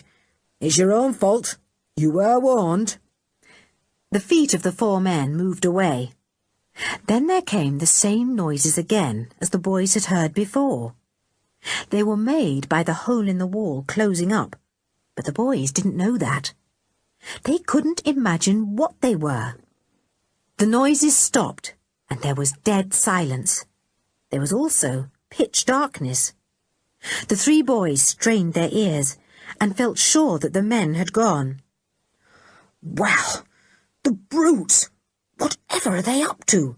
Said Julian in a low voice, trying to loosen the ropes round his hands. They've got some secret to hide, said Dick. Gosh, they've tied my feet so tightly that the rope is cutting into my flesh. What's going to happen? Came Jock's scared voice. This adventure didn't seem quite so grand to him now. Shh, said Julian suddenly. I can hear something. They all lay and listened. What was it they could hear? It's a dog whining, said Dick suddenly.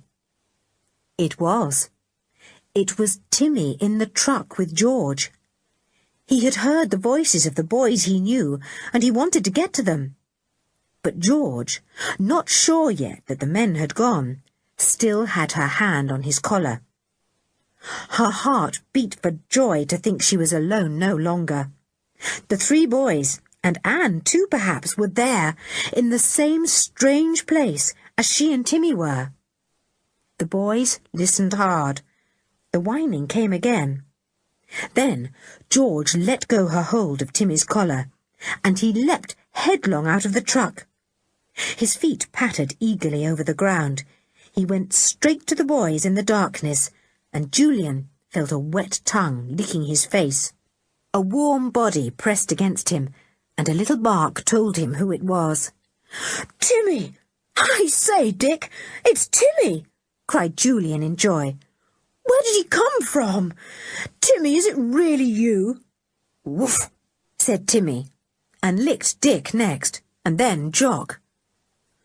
Where's George, then? Wondered Dick. Here, said a voice, and out of the truck scrambled George, switching on her torch as she did so. She went over to the boys. Whatever's happened? How did you come here? Were you captured or something? Yes, said Julian. But, George, where are we? And what are you doing here, too? It's like a peculiar dream. I'll cut your ropes first, before I stop to explain anything, said George, and she took out her sharp knife. In a few moments she had cut the boys' bonds, and they all sat up, rubbing their sore ankles and wrists, groaning. Thanks, George. Now I feel fine, said Julian, getting up. Where are we? Gracious, is that an engine there? What's it doing here? That, Julian, is the spook train, said George with a laugh. Yes, it is, really. But we walked all the way down the tunnel and out of the other end without finding it, said Julian, puzzled. It's most mysterious. Listen, Ju, said George. You know where that second tunnel is bricked up, don't you? Well, there's a way in through the wall. A whole bit of it moves back in a sort of open sesame manner. The spook train can run in through the hole on the rails. Once it's beyond the wall, it stops, and the hole is closed up again. George switched her torch round to show the astonished boys the wall through which they had come. Then she swung her torch to the big wall opposite. "See that?" she said. "There are 2 walls across this second tunnel, with a big space in between, where the spook train hides. Clever, isn't it?" "It would be, if I could see any sense in it," said Julian. "But I can't. Why should anyone mess about with a silly spook train at night?" "That's what we've got to find out," said George. "And now's our chance. Look, Julian. Look at all the caves stretching out on either side of the tunnel here. They would make wonderful hiding places." "What for?" said Dick. "I can't make head or tail of this." George swung her torch on the 3 boys, and then asked a sudden question. "I say, where's Anne?" "Anne? She didn't want to come back with us through the tunnel, so she ran over the moorlands to meet us at the other end by Ollie's yard," said Julian. "She'll be worried stiff, won't she, when we don't turn up? I only hope she doesn't come wandering up the tunnel to meet us. She'll run into those men if she does." Everyone felt worried. Anne hated the tunnel, and she would be very frightened if people pounced on her in the darkness. Julian turned to George. "Swing your torch round and let's see these caves. There doesn't seem to be anyone here now. We could have a snoop round." George swung her torch round, and Julian saw vast and apparently fathomless caves stretching out on either side, cut out of the sides of the tunnel. Jock saw something else. By the light of the torch, he caught sight of a switch on the wall. Perhaps it opened the hole in the wall. He crossed to it and pulled it down. Immediately, the place was flooded with a bright light. It was a light switch he had found. They all blinked in the sudden glare. "That's better," said Julian, pleased. "Good for you, Jock. Now we can see what we're doing." He looked at the spook train, standing silently near them on its rails. It certainly looked very old and forgotten, as if it belonged to the last century, not to this. "It's quite a museum piece," said Julian with interest. "So that's what we heard, puffing in and out of the tunnel at night. Old Spooky." "I hid in that truck there," said George, pointing, and she told them her own adventure. The boys could hardly believe she had actually puffed into this secret place, hidden on the spook train itself. "Come on, now let's look at these caves," said Dick. They went over to the nearest one. It was packed with crates and boxes of all kinds. Julian pulled one open and whistled. "All black market stuff, I imagine. Look here, crates of tea, crates of whiskey and brandy, boxes and boxes of stuff, goodness knows what. This is a real black market hiding place." The boys explored a little further. The caves were piled high with valuable stuff, worth thousands of pounds. "All stolen, I suppose," said Dick. "But what do they do with it? I mean, how do they dispose of it? They bring it here in the train, of course, and hide it, but they must have some way of getting rid of it." "Would they repack it on the train and run it back to the yard when they had enough lorries to take it away?" said Julian. "No," said Dick, "of course not. Let me see. They steal it, pile it onto lorries at night, take it somewhere, temporarily. Yes, to my mother's farm," said Jock in a scared voice. "All those lorries there in the barn. That's what they're used for. And they come down to Ollie's yard at night, and the stuff is loaded in secret on the old train that comes puffing out to meet them, and then it's taken back here and hidden." Julian whistled. You're right, Jock. That's just what happens. What a cunning plot. To use a perfectly honest little farm as a hiding place. To stock the farm with black market men for labourers. No wonder they're such bad workers. And to wait for dark nights to run the stuff down to the yard, unload it on the train. Your stepfather must make a lot of money at this game, said Dick to Jock. Yes, that's why he can afford to pour money into the farm, said Jock miserably. Poor Mum! This will break her heart. All the same, I don't think my stepfather's the chief one in this. There's somebody behind him.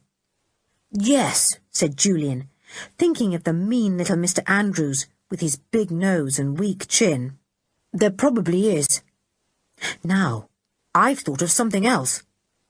If this stuff is got rid of in any other way except down the tunnel it came up, there must somewhere be a way out of these caves.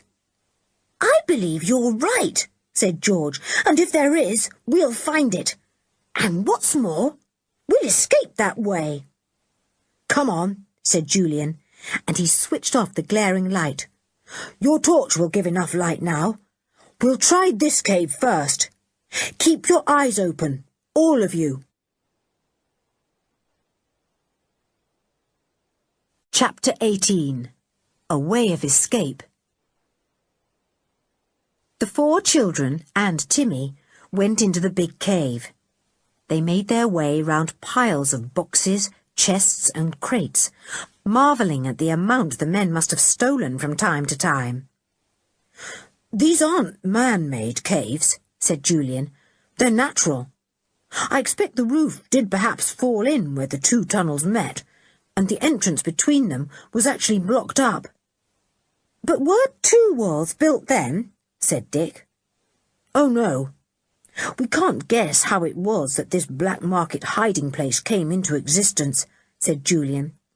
But it might perhaps have been known that there were caves here, and when someone came prospecting along the tunnel one day, maybe they even found an old train buried under a roof fall or something like that, and resurrected it and built another wall secretly for a hiding place, and used the train for their own purposes, said Dick.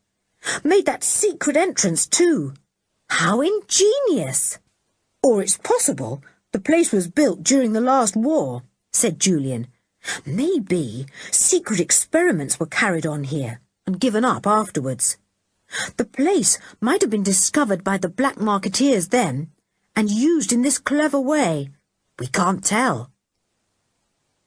They had wandered for a good way in the cave by now, without finding anything of interest beyond the boxes and chests of all kinds of goods.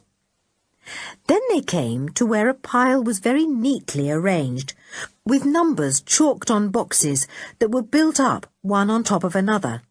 Julian halted. Now this looks as if these boxes were about to be shifted off somewhere, he said, all put in order and numbered. Surely the exit must be somewhere here.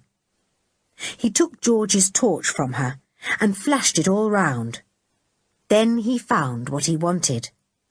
The beam of light shone steadily on a strong, roughly made wooden door set in the wall of the cave. They went over to it in excitement.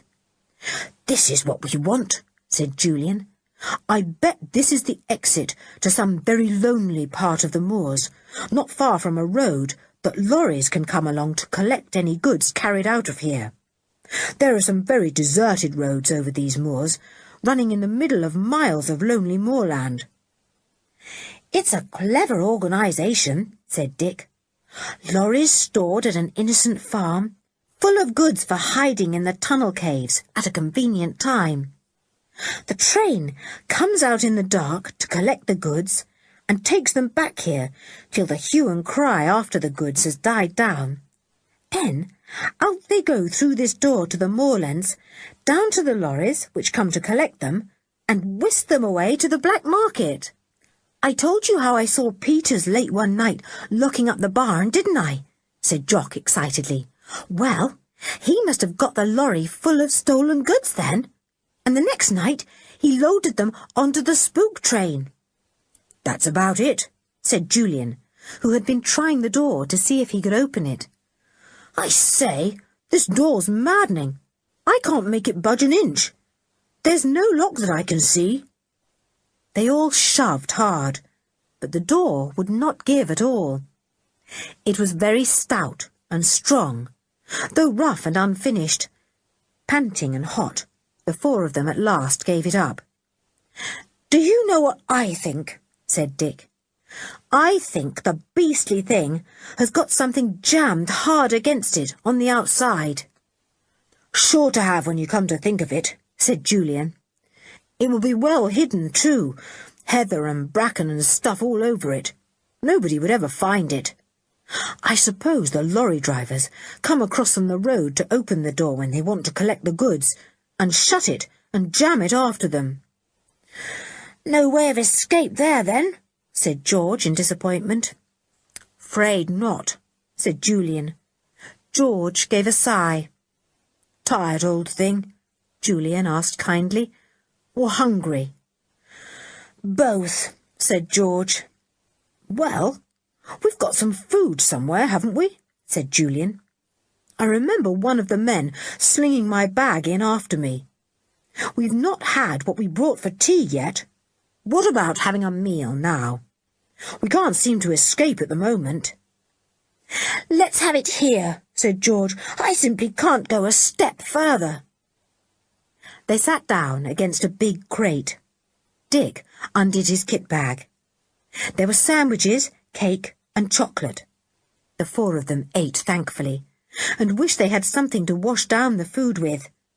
Julian kept wondering about Anne. I wonder what she did, he said. She'd wait and wait, I suppose. Then she might go back to the camp. But she doesn't know the way very well, and she might get lost. Oh, dear. I don't know which would be worse for Anne, being lost on the moor, or a prisoner down here with us. Perhaps she's neither, said Jock, giving Timmy his last bit of sandwich. I must say, I'm jolly glad to have Timmy. Honest, George, I couldn't believe it when I heard Tim whine and then heard your voice too. I thought I must be dreaming. They sat where they were for a little longer, and then decided to go back to the tunnel where the train was. It's just possible we might find the switch that works the open sesame bit, said Julian. We ought to have looked before, really, but I didn't think of it. They went back to where the train stood silently on its pair of lines. It seemed such an ordinary old train, now that the children couldn't imagine why they had ever thought it was strange and spooky. They switched on the light again. Then they looked about for any lever or handle that might perhaps open the hole in the wall. There didn't seem to be anything at all. They tried a few switches, but nothing happened. Then George suddenly came across a big lever low down in the brick wall itself. She tried to move it and couldn't. She called Julian. Ju, come here. I wonder if this has got anything to do with opening that hole. The three boys came over to George. Julian tried to swing the lever down. Nothing happened. He pulled it, but it wouldn't move. Then he and Dick pushed it upwards with all their strength. And hey presto, there came a bang from somewhere, as something heavy shifted, and then a clanking, as if machinery was at work. Then came the sliding, grating noise, and a great piece of the brick wall moved slowly back and then swung round sideways and stopped. The way of escape was open. "Open sesame," said Dick grandly as the hole appeared. "Better switch off the light here," said Julian. "If there's anyone still in the tunnel, they might see the reflection of it on the tunnel wall beyond and wonder what it was." He stepped back and switched it off, and the place was in darkness again. George put on her torch, and its feeble beam lighted up the way of escape. "Come on," said Dick impatiently, as they all crowded out of the hole. "We'll make for Ollie's yard." They began to make their way down the dark tunnel. "Listen," said Julian in a low voice. "We'd better not talk at all, and we'd better go as quietly as we can. We don't know who may be in or out of this tunnel this evening. We don't want to walk bang into somebody." So they said nothing at all, but kept close to one another in single file, walking at the side of the track. They had not gone more than a quarter of a mile before Julian stopped suddenly. The others bumped into one another, and Timmy gave a little whine as somebody trod on his paw. George's hand went down to his collar at once. The four of them and Timmy listened, hardly daring to breathe. Somebody was coming up the tunnel towards them. They could see the pinpoint of a torch and hear the distant crunch of footsteps. "Other way, quick," whispered Julian, and they all turned. With Jock leading them now, they made their way as quickly and quietly as they could back to the place where the two tunnels met. They passed it and went on towards Kilty's yard, hoping to get out that way. But alas for their hopes! A lantern stood some way down the tunnel there, and they did not dare to go on. There might be nobody with the lantern. On the other hand, there might. What were they to do? "They'll see that hole in the wall is open," suddenly said Dick. "We left it open. They'll know we've escaped then. We're caught again. They'll come down to find us, and here we'll be." They stood still, pressed close together, Timmy growling a little in his throat. Then George remembered something. "Julian, Dick, we could climb up that vent that I came down," she whispered. "The one poor old Timmy fell down. Have we time?" "Where is the vent?" said Julian urgently. "Quick, find it." George tried to remember. Yes, it was on the other side of the tunnel, near the place where the two tunnels met. She must look for the pile of soot. How she hoped the little light from her torch would not be seen. Whoever was coming up from Ollie's yard must be almost there by now. She found the pile of soot that Timmy had fallen into. "Here it is," she whispered. "But, oh, Julian, how can we take Timmy?" "We can't," said Julian. "We must hope he'll manage to hide and then slink out of the tunnel by himself. He's quite clever enough." He pushed George up the vent first, and her feet found the first rungs. Then Jock went up, his nose almost on George's heels. Then Dick, and last of all, Julian. But before he managed to climb the first steps, something happened. A bright glare filled the tunnel, as someone switched on the lights that hung there. Timmy slunk into the shadows and growled in his throat. Then there came a shout. "Who's opened the hole in the wall? It's open. Who's there?" It was Mr. Andrews' voice. Then came another voice, angry and loud. "Who's here? Who's opened this place?" "Those kids can't have moved the lever," said Mr. Andrews. "We bound them up tightly." The men, 3 of them, went quickly through the hole in the wall. Julian climbed up the first few rungs thankfully. Poor Timmy was left in the shadows at the bottom. Out came the men at a run. "They've gone! Their ropes are cut! How could they have escaped? We put Kit down one end of the tunnel, and we've been walking up this end. Those kids must be about here somewhere." "Or hiding in the caves," said another voice. "Peters, go and look, while we hunt here." The men hunted everywhere. They had no idea that the vent was nearby in the wall. They did not see the dog that slunk by them like a shadow, keeping out of their way and lying down whenever the light from a torch came near him. George climbed steadily, feeling with her feet for the iron nails whenever she came to broken rungs. Then she came to a stop. Something was pressing on her head. What was it? She put up her hand to feel. It was the collection of broken iron bars that Timmy had fallen on that morning. He had dislodged some of them, and they had then fallen in such a way that they had lodged across the vent, all twined into each other. George could climb no higher. She tried to move the bars, but they were heavy and strong. Besides, she was afraid she might bring the whole lot on top of her and the others. They might be badly injured then. "What's up, George? Why don't you go on?" asked Jock, who was next. "There's some iron bars across the vent, ones that must have fallen when Timmy fell," said George. "I can't go any higher. I daren't pull too hard at the bars." Jock passed the message to Dick, and he passed it down to Julian. The four of them came to a full stop. "Blow," said Julian. "I wish I'd gone up first. What are we to do now?" What indeed?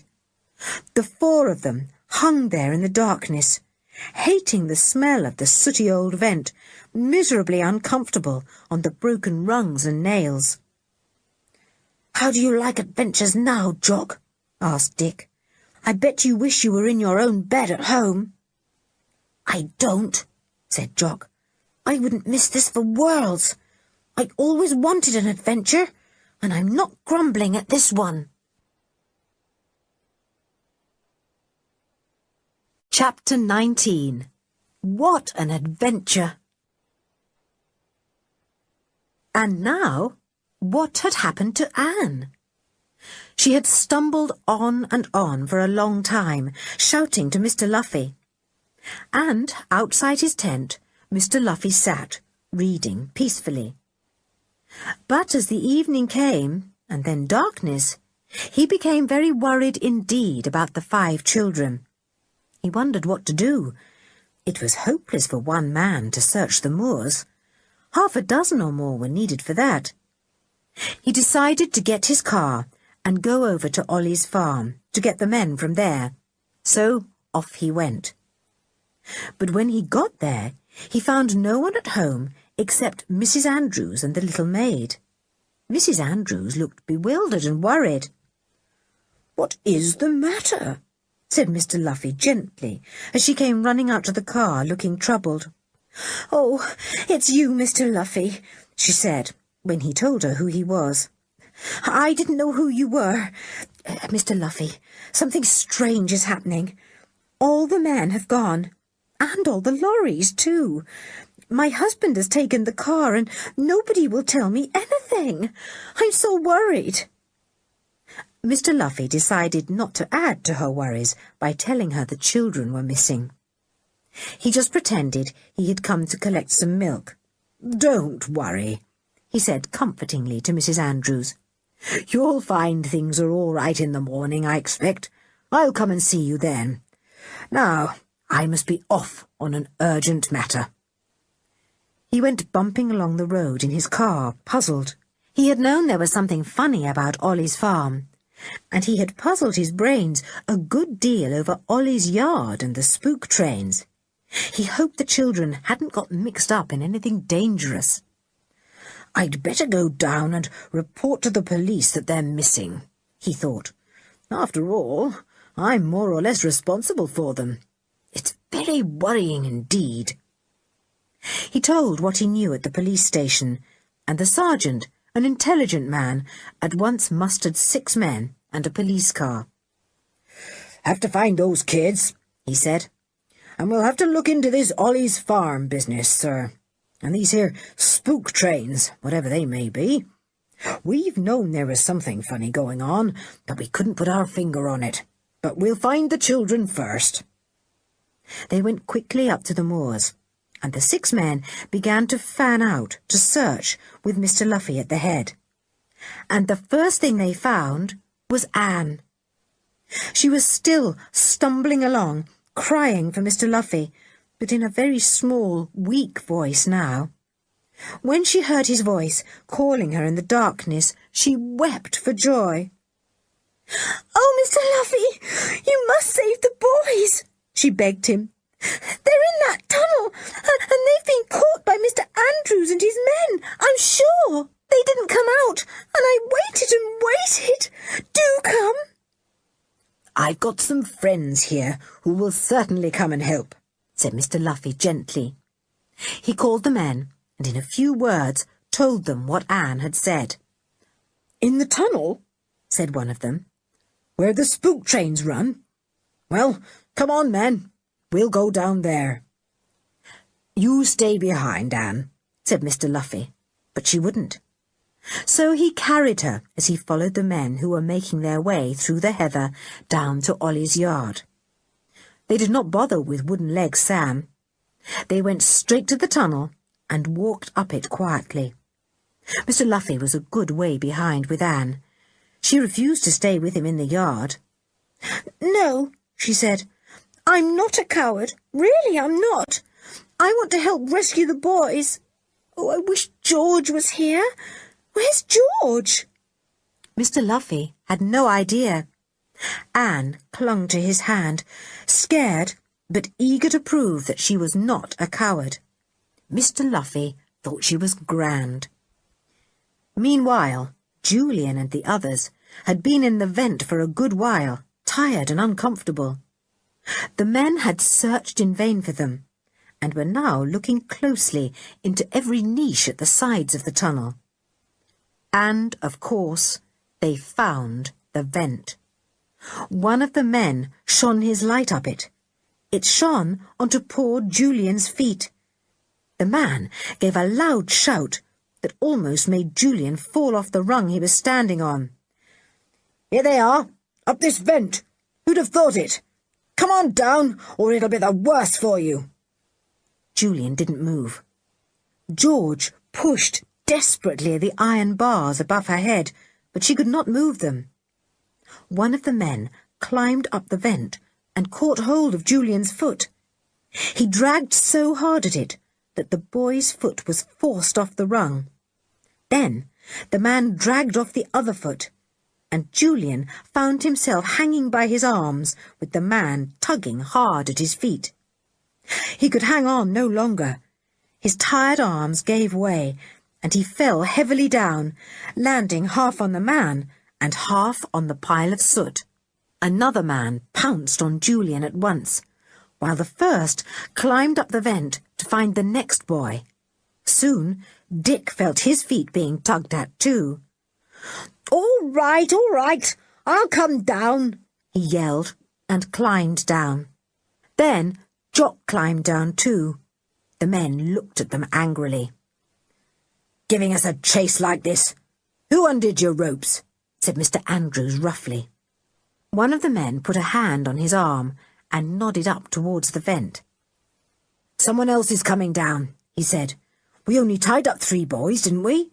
Who's this then?" It was George, of course. She wasn't going to desert the 3 boys. Down she came, as black as night with soot.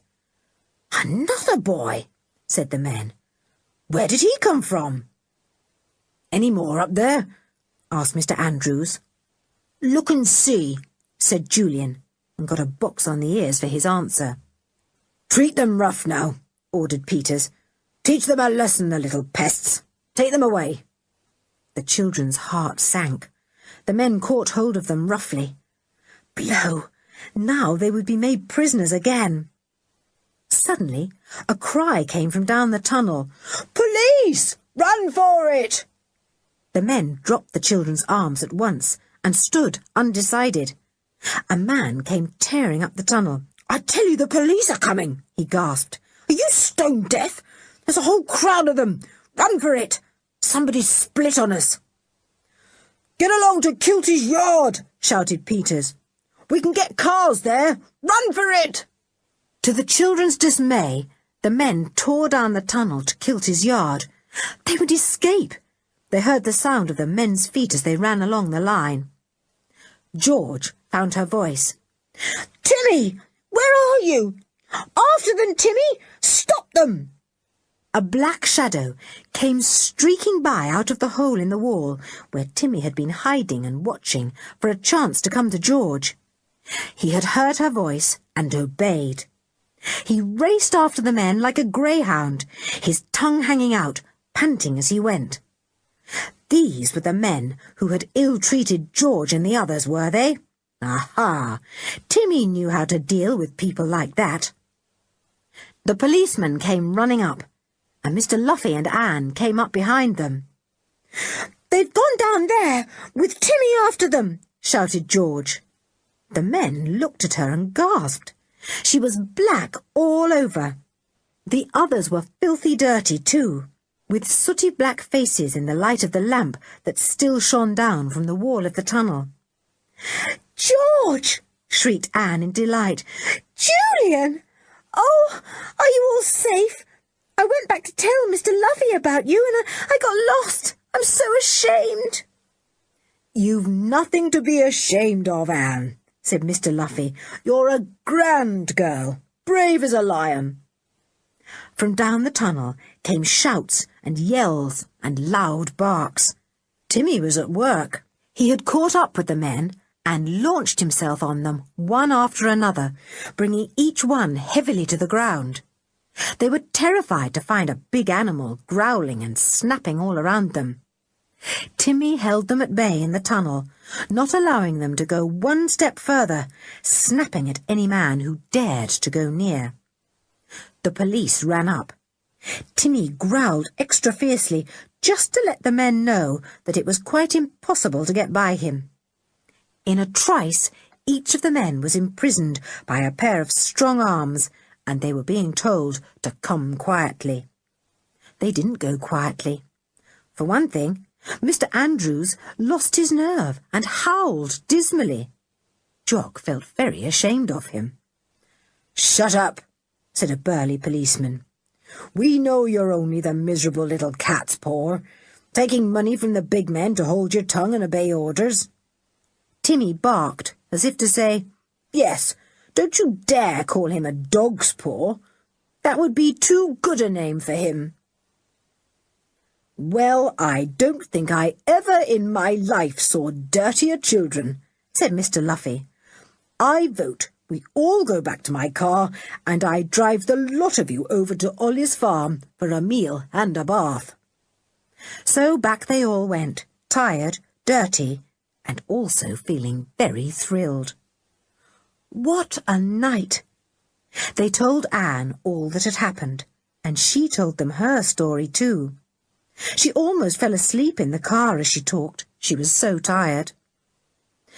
Mrs. Andrews was sensible and kind, though upset to hear that her husband had been taken off by the police.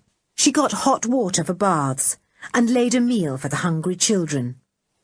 "I wouldn't worry over much, Mrs. Andrews," said kindly Mr. Luffy. "That husband of yours needs a lesson, you know. This will probably keep him going straight in future. The farm is yours, and you can now hire proper farm workers who will do what you want them to do.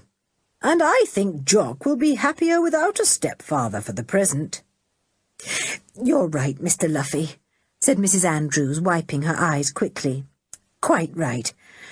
I'll let Jock help me with the farm and get it going beautifully. To think that Mr. Andrews was in with all those black marketeers. It's that friend of his, you know, who makes him do all this. Oh, he's so weak. He knew Jock was snooping about in that tunnel, and that's why he wanted him to go away, and kept making him have a boy here or go out with him. I knew there was something funny going on. No wonder he was worried when Jock took it into his head to go and camp with our little lot," said Mr. Luffy. "To think of that old yard and tunnel being used again," said Mrs. Andrews, "and all those tales about spook trains, and the way they hid that train, and hid all the stuff too. Why, it's like a fairy tale, isn't it?" She ran to see if the water was hot for the baths. It was, and she went to call the children, who were in the big bedroom next door. She opened it and looked in. Then she called Mr. Luffy upstairs. He looked in at the door too. The five, and Timmy, were lying on the floor in a heap, waiting for the bath water. They hadn't liked to sit on chairs or beds, they were so dirty. and they had fallen asleep where they sat, their faces as black as a sweep's. "Talk about black marketeers," whispered Mrs. Andrews. "Anyone would think we'd got the whole lot of them here in the bedroom." They all woke up and went to have a bath one by one, and a good meal after that. Then back to camp with Mr. Luffy, Jock with them too. It was glorious to snuggle down into the sleeping bags. George called out to the 3 boys. "Now, don't you dare to go off without me tonight, see?" "The adventure is over," called back Dick. "How did you like it, Jock?" "Like it?" said Jock with a happy sigh. "It was simply smashing."